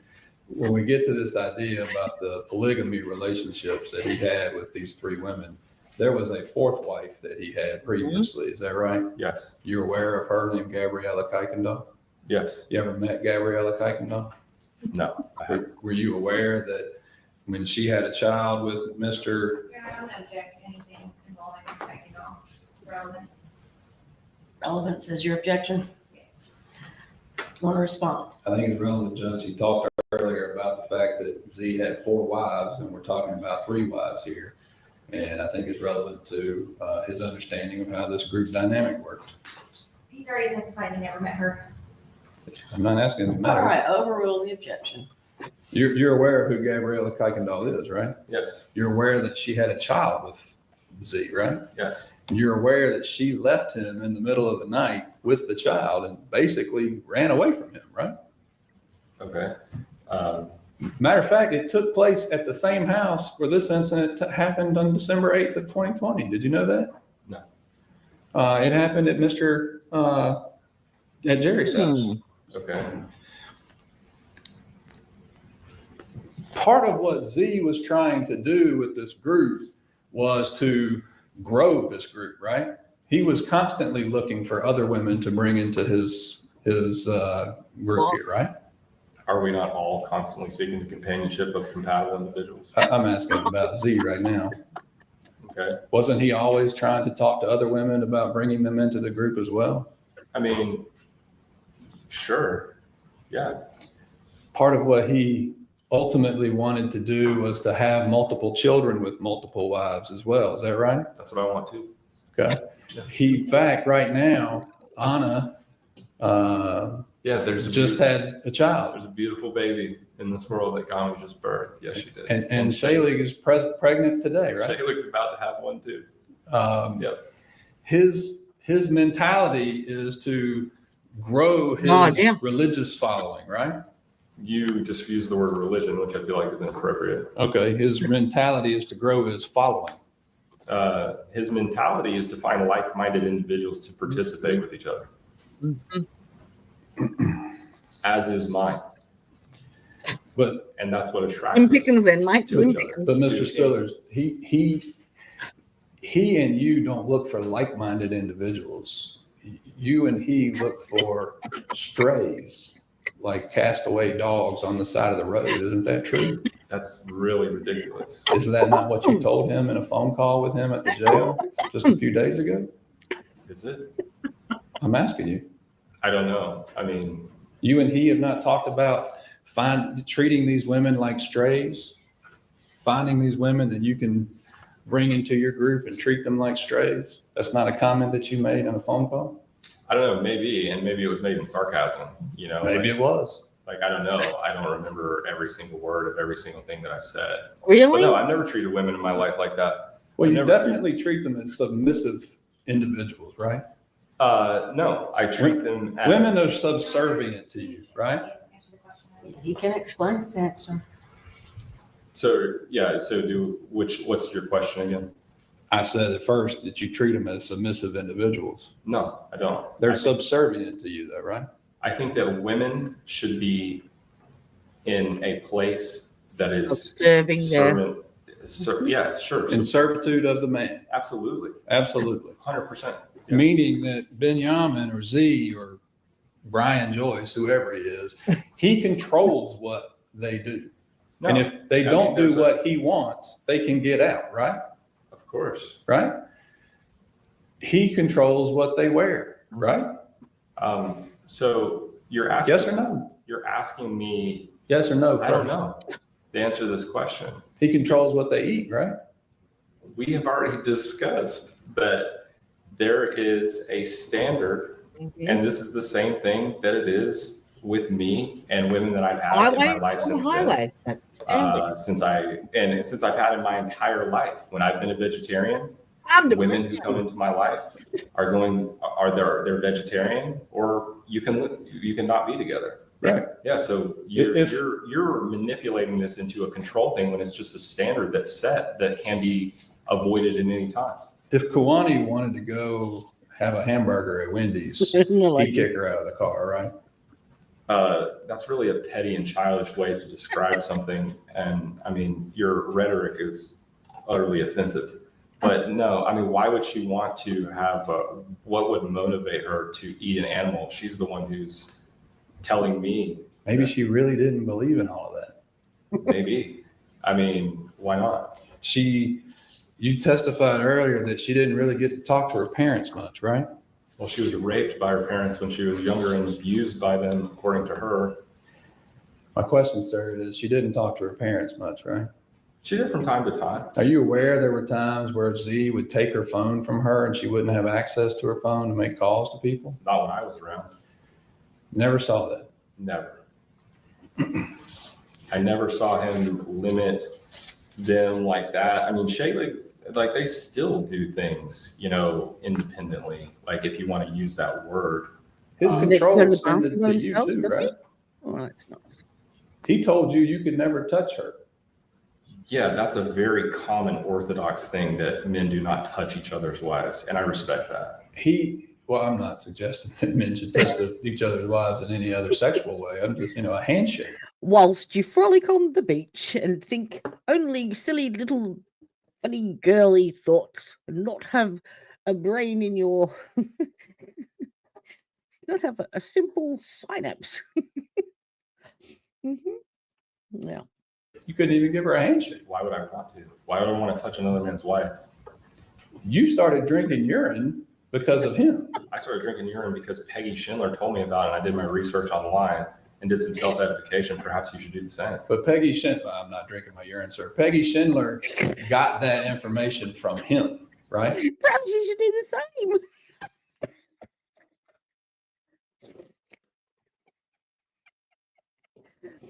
Shaken but not stirred.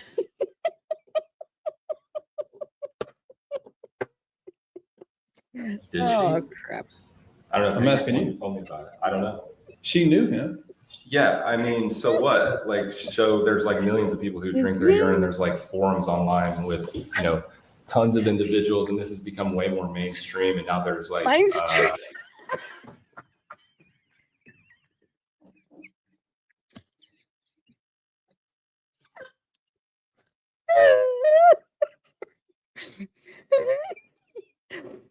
Sorry, it's become way more mainstream.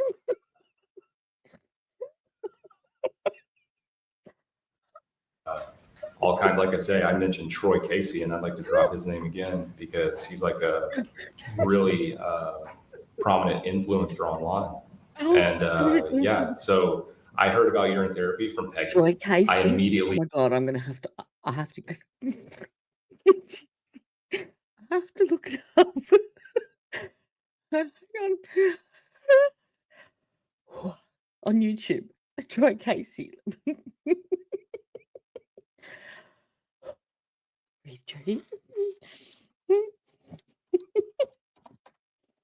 He's really prominent. I wonder what I could get people to do. Oh, I can't even spell. There's no Y. Oh my God. Troy Casey. Oh dear, there's Troy Casey Daily, Troy Casey Breathwork, Troy Casey Diet, Troy Casey Qigong, Troy Casey Health Nut, Troy Casey Zen Swing.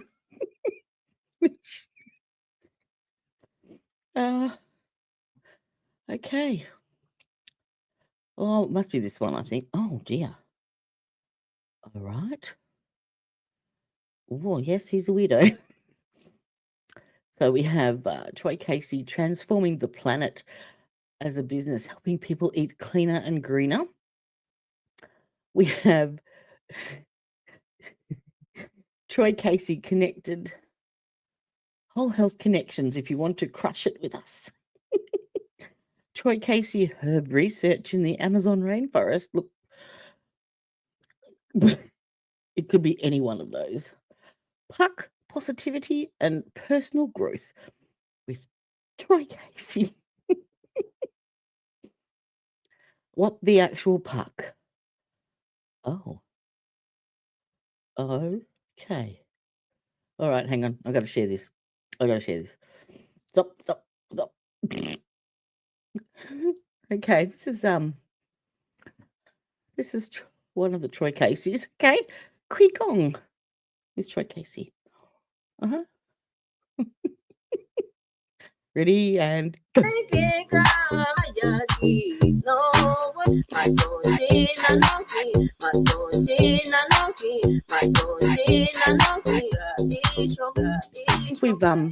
If you want to radically transform your life and take your health to the next level, click on my Breath is Life course below. This will optimize your breath as well as your meditation. And I'll see you after the video. Hey guys, Troy Casey, Certified Health Nut, here doing some Qigong for you guys. Mobility, loosen it up, enjoying your life, getting in the sun. Bam! Getting in the earth, grounded, getting that electricity moving through you, boost your immune system, give you... I think we might have found the Troy Casey that he's referring to. Just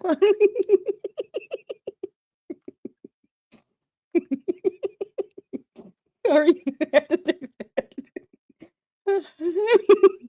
Qigong. We did my research about it. Oh, and I've heard about people, you know, surviving on their urine, so I knew that it wasn't going to kill me, so I tried it. And then And you said you do it daily. I do. You still maintain contact with Z? Sure do. Day-to-day contact?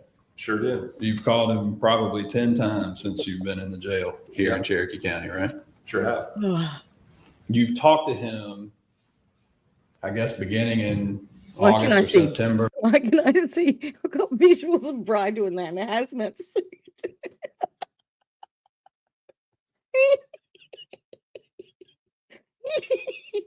Yep, I've lost it now. Or even through today about the mental state that you saw from Kwani at that time. Oh, Totally. And your belief is, and you continue to tell Oh, him God, that your Tanya. belief is that she was insane. I'm not making it to a legal standard of that, but you felt like she was insane. I mean, yes, I do. I mean, call it insane, call it whatever you want. It's like, you know, this woman was like outside of her ability to discern what was even happening, and her behavior was erratic and out of character. And she would go in and out of these phases. And yeah, I would qualify that as insane from my perspective. I've never seen anything so severe in my life. Okay. Now, let me back you up to this incident in November in Nashville with Miss Sandra Torres. Let's do it. And I know your testimony from what you told Miss Gropper is that you believe Miss Torres was the instigator of an aggressive, violent act here, right? Most definitely. Okay. You did acknowledge that you were the one that got arrested based on that incident, right? Yeah, she was the one who called the cops. Yeah. And you left, right, before the cops got there. Yeah, before I got shot by a woman who was threatening me with gun violence. You could have stuck around and talked to the cops about that, though, right? So you're saying that I should have put myself in harm's way? Well, I don't know. Maybe you drove a mile up the road and called the cops yourself. You didn't do that either, did you? maybe you should have No, I didn't. stopped them You beating Peggy up. left. Before you left, Z had put Chloe in the car with the baby and took off, right? Kwani got in the car by her own free will, and it was actually her that insinuated that they needed to leave, Okay. like I said earlier, because she could see the. But, sir, Miss Torres called the police because she believed there was an issue going on there, right? Miss Torres called the police because, I mean, I don't know why she did. I mean, She didn't have anything to do with you all.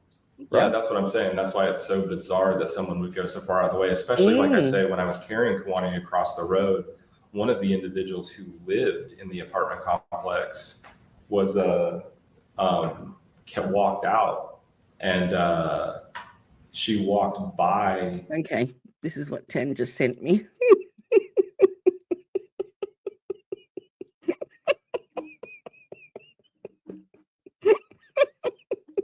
Thank you.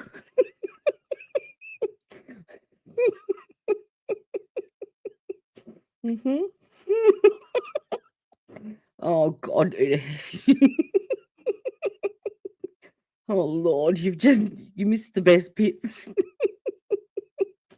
Oh, I couldn't stop laughing.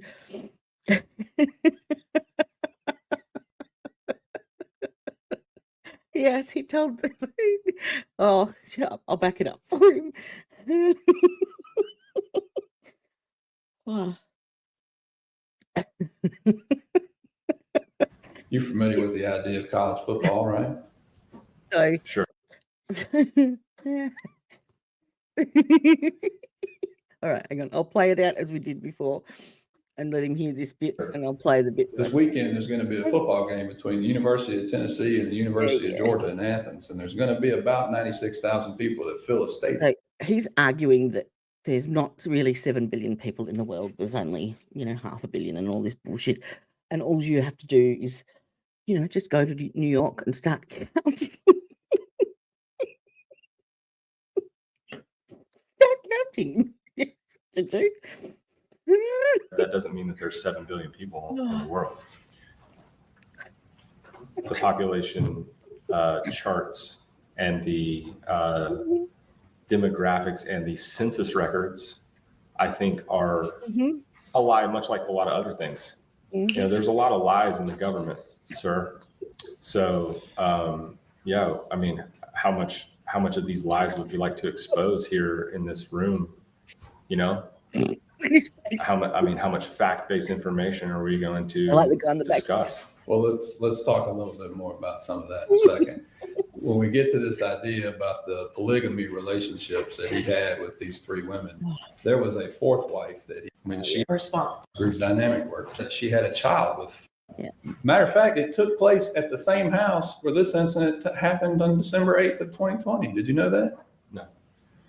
It happened at at Jerry's house. Okay. Part of what Z was trying to do with this group was to grow this group, right? He was constantly looking for other women to bring into his group here, right? Are we not all constantly seeking the companionship of compatible individuals? I'm asking about Z right now. Okay. Wasn't he always trying to talk to other women about bringing them into the group as well? I mean, sure. Yeah. Part of what he ultimately wanted to do was to have multiple children with multiple wives as well. Is that right? Oh, yeah, you heard this bit, Hef. And Shaylee is pregnant today. You just used the word religion, which I feel like is inappropriate. Okay, his mentality is to grow his following. His mentality is to find like-minded individuals to participate with each other. As is mine. And that's what attracts us to each other. But Mr. Spillers, he and you don't look for like-minded individuals. You and he look for strays, like castaway dogs on the side of the road. Isn't that true? That's really ridiculous. Isn't that not what you told him in a phone call with him at the jail just a few days ago? Is it? I'm asking you. I don't know. I mean, that's not a comment that you made in a phone call? Like that. Well, you definitely treat them as submissive individuals, right? No, I treat them as... Women are subservient to you, right? No, I don't. They're subservient to you though, right? I think that women should be in a place that is in servitude of the man. Absolutely. Absolutely. 100%. Yes. Meaning that Benyamin or Z or Brian Joyce, whoever he is, he controls what they do. And if they don't do what he wants, they can get out, right? Of course. Right? Yeah. He controls what they wear, right? So you're asking... Yes or no? You're asking me... Yes or no first? I don't know the answer to this question. He controls what they eat, right? We have already discussed that there is a standard, and this is the same thing that it is with me and women that I've had in my life since then. Since I've had in my entire life. When I've been a vegetarian, women who come into my life they're vegetarian, or you can not be together. Right. Yeah. So you're manipulating this into a control thing when it's just a standard that's set that can be avoided in any time. If Kawani wanted to go have a hamburger at Wendy's, he'd kick her out of the car, right? That's really a petty and childish way to describe something. And I mean, your rhetoric is utterly offensive. But no, I mean, why would she want to have, what would motivate her to eat an animal? She's the one who's telling me. Maybe she really didn't believe in all of that. Maybe. I mean, why not? You testified earlier that she didn't really get to talk to her parents much, right? Well, she was raped by her parents when she was younger and abused by them, according to her. My question, sir, is she didn't talk to her parents much, right? She did from time to time. Are you aware there were times where Z would saw him limit to you too, right? Oh, here we go. Here it is. He told you could never touch her. Yeah, that's a very common Orthodox thing that men do not touch each other's wives, and I respect that. Well, I'm not suggesting that men should touch each other's wives in any other sexual way. I'm just, a handshake. You couldn't even give her a handshake. Why would I want to? Why would I want to touch another man's wife? You started drinking urine because of him. I started drinking urine because Peggy Schindler told me about it. And I did my research online and did some self-edification. Perhaps you should do the same. But Peggy Schindler, I'm not drinking my urine, sir. Peggy Schindler got that information from him, right? Did she? I don't know. I'm asking you. You told me about it. I don't know. She knew him. Yeah, I mean, so what? Like, so there's like millions of people who drink their urine, and there's like forums online with, tons of individuals, and this has become way more mainstream. And now there's Mainstream? all kinds. Like I say, I mentioned Troy Casey, and I'd like to drop his name again. We got because there. We got to Troy Casey. So Jody had to look up who Troy Casey was. Are you ready? So we do Qigong with Troy Casey. Da, da, da, da.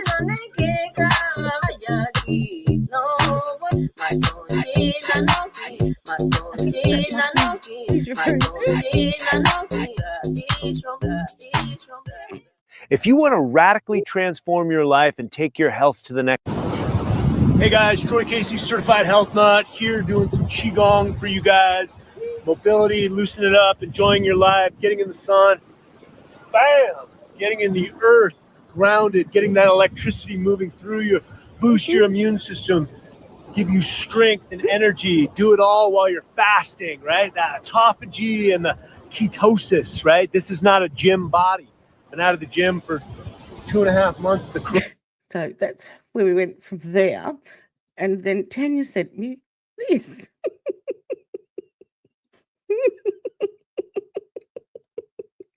Yep. So yes, it's all fun and games and send it till someone pisses in a cup. Oh. Oh. Okay. Breathe, Jody.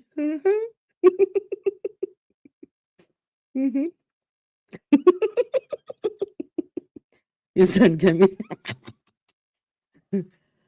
Like a really prominent influencer online. And yeah, so I heard about urine therapy from Peggy. I immediately did my research about it. And I've heard about people, you know, surviving on their urine. So I knew that it wasn't going to kill me. So I tried it. And then And you said you do it daily. I do. Do you still maintain contact with? I wonder if he drank his own urine. I wonder if he's swallowed his own.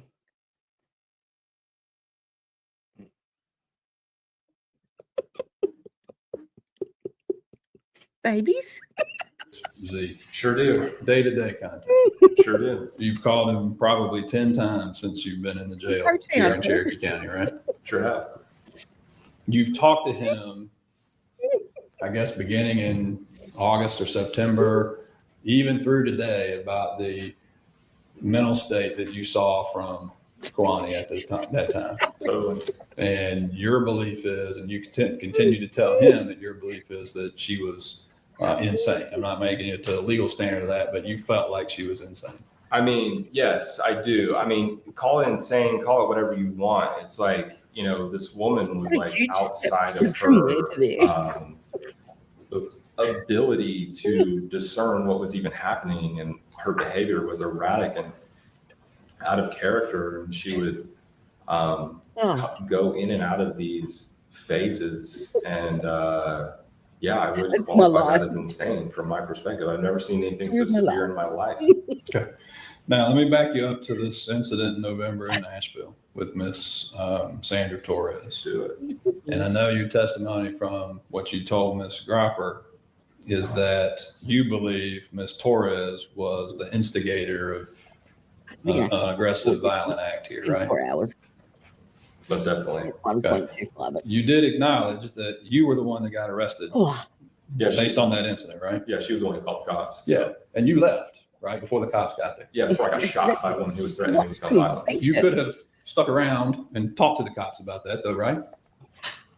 So you're saying that I should have put myself in harm's way? I don't know. Maybe you drove a mile up the road and called the cops yourself. You didn't do that either, did you? No, I didn't. You left.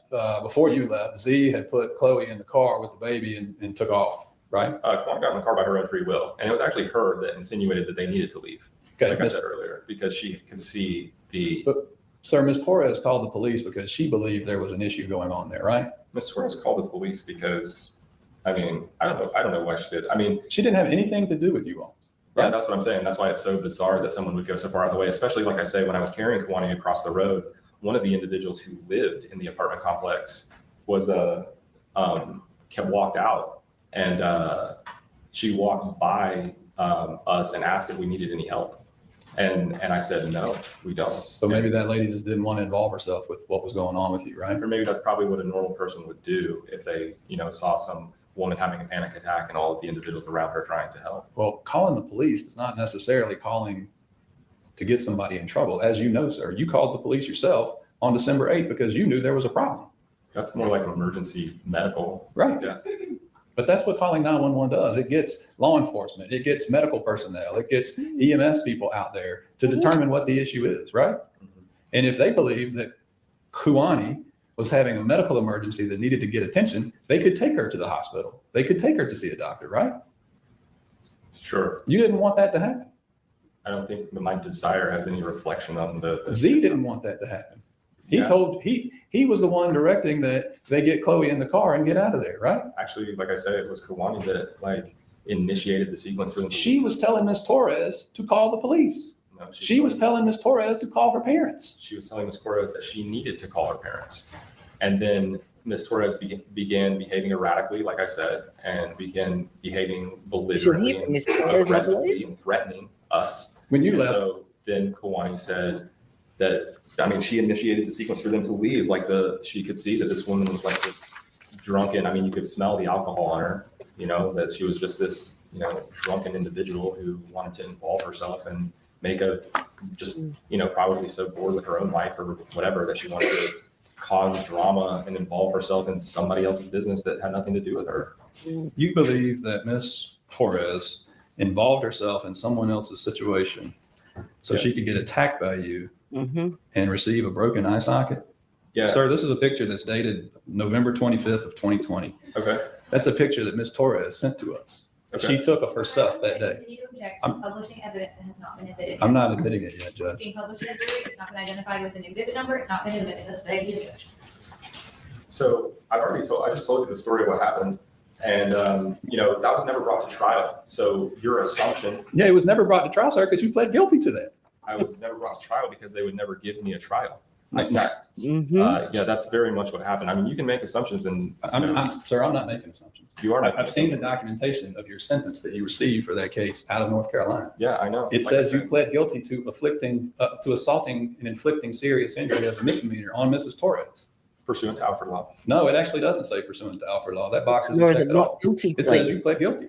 Then that's misinformation. You could pull up the court records. That's who I got it from. Well, then Dickhead. you should pull up the court records from August 29th, 2023. That's the date that you pled guilty. Yeah, it says the judge said very clearly before the court that it was pursuant to Alfred law.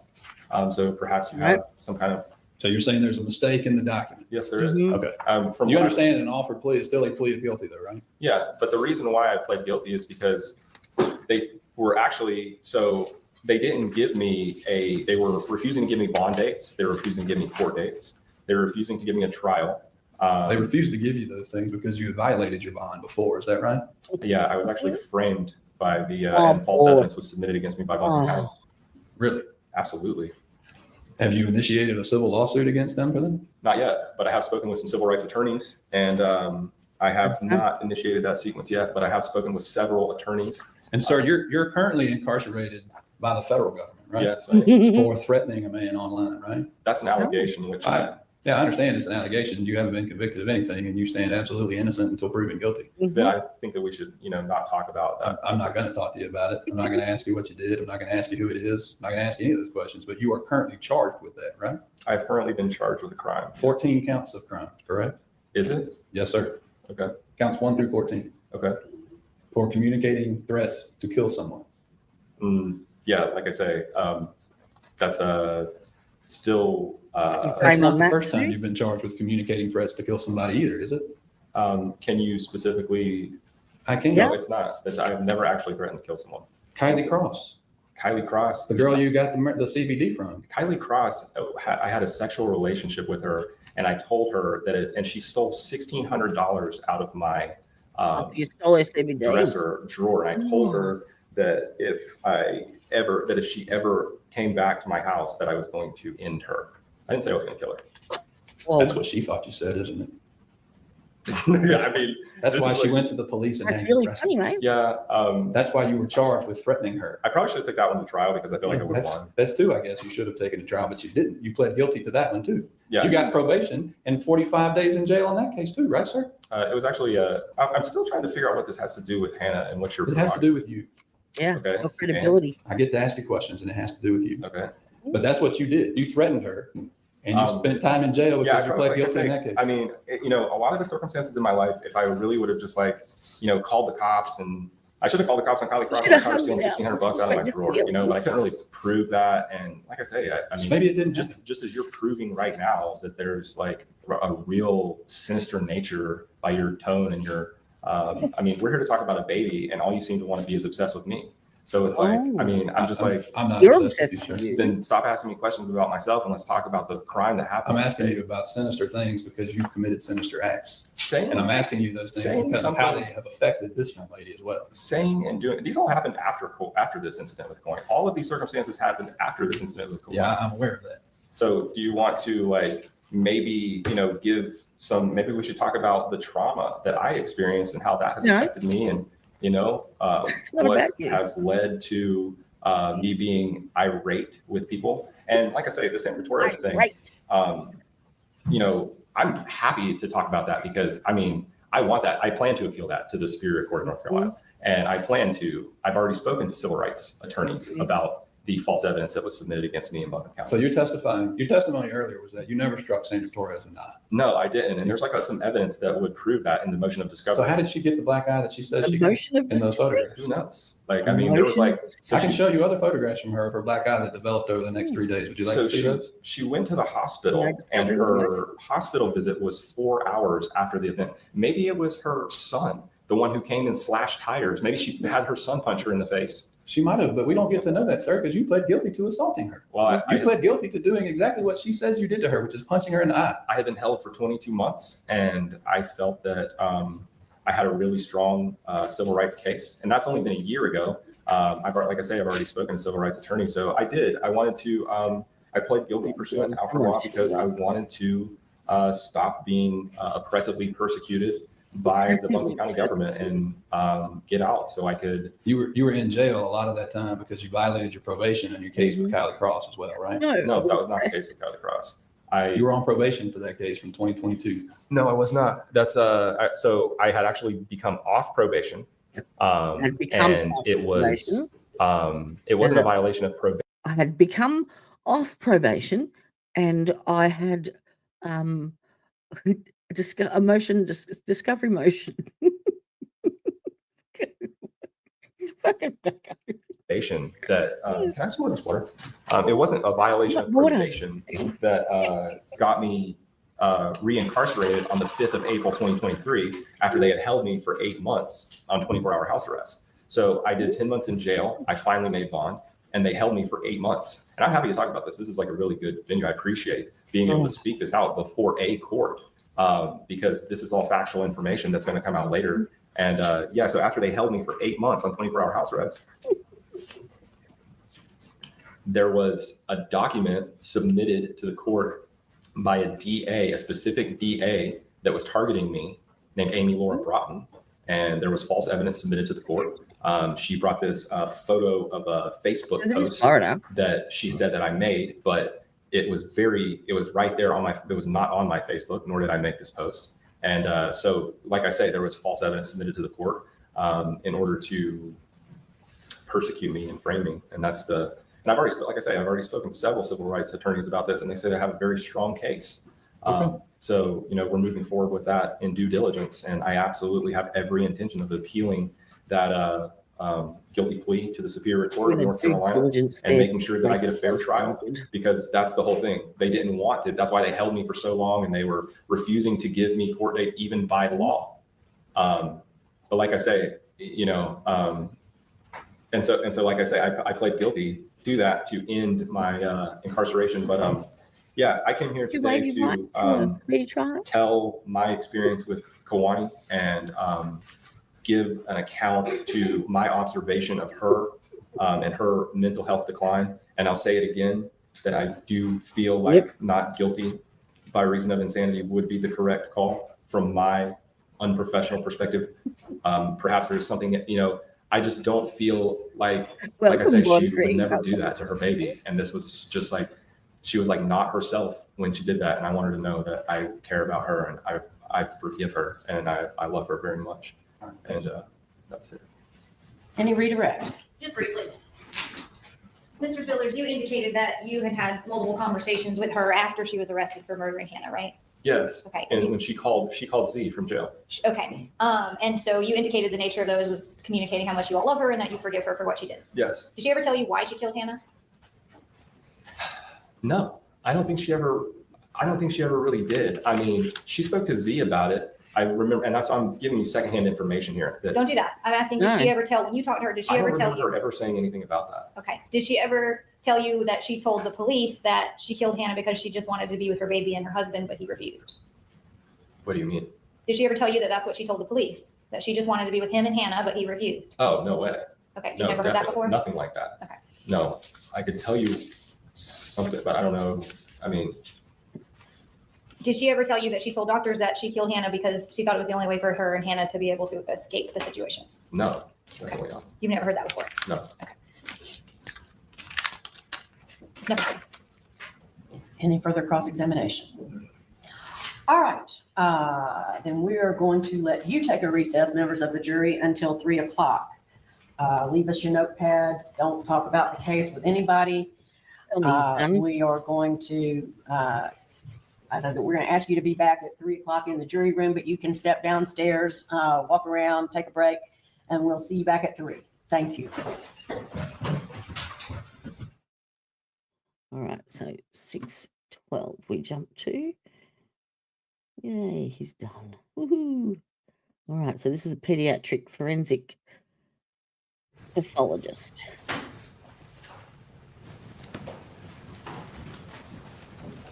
Is there something just right there? I That's think where my you brain's about to explode after that.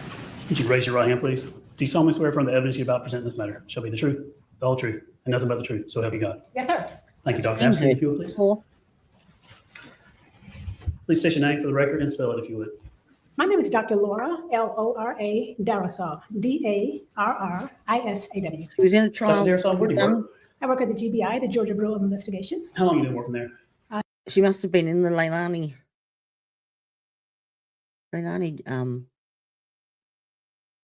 trial, I think, because that was in Georgia as well. Yeah. Yes, because she's sent the bones to the anthropologist. Yeah. Yeah.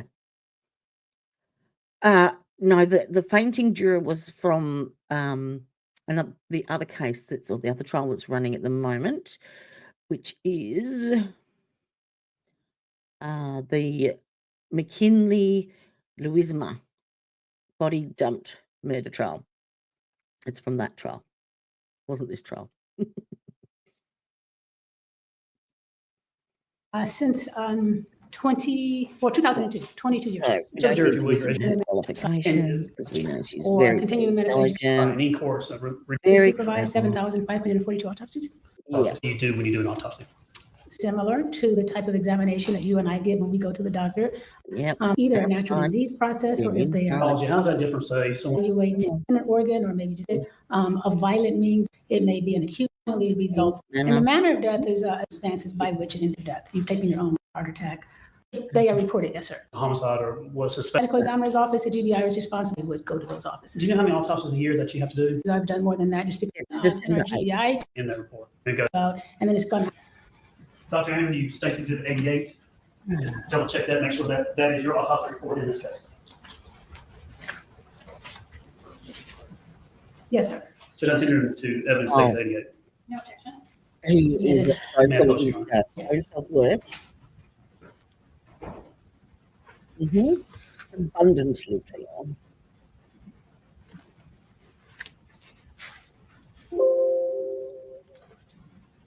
All right, Doctor, what I want to do is I kind of want to walk through your report, and I'm not going to show everything, but in this case, do you have a DOFS case number that relates to the autopsy and all the reports from the GBI? What would that be?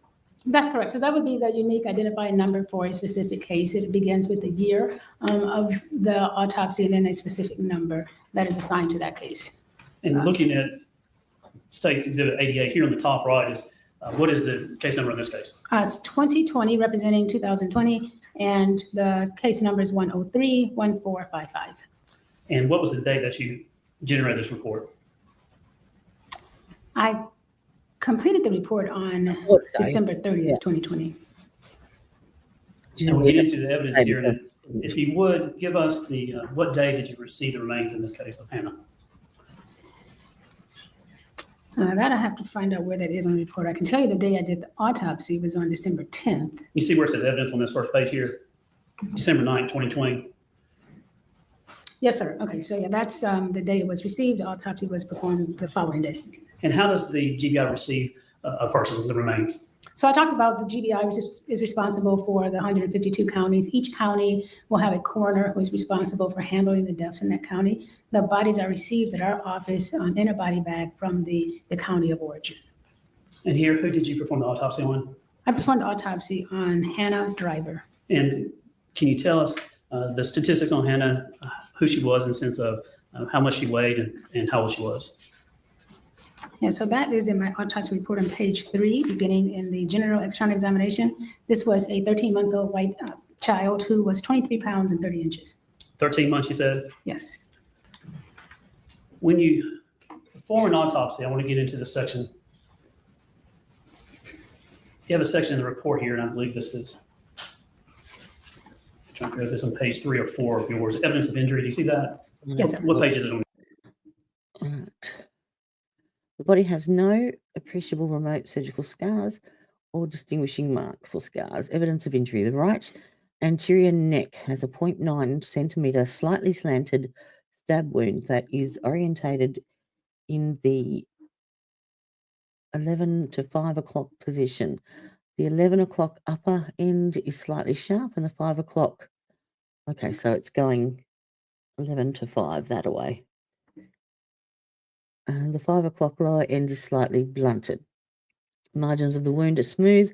This wound is localized 6 3/4 inches below the top of the head and slightly to the right of the anterior midline.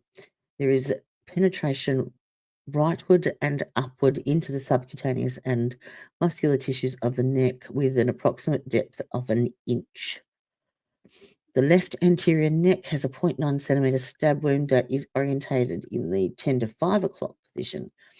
So there was two pretty much, parallel to one another. There's a 0.1 centimeter superficial tailing abrasion from the upper 10 o'clock end and 2.5 centimeter extension tears at the lower 5 o'clock end. The margins of the wound are smooth. This wound is localized 6 3/4 inches below the top of the head and slightly to the left of the anterior midline. So that means the front of the middle. So slightly to the left of the front mid. There is penetration downward and rightward into the superficial subcutaneous tissues of the anterior neck with connection to stab wound number 3. The anterior, let me move these. Lower neck has a 1.5 by 0.8 centimeter horizontal stab wound that is orientated in the 3 to 9 o'clock position. Okay. So 1.5 by 0.8 centimeter horizontal stab. So say straight across. The upper and lower margins are smooth and the ends are slightly rounded. The wound is localized 8 inches below the top of the head and slightly to the right of the anterior midline. Internal examination reveals extensive hemorrhage of the anterior soft tissues and strap muscles of the neck, and a wound track involving the right carotid artery, esophagus, and anterior surface of the 4th thoracic vertebrae. The posterior laryngeal soft tissues are also markedly hemorrhaged. The wound depth is at least 2 inches. So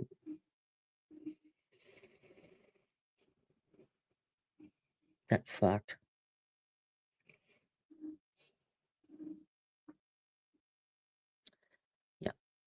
there was no chance, absolutely no chance.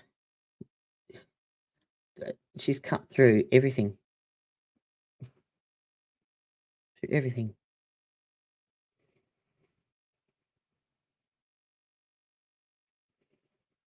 Yeah. The anterior chin has a collection of 4 generally parallel red superficial abraded marks that are from right to left.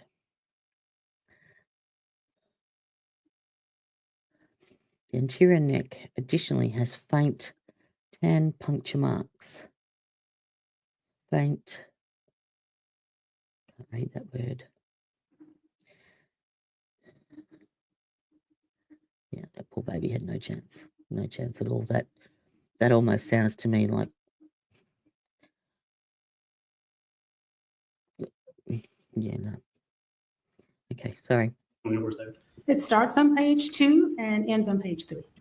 So evidence of injury, I've noted, is it correct that you actually, when you go through this, I think there are 8 injuries or 8 things you note on evidence of injury?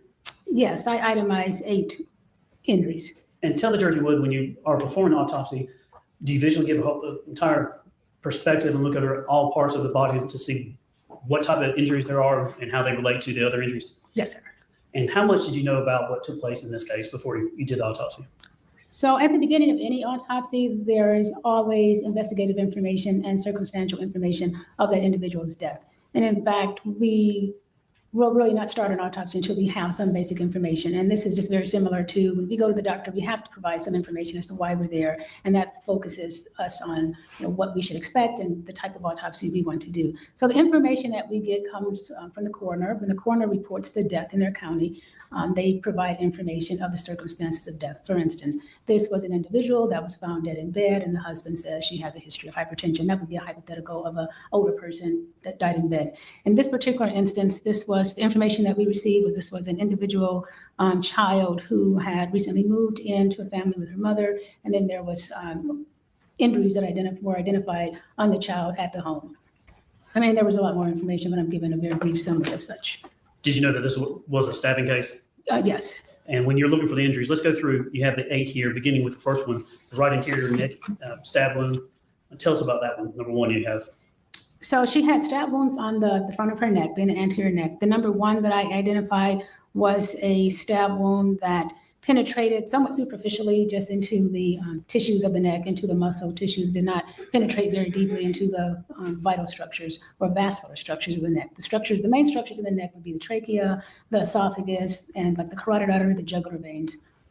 The second one you have is left anterior neck. Tell us about that one, if you would. This was another stab wound in the neck that was very similar in terms of its degree of injury to number 1, not very deep into the neck, mainly stopped and penetrated the muscles, and no vital or vascular structures.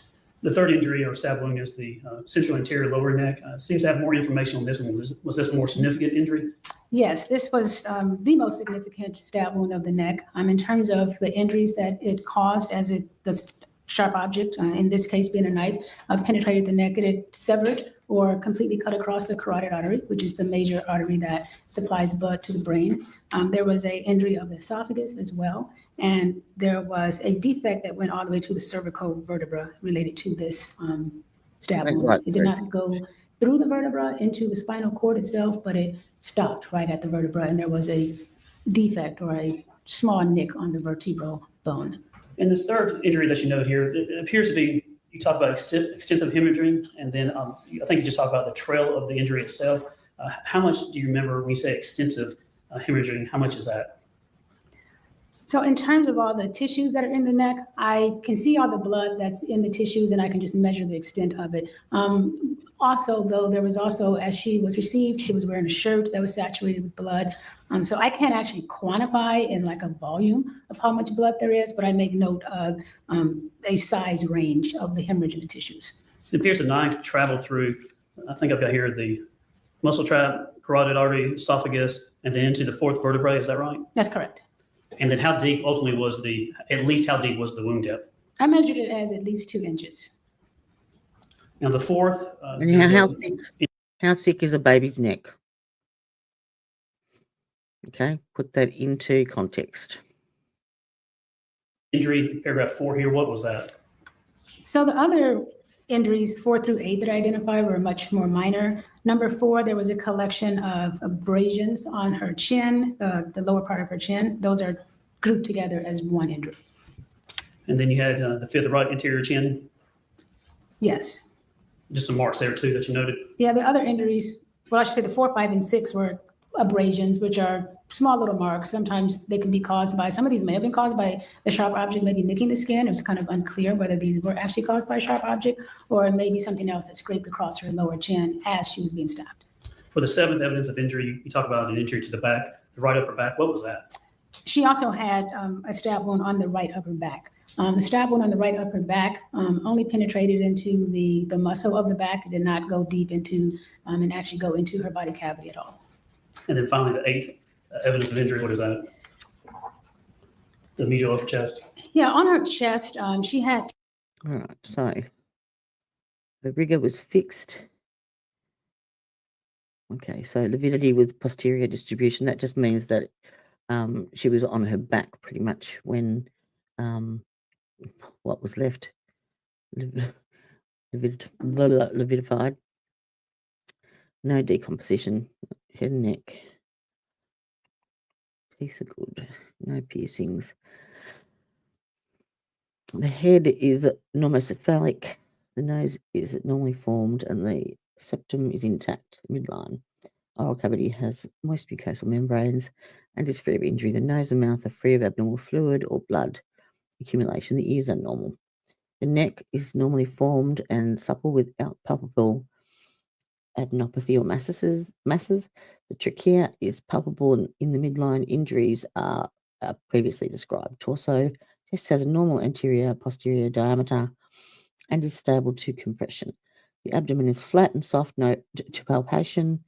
There is no appreciable fluid collection. The back is unremarkable and the spine appears straight.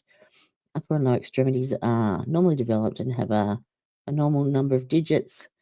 The extremities are free of palpable and visible fractures. The fingernails are worn at the level. I can't read the rest. So apart from the damage done, everything else absolutely perfect. Such a waste. 2 small little puncture type marks. Unclear again here whether these were related to the knife causing small little punctures on her chest. So I just described them as puncture marks. Oh, barbaric. Your map approach. I mean, State's Exhibits 89 through 98. See if those are photographs that you recognize from the autopsy list.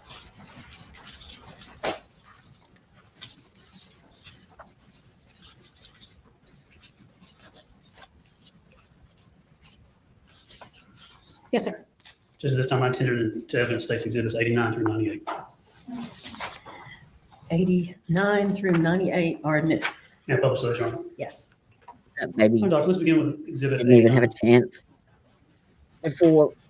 Tell the jury what we have. Yeah, to messed do up there. So I testified that the bodies come to our office in a body bag from the county of origin. This is the body bag that Hannah was received in, and the bags will have tags, identification tags on there with the individual's name. Going to State's Exhibit 90. What is this one? This would be the initial photograph that's taken after the body bag is opened. You can see this is just how the body was received. She had gone to the hospital for emergency medical intervention. All of those devices and intervention things are on her body, the defibrillator patches, the endotracheal tube, and her clothes are on. And I previously mentioned that, she had very clothes that were saturated with blood from the injury.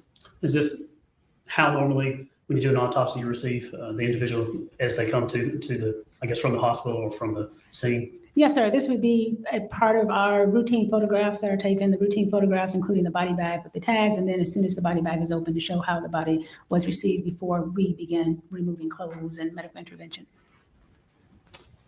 States 91, what are we looking at here? So now this is a photograph that documents the stab wound in the right upper back. This would be part of the external examination after all the clothing is removed, the body is cleaned, and if there are injuries, specific photographs of those injuries are taken. This stab wound I already mentioned, it did not penetrate deeply into the chest. It went just into the superficial muscles of the back. And when you do an autopsy, do you use markers or rulers to show where the injury is in the proportion or relation to the body and other things? Yes, sir. And then you can see on each of the photographs, the rulers will also have the identifying number or that specific case number. States 92 is just a closer up look of the injury to Hannah's back. That's correct. And anything about the injury itself, or are you familiar with the knife and the way the blade makes an indentation or wound like that? The injury itself doesn't always allow one to make a specific identification of the knife. There are things characteristics that if we are shown knives, we may say that wound is consistent with it or not consistent with it. But in terms of just documenting it, it's documented as the type of wound it is. It's a stab wound. We'll talk about where it is located as it relates to the body and the orientation. This particular wound is oriented horizontally from 3 to, we'll do a clock face type of orientation. So I'll document all of the features of it. I'm not able to say specifically what knife or what caused it, but if I were presented several objects, I may say whether it's consistent or not consistent with that particular implement. And is it accurate that if we see a photograph with a placard showing an injury, those are the injuries that you found on Hannah and there's no other injuries? In other words, the photographs where we show the actual stabbings or things like that, are you showing the rest of the body? There's no injuries like on the feet or the legs or things like that? Oh, yes, sir. I didn't understand your question, but yes. So the photographs that we take, we'll take some general photographs that we take on all cases that I talked about, overall picture of the body, we take an overall picture of the face, and then specific documentation, photographs for the injuries. If there are no injuries, no pictures, I should say, for instance, of the feet, that means I didn't see any injuries there. Well, there could be other pictures or pictures we don't use, but what we see are the injuries that are relevant to your autopsy and your opinion in this case. Is that right? That's correct. States 93, what do we have here? This would be one of the routine photographs of the face. We typically will always take a picture of the face of the individual. This is not a picture specifically to document a specific injury. And then 94, you did note something around the chin on Hannah? Yeah, although you can see, on the front of her chin, this patchy orange type appearance. This is, I don't remember if I call this abrasions or excoriations, but it has the appearance of somewhat like a diaper rashes type thing. It's not a specific injury, but it is something that is documented as a skin abnormality. Let's put it that way. States Exhibit 95, here on Hannah, what do we see here? This photograph shows the specific stab wounds on her neck. We talked about the 3 stab wounds on her neck. And I also talked about some of the cluster of abrasions on the inferior chin. The upper 2 wounds were the wounds that were into the subcutaneous tissues and the muscles and didn't go deep into the vital structures or vascular structures of the neck. And the lower wound in the center of her neck was the wound that resulted in the most damage to the internal structures of the neck. Under your summary of findings, you have category stab wounds of the neck, and you have 3. Is that what you're discussing here? That's correct. And you have a transection of the artery here. Tell us about that. What does that mean? The right carotid artery, what does that mean? So the carotid arteries, they are the major arteries that come from the heart and supply the blood to the brain. So they travel up through the neck. There's a right and a left. What did I say, the left one? It's the right. It's the right. So the right one, as one of the injuries to this stab wound, when I would say transect, it means it was completely cut in half. So, the artery is like a tube and it's just completely cut in half. And we say that Hannah died of a stab wound, and the cause of death is a stab, but what is the mechanism, or how does she die? Is it lack of blood, or what causes the death? Correct. Basically, and you can just pretty much say she kind of bled out. And we don't really, when we talk about cause of death, it's not a mechanism. It's a specific injury or cause. Mechanistically, this major artery was cut in half. There was a significant amount of blood from that artery, and she basically lost a lot of blood coming from that artery, which then subsequently did not allow her to have sufficient oxygen to her brain and ultimately to other parts of her body, and her heart stopped and she died. Doctor, let's look at States Exhibit 96 here. We're looking at the 3 stab wounds here. Any significant about the number that there are? Could one of those themselves have caused the death, or is it a combination? Or tell us, in your opinion, how that works together when we look at the injuries. Well, I typically will always just group injuries like this. She doesn't have one stab wound to her neck. She has 3, but she also has a stab wound in the back, despite the fact that I talk about the 2 of them on the neck and then 1 on the back didn't really go deep into tissues. And there's also, there's there's injury there. There's always small blood vessels. So collectively, I would say collectively, certainly the one major stab wound caused the most significant internal trauma, but collectively there's injuries that involve. So in that instance, I said stab wounds of the neck as our cause of death. As we look at Stacey's Exhibit 96, as we look at the major injuries, the bigger one we see on the left, is that what you're talking about? These injuries that we're talking about? Or? The most significant one was, let me see, it was the one in the center of the lower neck. Yes. Okay. Which one of these did you see? It would be that one. If you go down, yeah, that one would be the most significant. Now, when it comes to the death of Hannah, and I know the timelines may not be the right phrase. I'm a lawyer. I'm not sure of the medical terms, and help me out on this. But I'm thinking of the question is, how long did it take Hannah to die? Are we talking about seconds, minutes, or hours? And that's basically how we'll talk about how long it takes one to die. We can never say for sure, but certain types of injuries are categorized in those broad stroke-like timeframes, instantaneous, seconds, minutes, hours, sometimes days, months, years. In a case like this, when you have a major artery involved, such as a carotid artery, this would be categorized as a death that results or takes time about minutes. But a short period of time, minutes. It's certainly not going to take hours for this injury to have occurred, and then she's not going to die for hours. And this is the major injury that you know when we're going through, I think, paragraph 3 on the evidence of injury. Correct. And the depth of this, again, what was the wound depth? At least 2 inches. And this is the one that penetrated all the way to the vertebrae? Yes, went to the vertebra, but not through it. Go through 97. We're looking at going down her chest here. We see where the ruler is. What do we have here? Yeah, these are the 2 little marks on her chest that obviously documented that there are injuries on her body. I cannot be definitive and conclusive about what caused them in the setting of her having stab wounds. Could they be from the tip of the knife? That would be a reasonable suggestion, but I just categorize them as 2 punctate marks on her chest. They did not penetrate anything. They're just very superficial. Doctor, did you find the absence of natural diseases or natural deaths that could explain the death of the child here? Correct. So during the course of an autopsy, of course, I see these injuries. A complete autopsy is further performed where all of the organs of the body are taken out, they're looked at, because you also want to identify whether there was any other cause of death or a competing cause or a contributory cause. This was a 13-month-old child. I didn't find any other natural disease processes or injuries that caused or contributed to her death. And we may have done toxicology too.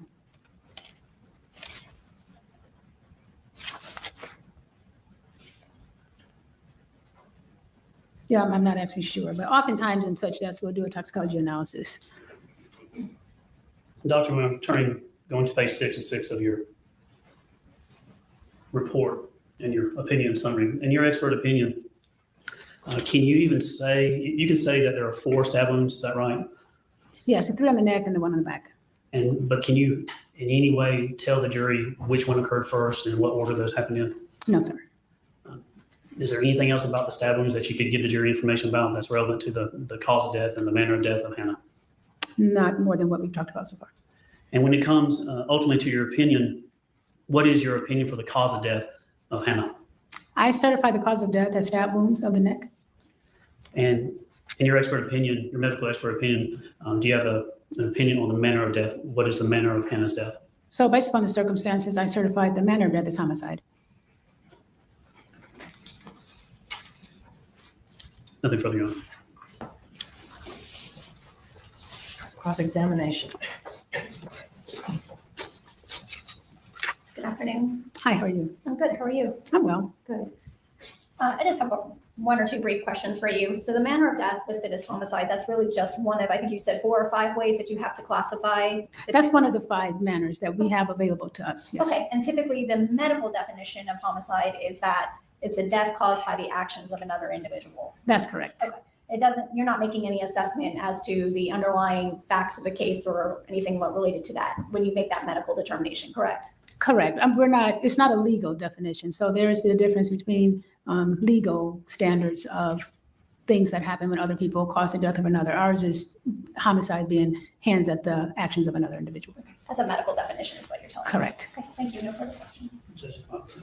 Go ahead. And Dr. Defense Counsel asked you questions about your opinion. Basically, area of expertise is medicine. So you're reaching an opinion on the medical side of it being a homicide. Is that right? That's correct. And you're not giving your opinion whether or not this was murder, because that's a decision that's for someone else, specifically the jury, to make, and not an expert in the field. Is that right? That's correct. So at times there are certain opinions that are given by experts, but ultimately some questions, the legal, the forensic question, is going to be reserved to the jury. Is that right? That's correct. But we can't agree that the manner of death is one person's conduct or actions causing the death of another person, right? Yes, in this case, yes, this is a homicide. Thank you, ma'am. Nothing further. Your I have another question. Thank you. Any reason to keep this witness? Honor. Your Honor. That's right. You can step down. Thank you, ma'am. The state may call its next witness. May I first get photographs? Can we just take a break? Ms. Driver, a quick break. Okay, let's take a 10-minute break. We'll be back at 10 till. Leave us your notepads. You can be in break in the jury room, and we will resume in 10 minutes.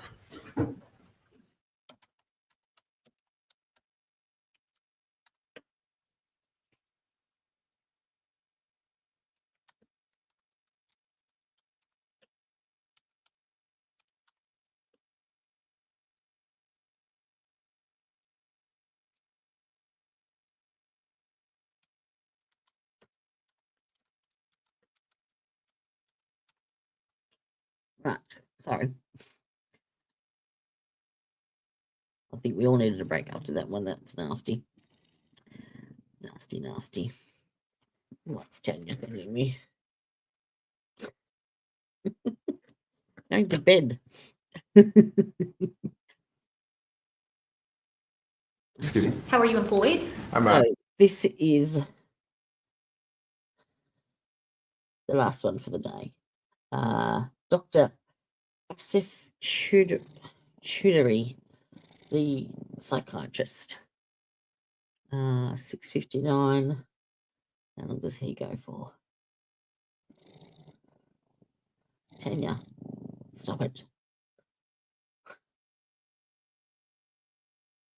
Oh God, he goes for at least an hour. Oh dear. Oh, Tanya, stop it. A psychiatrist. I'm in private practice. All right. And prior to being in private practice, how were you employed? With Wellstar. All right. And when you were employed with Wellstar, what was your role with Wellstar? So I was a consult liaison psychiatrist for And Keystone. for Keystone Hospital? Yep. Can you tell the jury a little bit about your educational background and training that brought you to the field of psychiatry? Yeah, so I did my medical school training at St. Matthew's University, and then graduated from there and did my residency at the University of Missouri, and did my child and adolescent fellowship at the University of Missouri, and then moved back down to Georgia and started with Wellstar. Okay. And was Wellstar your first psychiatry position after finishing your education? Yes. And for what period of time were you a psychiatrist with Wellstar? For about 5 years. And what years were those? Those would be after about 2018, and then up until, I would say about 2 years ago. Okay. And in your professional capacity as a psychiatrist with Wellstar, what were your duties and responsibilities? So my duties and responsibilities were, whenever we get a consult, we would answer the question by the consulting team there, and if it was related to medication management, delirium, or any other mental illness, we answer the question and then treat the patient accordingly. Okay. And in terms of your professional capacity as a psychiatrist, what can you tell the jury just generally about what is the field of psychiatry in terms of your expertise? Yeah, so we deal with mental illness, so common syndromes like depression, anxiety, PTSD, ADHD. In the hospital setting, it's a little different because they can be complicated patients. And so inpatient, outpatient settings are a little bit different there, but common mental illnesses that we'll be treating. Okay. Your Honor, this time I tender Dr. Chowdhury as an expert in psychiatry. No objection. I want to talk to you a little bit about what your role in this particular case was. How were you employed in December of 2020? So as a consult liaison psychiatrist with Wellstar. Okay. And does that have anything to do with issues of like legal competence or legal insanity or legal determinations about somebody's mental state? So we don't make that determination. In our setting is whatever question is asked by the primary team, we go in and answer that question for them. So we don't make the determination of competency. That's more of a legal Okay. never there. And back in 2020, were you employed more as like a clinician and a medical provider? Yes. Okay.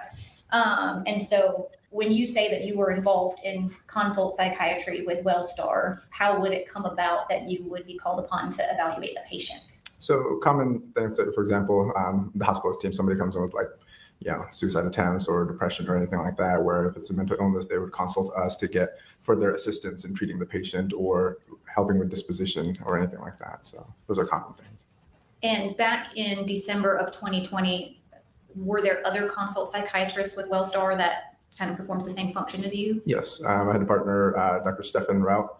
So we have a 7 on, 7 off shift. So he would be my counterpart for the other days. 7 days on, 7 days off? Yes. All right. So was it just you and Dr. Rout rotating 7 days on, 7 days off? Yes, and we'd have like nurse practitioners that would be under our supervision as well. Okay. I cannot hear. Can you adjust your microphone a little bit closer to you? Is that better? Okay. Thank you. All right. Dr. Chowdhury,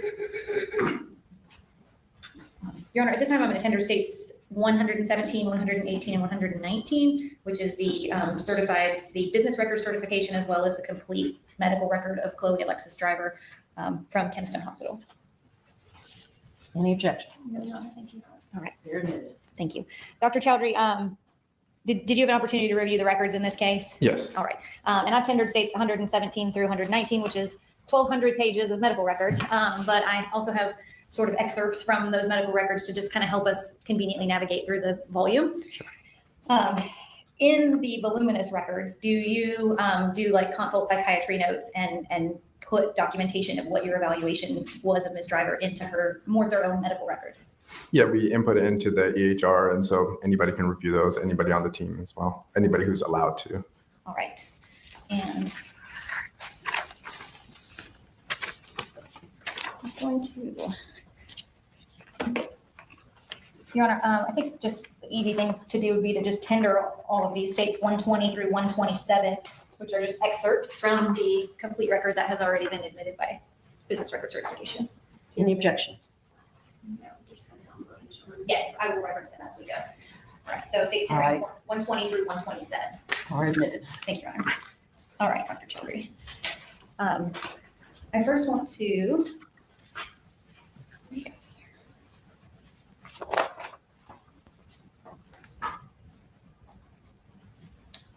Is your screen on? Can you see what I'm doing on that screen? No, it's blank. Not on.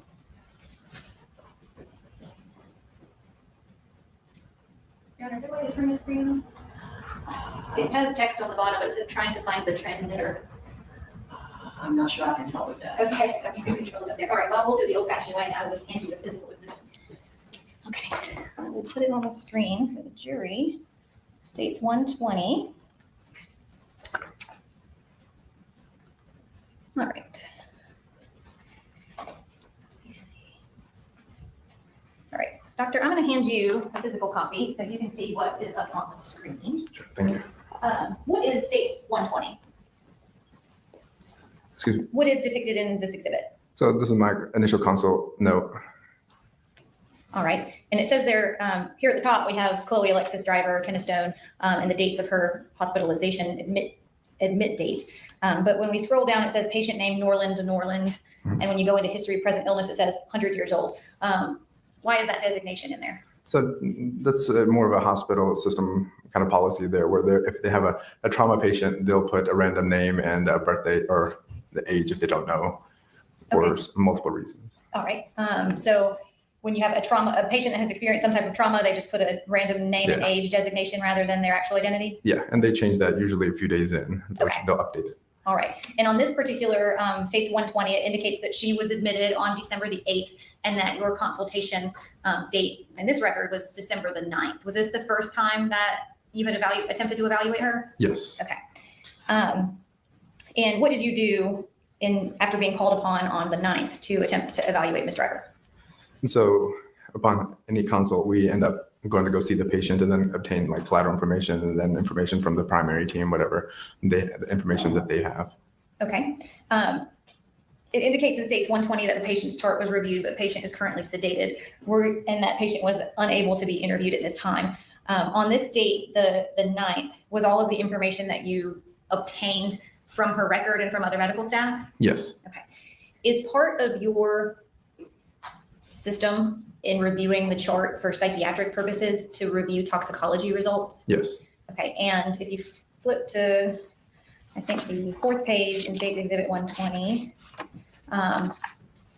what can you tell the jury about her tox and lab results from December the 8th when she was admitted? Nothing was detected there. Okay, and what are you testing for in those tox results? Is that a pretty broad spectrum of?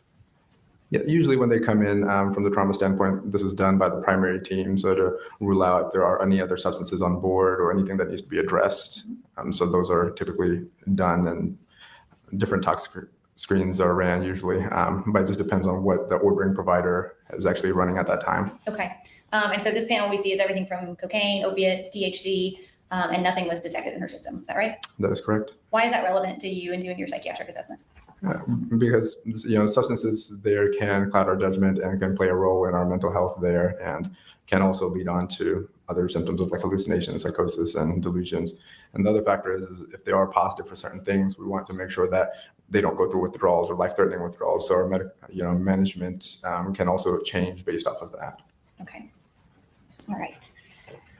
I want to next go to State's Exhibit 121 and 122. If you look. Yes, I'm sorry.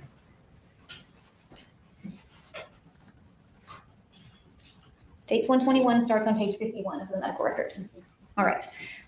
Dr. Chowdhury, what was the date of your next evaluation of Ms. Driver? And so based off of this, 12/10. Okay. So this was 2 days after she was admitted? Yes. All right. And you put in there chief complaint. How do you designate a chief complaint, and why is that in quotes?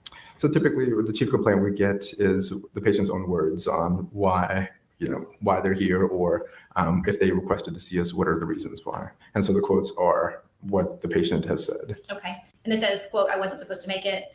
Would that be something that came directly from Ms. Driver? Yes. And on this date, the 10th, were you following up from your inability to evaluate her on the 9th, or did she request to see psychiatry? No, we typically continue on. But yeah, this would be a continuation of the initial consult. Yeah. Okay. From her medical team? Yes. Is that standard for anybody that had a suicide attempt? Yes. Okay. And then when we look further in the chart, it says the patient was interviewed and chart was reviewed, patient unable to speak, but is able to mouth answers, communicated with patient via clipboard at bedside. What can you tell the jury about what her condition was in terms of her ability to communicate? So she was not able to actually verbally communicate during the interview there, but she was writing and mouthing her answers. Okay. And in this, on the second line of the subjective area, you wrote the patient was linear and was able to provide details on the events that took place prior to being hospitalized. What does it mean when you state the patient was linear? So is that her thought process was more focused and kind of orderly there. So that's important if, collecting the history. Okay. And what was sort of your strategy or purpose in assessing her at this stage? What was it that you were trying to determine?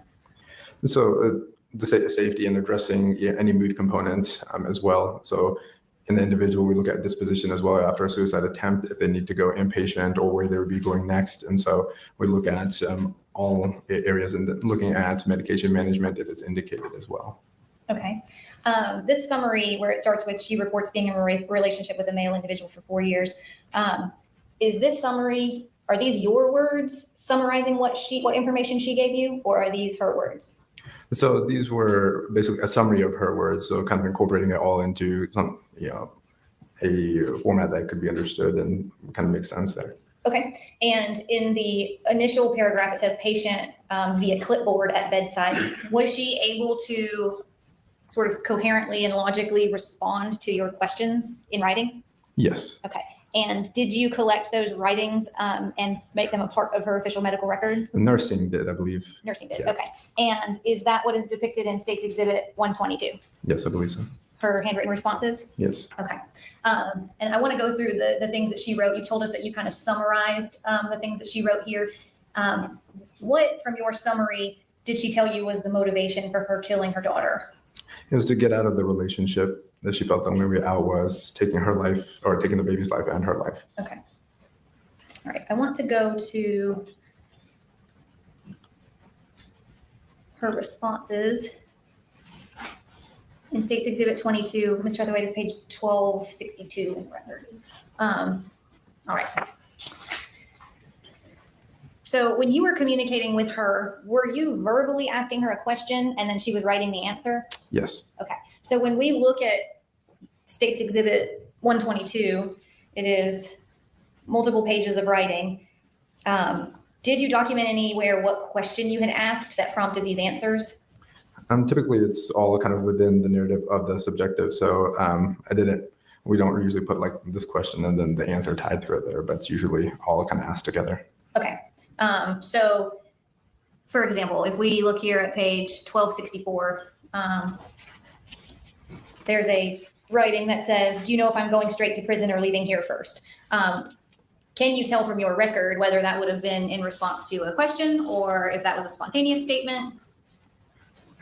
So could you repeat the question there? Sure. There's a lot of writing on these pages that doesn't all connect. It's not a complete narrative. Yeah. So what I'm trying to establish for the jury and help them understand is, were these writings in response to a question that you asked, or was she just wanting to tell you things? I believe this was a question that she asked. This was a question that she asked. Yeah. Would you ever introduce the concept of prison or incarceration to a patient that you were evaluating? No. Okay. And why not? Because, well, there's no therapeutic benefit of, saying that, hey, are you going to prison or do you know if you're going to jail? It's more of us deciding what the safest place for the patient to be. And if, say, for example, jail or anything like this wasn't in question, we'd be looking at either inpatient hospitalization if a patient is acutely in danger to themselves or others there. So we don't ever introduce, if they're discussing jail or things like that, there's no therapeutic benefit there. Okay. So this would have been something that she was concerned about at that moment that she just asked of you. Yeah, and it's quite common for a patient to ask, or where am I going next? Or when am I getting out of here in a hospital settings? Okay. All right. I'm going to go up a little bit more. There's a statement here that says, what do you mean prescribe? Would that be in response to something that you asked her? Yeah, so typically we ask like past psychiatric history if we've been on prescribed medications or if we take any other like substances as well too. Okay. Do you know what the statement 8th grade for fun once was in response to? That may be more so of like substance use. Okay. And then she wrote, we both disagree with pharmaceuticals. Do you know what that was in response to? Her husband and her, their thought process behind like using medications. Okay. And did you discuss with her extensively the prospect of putting her on medication? Yes. And at this time on December the 10th, did she express any feelings to you about whether she wanted medication? She did not want medication. Okay. And did she ever state to you why? That it wasn't in their belief system. Okay. And let me go back. This note that just says my daughter is dead. Do you know what that is in response to? Not specifically, no. Okay.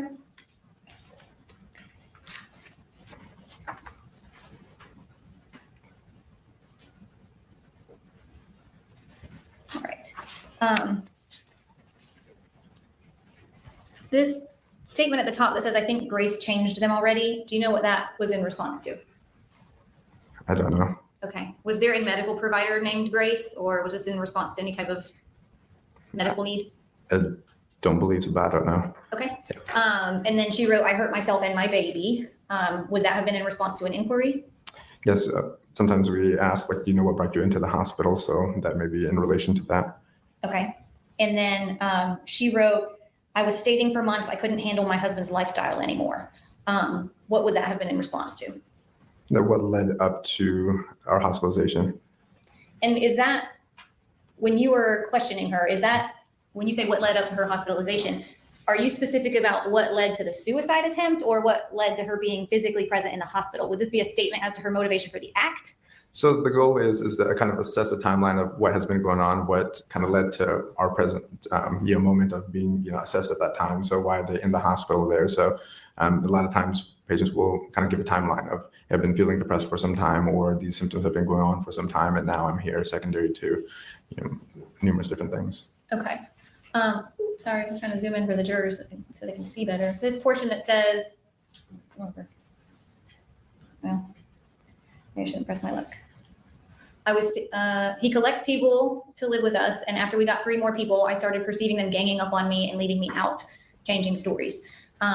Would this have been in response to a question or about her mental state? Do you have any recollection of sort of how all these pieces of information fit together in response to what question? I do not recall. Okay. The question would be. All right. There's multiple pages of writings here. I want to talk to you about this portion at the bottom where she wrote, for the first 2 years, not so much because it was just us traveling. But once he got people listening to him more, I started feeling scared and was begging for attention for us to be with baby. Do you know what that was in response to? It was likely asking if you felt safe in the relationship. Okay. And or if there was any safety concerns. okay. And so she indicated that things had changed because there were more people in the group now, and she had been begging for attention for her and him to be with the baby. Yes. Okay. And then over here on the side, do you know what this note was in response to that says, eventually within the last 2+ months, I started taking CBD and I was becoming paranoid? So I'm not sure what that was specifically in response to, or if it was just a statement that she was making in regards to asking about substance use. Okay. Anything about her mental state when you were asking these questions and she was responding? I know you put in your record that her thought process was linear, but did you document anything in there about whether you had concerns that she was actively delusional or experiencing any type of hallucinations or delusions at the moment that you were evaluating her? Not at that moment that anything kind of stood out to me. Okay. Did she seem coherent, capable of understanding your inquiries, capable of giving logical responses? Yes. Okay.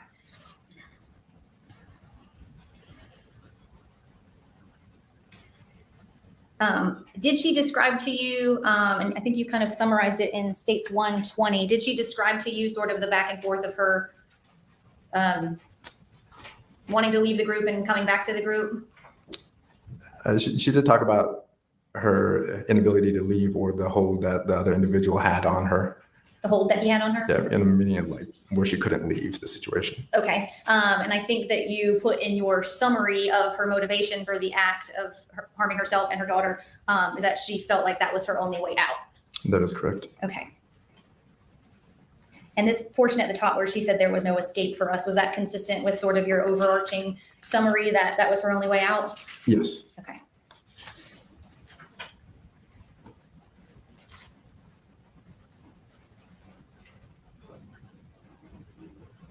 All right. And then this portion where she said, basically, he's supposed to marry 1,000+ wives, take over the world, and there's only 169,000 living souls. What was this in response to? So this may be in response to asking more about kind of the environment that she was in and their belief systems. Okay.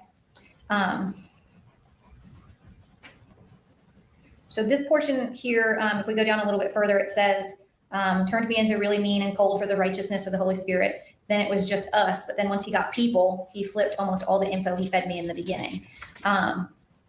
Do you know what this was in response to? So it would be more so of what their belief system was and what she was being, either told or told to believe. Okay. And did she express that things changed for her when more people joined the group? Yes. Okay. This portion right here, this paragraph that starts with, I was not supposed to live. Do you recall if this was in response to a question? Yes, it may be a response to, are you happy to be alive? Okay. And she indicated I was not supposed to live. I wanted to be with her because I do believe I'm too crazy at this point to go on, especially after killing my own daughter.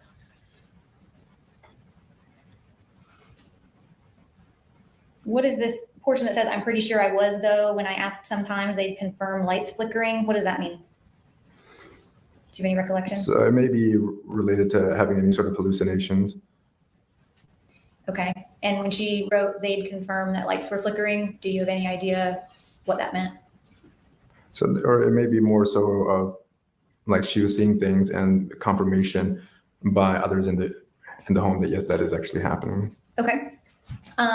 And this says, I have several times, my big attempt was just a week ago. Was this her describing sort of her thoughts surrounding her, her inability to leave the group? Yes, I believe so. Or It could also be in relation to if we've had previous suicide attempts. That is a question we typically ask as well. Okay, so you don't know if this was in reference to an attempt to leave or a prior suicide attempt? Yes. All right. But based off of that, it does look like trying to lead the situation. Okay. And then she wrote something here about taking out a $150,000 loan in her name. Mm-hmm. Do you know if that was in response to a question? It may be more so related to why did we stay back, or were there other reasons that we had to stay? Okay. All right. What was your kind of assessment of her mental state at this time? This was on the 10th of December, 2 days after she was admitted. I know you've already testified that she said pharmaceuticals were against her belief system and that her motivation for murdering Hannah was because she felt like that was their only way out. What was, from a psychiatric perspective, sort of anything you documented about concerns for her at that point? Yeah, our concerns were that she was not safe for discharge. So meaning that if an individual had a suicide attempt, that we would not just clearly let them just go home after the hospitalization. Okay. But did you document any type of active delusions, hallucinations, anything like that at that time? Not at that time. Okay. I want to talk to you about State's Exhibit 123, which I'll pull up. Let's try the way that starts on page 61 of the record. Thank you. All right. So we talked a little bit about Dr. Rout, and this is his record. But I want to discuss with you this note here on page 61 of the record. It says patient is able to mouth words but withdrawn with poor cooperation. She is not interested in medications or therapy and reportedly has beliefs that are counter to allopathic treatments and mental health treatment. Was this documentation by your counterpart, Dr. Rout, consistent with the information that she provided to you on the day before, the 10th? Yes, I believe so. Okay. And then under medication plan and recommendations, did he document continue to hold off on meds patient refusing? Yes, that is correct. Okay.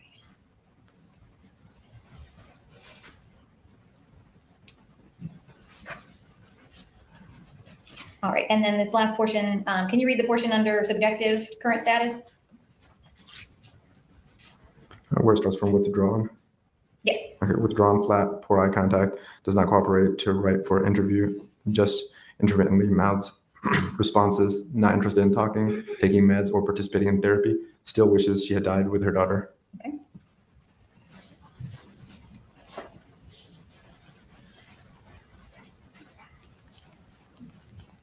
All right.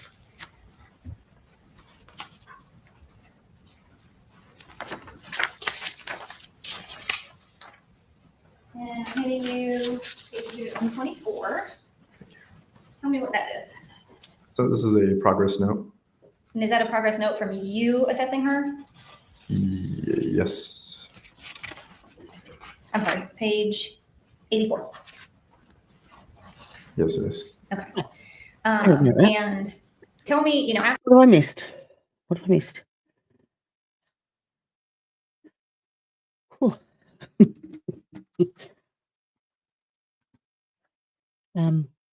Has he come up with any particular diagnosis or anything yet?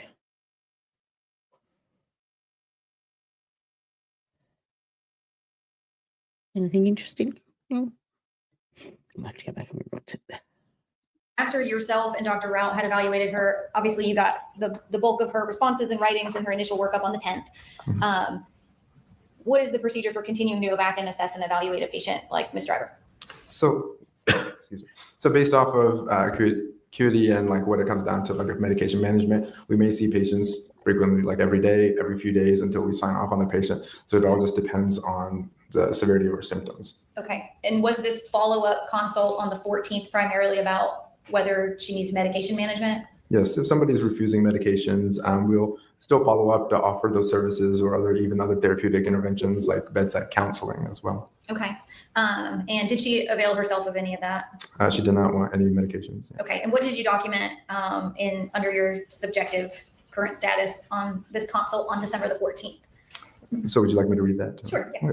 So a patient straight and has a difficult time responding, however, is able to mouth answers. She denied suicidal ideations, homicidal ideations, auditory and visual hallucinations. I discussed again if patient would be agreeable to start medications. She refused and stated that she didn't want to be on anything based on her beliefs. No acute concerns noted by nursing staff and officer with patient. Okay.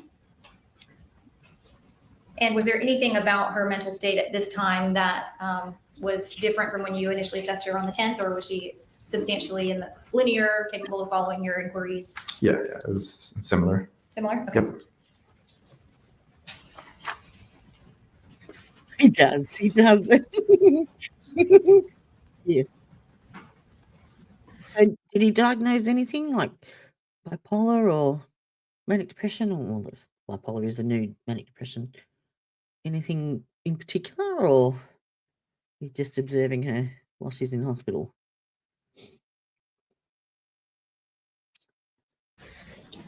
All right.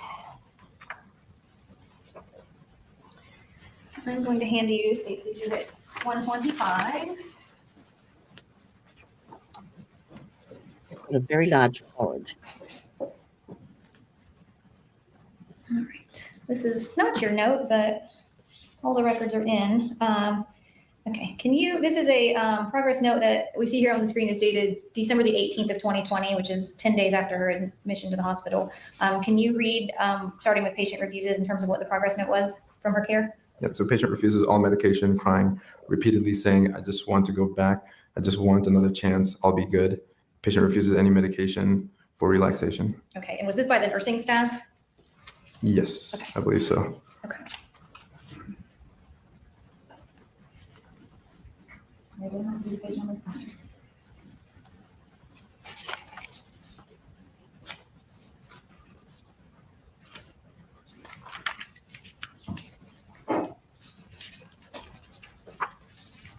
All right, and then I want to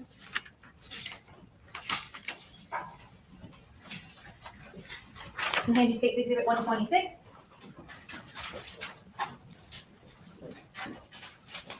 And that is starting on page 102. You put on your chief complaint, I need to rewind back.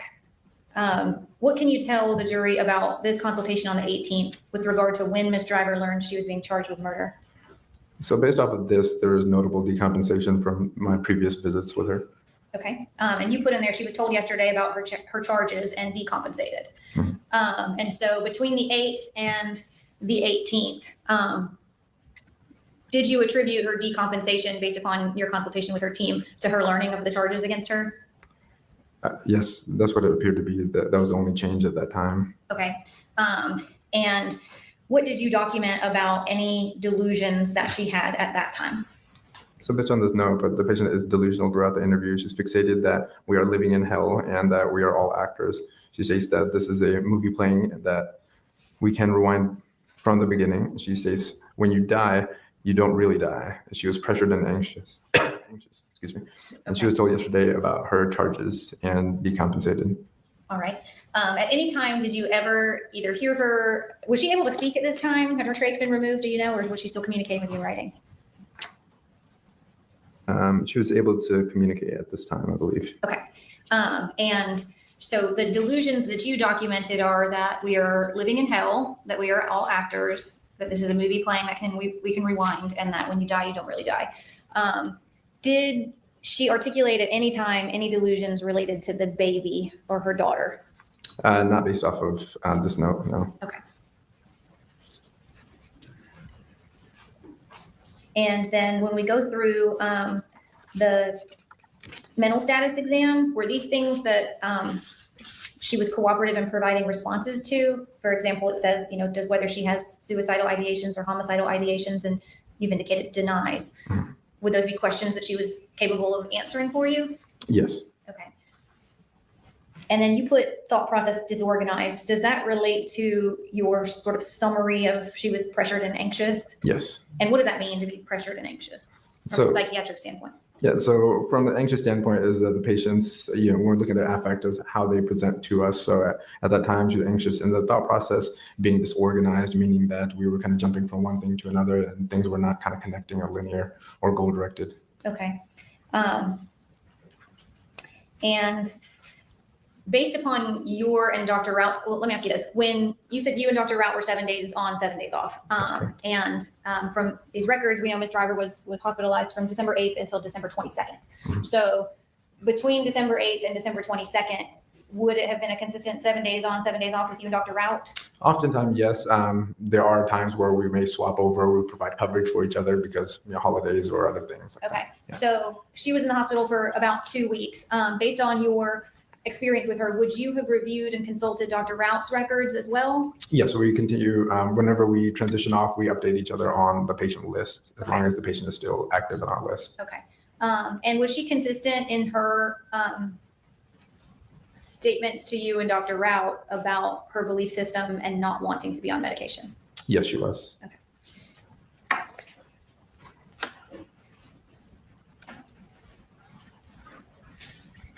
And then States Exhibit 127. I know this is not your note, it's a physical therapy note, but oh, well, can you see that on the screen? The PT note? Yes, I can. Yeah. Do you mind reading that? Yeah. Attempted PT this morning. PT deferred mobility, stating that she has no reason to walk since she'll be sitting in a jail cell for the rest of her life. We'll follow up one more time to encourage participation. If she continues to refuse, may discontinue PT next attempt. Okay. And this note was from December the 22nd? Yes. Okay.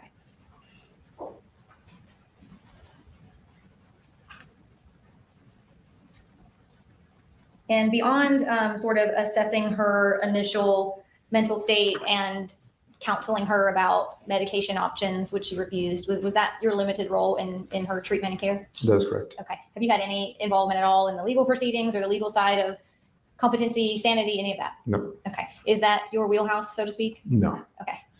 All right. I have nothing further for this witness. Okay. Do we need the jury to step out or you've got? I think I should be okay. Just give it a second. Okay.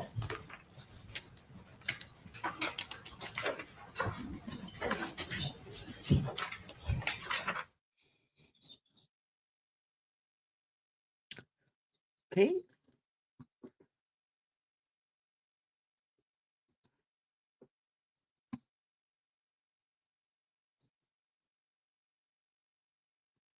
Whether or not she's experiencing any type of delusions or auditory or visual hallucinations unless the patient verbalizes that to you, correct? Well, we have nursing staff, other staff that are monitoring her. So oftentimes they may suggest a patient is responding to unseen stimuli, or they've been like talking to themselves in a corner to a direction where there's nobody there. And so they are usually being monitored.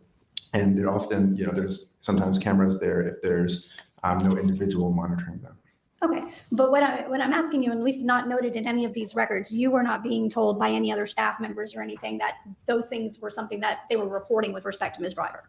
That's correct. So in this particular instance, the only thing you could rely on was what she was actually stating to you in these interviews, correct? That's correct. All right. And one of the first things you did when you assessed her initially, I think it was December the 8th, is you noted reviewed all of the other staff members' records, correct? Yes. And in those records, you were able to determine what the extent of her injuries were, correct? Yes. And those injuries were described as self-inflicted, correct? Yes. Do you remember how many stab wounds that she had I in do her not. neck? Okay. On page 7. May I approach the witness? Yes.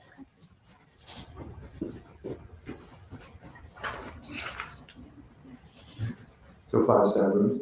Do you remember if there were any other additional wounds to her that you recall? I do not.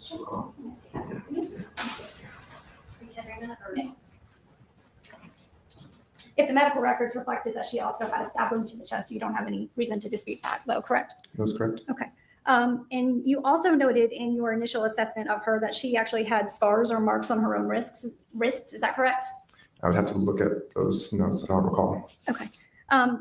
You indicated once that a patient would be stable, that there would be somebody that would sign a 1013. Can you explain what a 1013 is? So 1013 is an involuntary hold. So if somebody is, say, for example, suicidal, that we would be holding them in the hospital so they don't have the right to leave. Okay.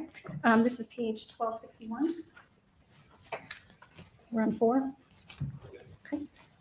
I'm marking this one as defense exhibit number 4. May I approach the witness? Yes.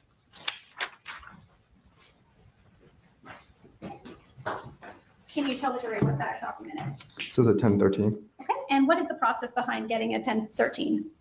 So any physician or psychologist or other staff can place an involuntary hold to hold the patient against their will and not be allowing them to discharge.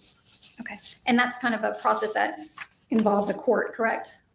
No, it doesn't require the court to step in unless we are escalating to different levels of involuntary holds. Okay, but that is a procedure that you put in place typically when you see cases that are suicide or something else like that. If there's acute safety concerns, imminent risk to harm for themselves or others, yes. Okay, we would move to tender defense for as evidence.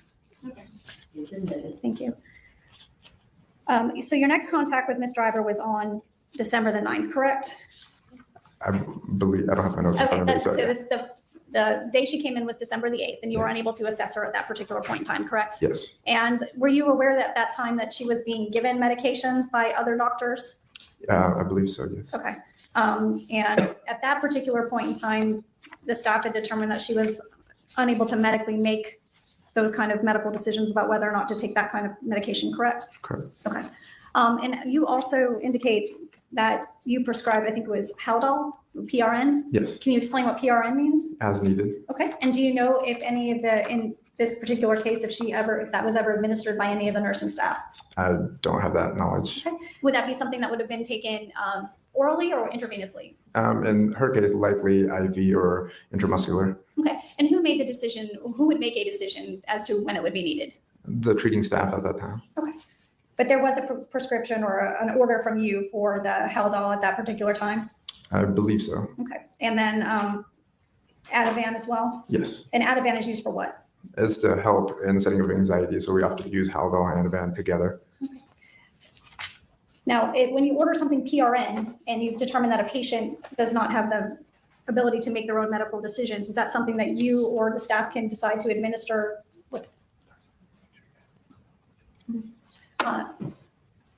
But you could have any staff member can administer without getting permission of the patient? Yes. Okay. And what's the purpose of Haldol? What does that treat? So it's a first generation antipsychotic that we utilize in agitation. We use it in schizophrenia as well as other mental illnesses. Okay. And you already said the Ativan is for like anxiety or anything else related to that. Okay. You again saw her on December the 10th, and that's when you did kind of a more thorough, I guess is the best way to put it, interaction with Ms. Driver. And in that particular point in time, she still had the trach, correct? I'm sorry, you have to answer out loud. Yeah, I believe so, yes. Okay. And then still was taking the pain, being administered the pain medications, and to your knowledge? So other pain medication, I'm not aware of what she was getting. Okay. One of the things you told us earlier was that she was not able to speak, but was able to mouth answers, correct? Yes. All right. And then part of the thing that because of her current condition, was it you or a nurse that gave her the paper and pen to write with? Do you recall? I believe it was nursing staff. Okay. Let me pull this up. That's not it. Is it 120? Okay. Do you have the handwritten notes still up I do there? not. Okay. There. Oh, there in order. Okay. May I put you witness? Yes.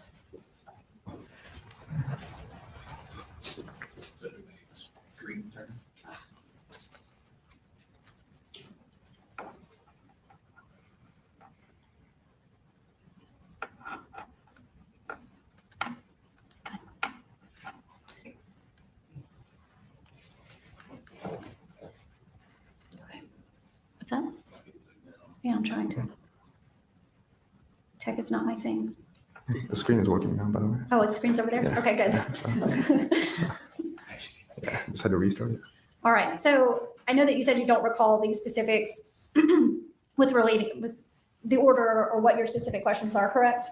That's correct. All right, but some of the things that you were trying to assess, I think you indicated was like her current mental status and, trying to develop some, background information as to how she got there that day. That's correct. Okay, and she told you, at least in these handwritten notes, she said, I hurt myself and my baby. I was stating for months I couldn't handle my husband's lifestyle anymore. He called people to live with us, and after we got 3 more people, I started perceiving them as ganging up on me and leaving me out, changing stories. And I guess in response to further questioning, she said, if I didn't listen to my husband to go sit or stop talking, he started hitting me after he had 4 individuals by his side. So when she disclosed to you that she had been at least physically abused, was that what prompted the next line of questioning about the nature of the relationship and whether or not she felt safe? I believe so, yes. Okay. One of the things she did relate to you on that particular day is that she did have some feelings of being scared, and that she had been taking that CBD and was becoming, I can't read part of it, but something paranoid said about, is that correct? That is correct. That's what's written there, yes. Okay. And I think you told Ms. Gropper you didn't remember what this statement was in response to. Which statement? The my daughter is dead, the next page. I'm sorry, I'm scrolling up. Yeah. Yes, I'm not sure what that is a response to. Okay. And then if you could flip to the next page, I believe it's page 1264 in your packet. Mm-hmm. Some of the things that she continued to explain to you by writing in response to your questions were about the relationship was that he never allowed her to get a licensed car or anything or job until they were homeless at one point, I guess. Mm-hmm. Yes. And that she communicated to you that she was 17 when she met him and had the baby a few months after. That's he was correct. 19. She also reported to you that he would hit her or threaten her and keep her there even when she wanted to try to. That's correct. Okay. And then you were talking, I guess, about part of your process, and this is to try to, I guess, educate patients, experiencing psychiatric issues for the first time about the benefits and side effects of medication. Yes, we often discuss all treatment options. Okay. Some of the things that she also talked to you about was a different belief system about how the world was and spiritually. She seemed to talk about that in the context of we, correct? In the context of what? Of a we instead of just me. Yes. She was referring to both her and her husband. Yes. Okay. If you could turn to page 1265, it should be the next one. Mm-hmm.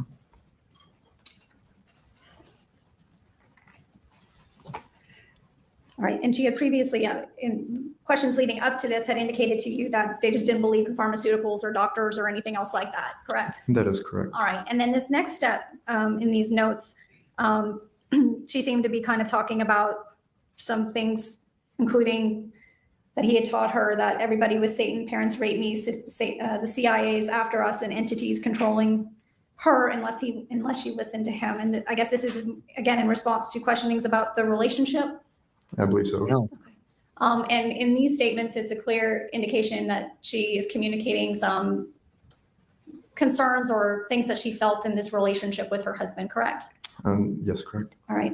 And that she also kind of talked to you about some beliefs about what happens when you die and all of those things. And those, would you agree with me that some of the things that she's talking about with the CIA and Satan and her belief systems about death are not necessarily consistent with that of somebody in a good mental state? Well, that can be relative. They can be non-bizarre delusions as well too, where like the CIA can be after us. So versus if somebody said that, hey, aliens are after me or something like that. So. Okay, but it also could be indicative of somebody having some of those paranoid type thoughts that she was referring to previously. That is possible, yes. Okay. And then she also talks about how her husband had tried to give her his own diagnosis. Yes. Okay. And that he also shared that something about beliefs regarding heaven and hell. Yes. Okay. And that, do you remember talking to her about how she described her marriage? Let's scroll down here in terms of it being a different document. Do you recall what that explanation was? Yes, like in the sense of like if they were married. And so I believe that it was a reference of that and they followed a different kind of document for marriage. Okay.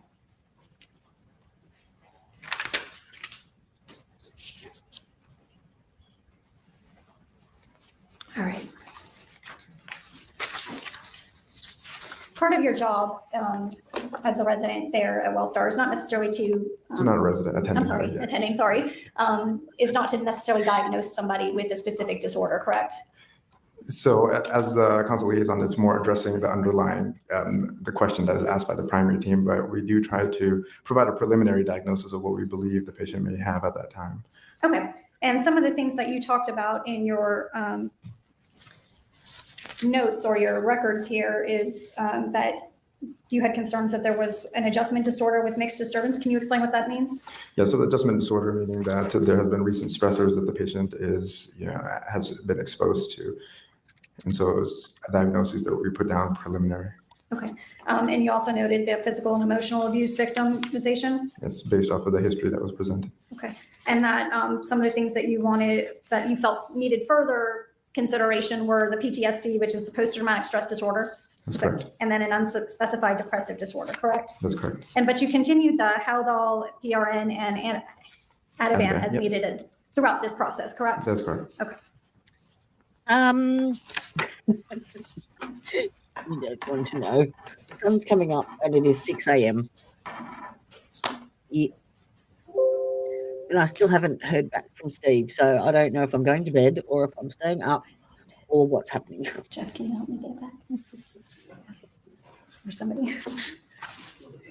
You watch, I'll go to bed and I'll get an email.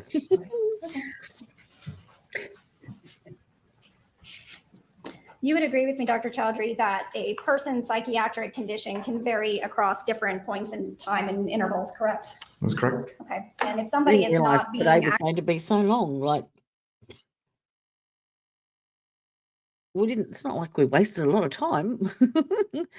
It's a normal court day, but yeah, it seems like it's never ending. actively treated, i.e. refusing medication, that can still continue to happen even though you're seeing that patient consistently over the course of their hospitalization? Yes, we can. Okay. So the fact that if someone doesn't report auditory or hallucinations or delusional thoughts initially doesn't mean that that can't develop or progress as they continue to be hospitalized, correct? That's correct. All right. In this particular case, you went again and saw her, I believe it was on the 14th. Let's get to that.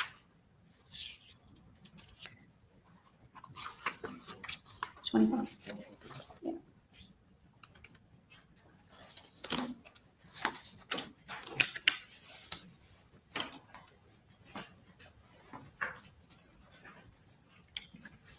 Okay. 125. Average witness? Yes. Yes.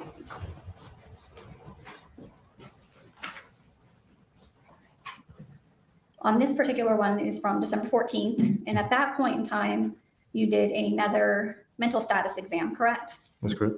And at that particular point in time that you indicate she was denying any type of suicidal or homicidal ideation or the hallucinations, correct? Correct. Still didn't want to continue on any kind of medication.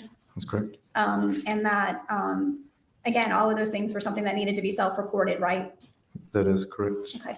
Are you aware that there were other providers, at least notes, that she continued to express concerns about suicide?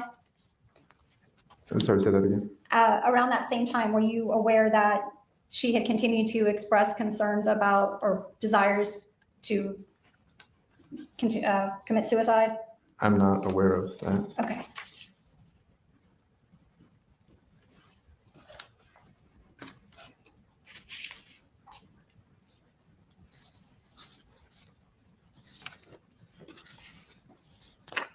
This is Katie Page.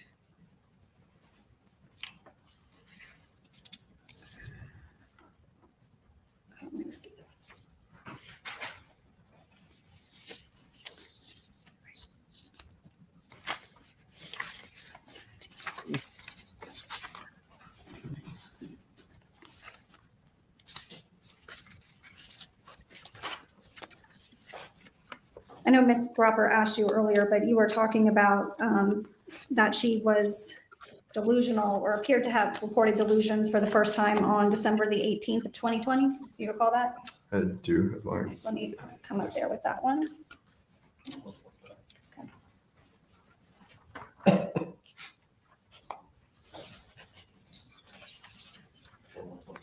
No, it's not 125. May I approach witness?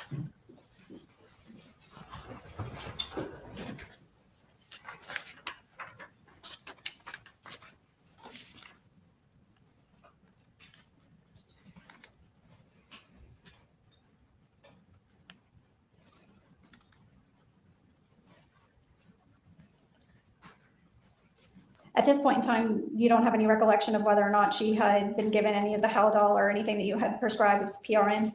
I do not. Okay. And at that point in time, she did convey that she thought we were living in hell and that everybody around her was actors. That's correct. And at that particular point in time was the first time she actually verbalized, at least to you, He's on that she was having those 1.25. visual hallucinations and delusions. Yes. All right. Mhm.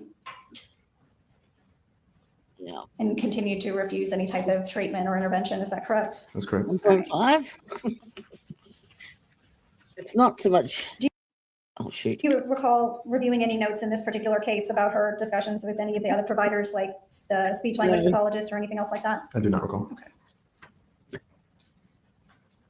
This is page 205. Need to mark it as defense 5.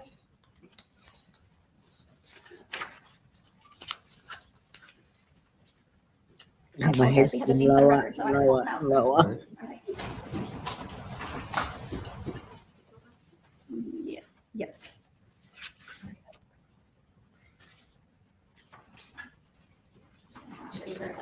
Into the record.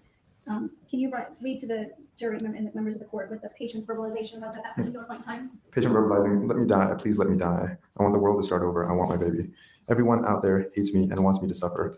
Patient alternating between intense crying and completely flat affect in an instant. Thank you.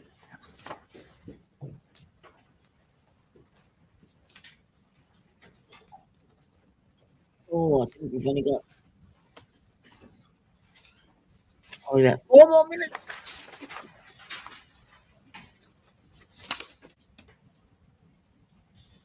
Then, If I could just have 1 second. Sure.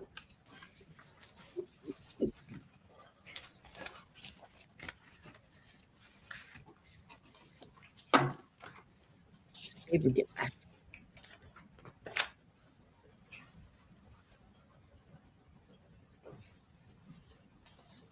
Any further questions? Thank you, Dr. Chadley. Redirect? Let's just make sure it's back in the right order. Oh, thanks. That's not tablets. You got that right, thank you. I'll move to admit D5 if I didn't do it already, I don't remember. Thank you.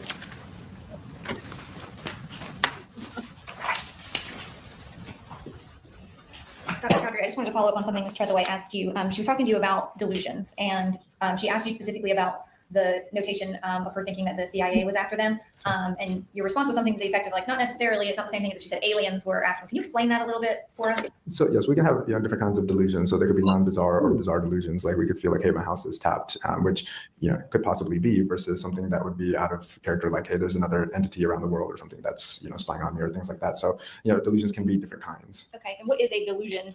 A false fixed belief. Okay, a false fixed belief. And if somebody has a untraditional worldview, is that necessarily a delusion? No. Are you familiar with people that call themselves flat earthers? Yes. Okay, and they have whole conventions of like tens and hundreds of thousands of people think the world is flat? Yes. Are all those people delusional? No. Okay. And in your field of study, is it difficult to assess what is a genuinely held worldview versus something that's a delusion of the mind? Yes, it can be difficult. Okay. I have nothing further. Any further cross-examination? Dr. Chowdhury, you agree with me that the CIA generally doesn't follow the average person, correct? I would agree with you. Yeah. And so that could be some sort of false delusion, not necessarily a belief, correct? Sure, it could be, yes. Anything else? No, you're right. You can step down, thank you. Councilman, come forward, please. Okay. I know. Bye-bye. All right. Well, that was fun. For the most part. Yeah. Day 3 tomorrow. Or tonight for me. Oh, my nose has gone all. It gets blocked up this time of the day, morning, whatever. Alrighty. Well, you lot do not behave yourselves at all. My instructions. Have a fantastic rest of your day.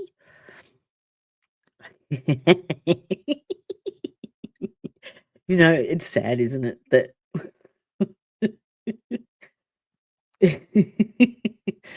yes, it's sometimes I feel guilty. You know, we're watching a murder trial and we're having a laugh, but sometimes you need to, because the things are so dark. You need some light. Does that make sense? You have a good day too. And was no one hot in that trial? What's going on? Where's Udef? What have you done with him? Yes, I'm going. Absolutely, Tricia. I'm 100% with you, my love. 100%. Alrighty. I shall see you again this evening. Good one. And as I said, don't behave. That's boring. And hopefully I'll be back with my secret very, very soon. Bye-bye. Justice served in an honest fight. True crime tales till the verdict's right.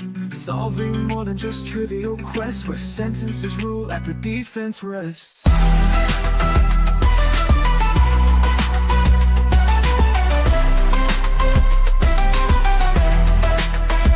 Justice served in an honest fight.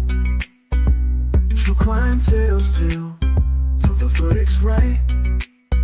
Solving more than just trivial quests, where sentences rule and the defense rests.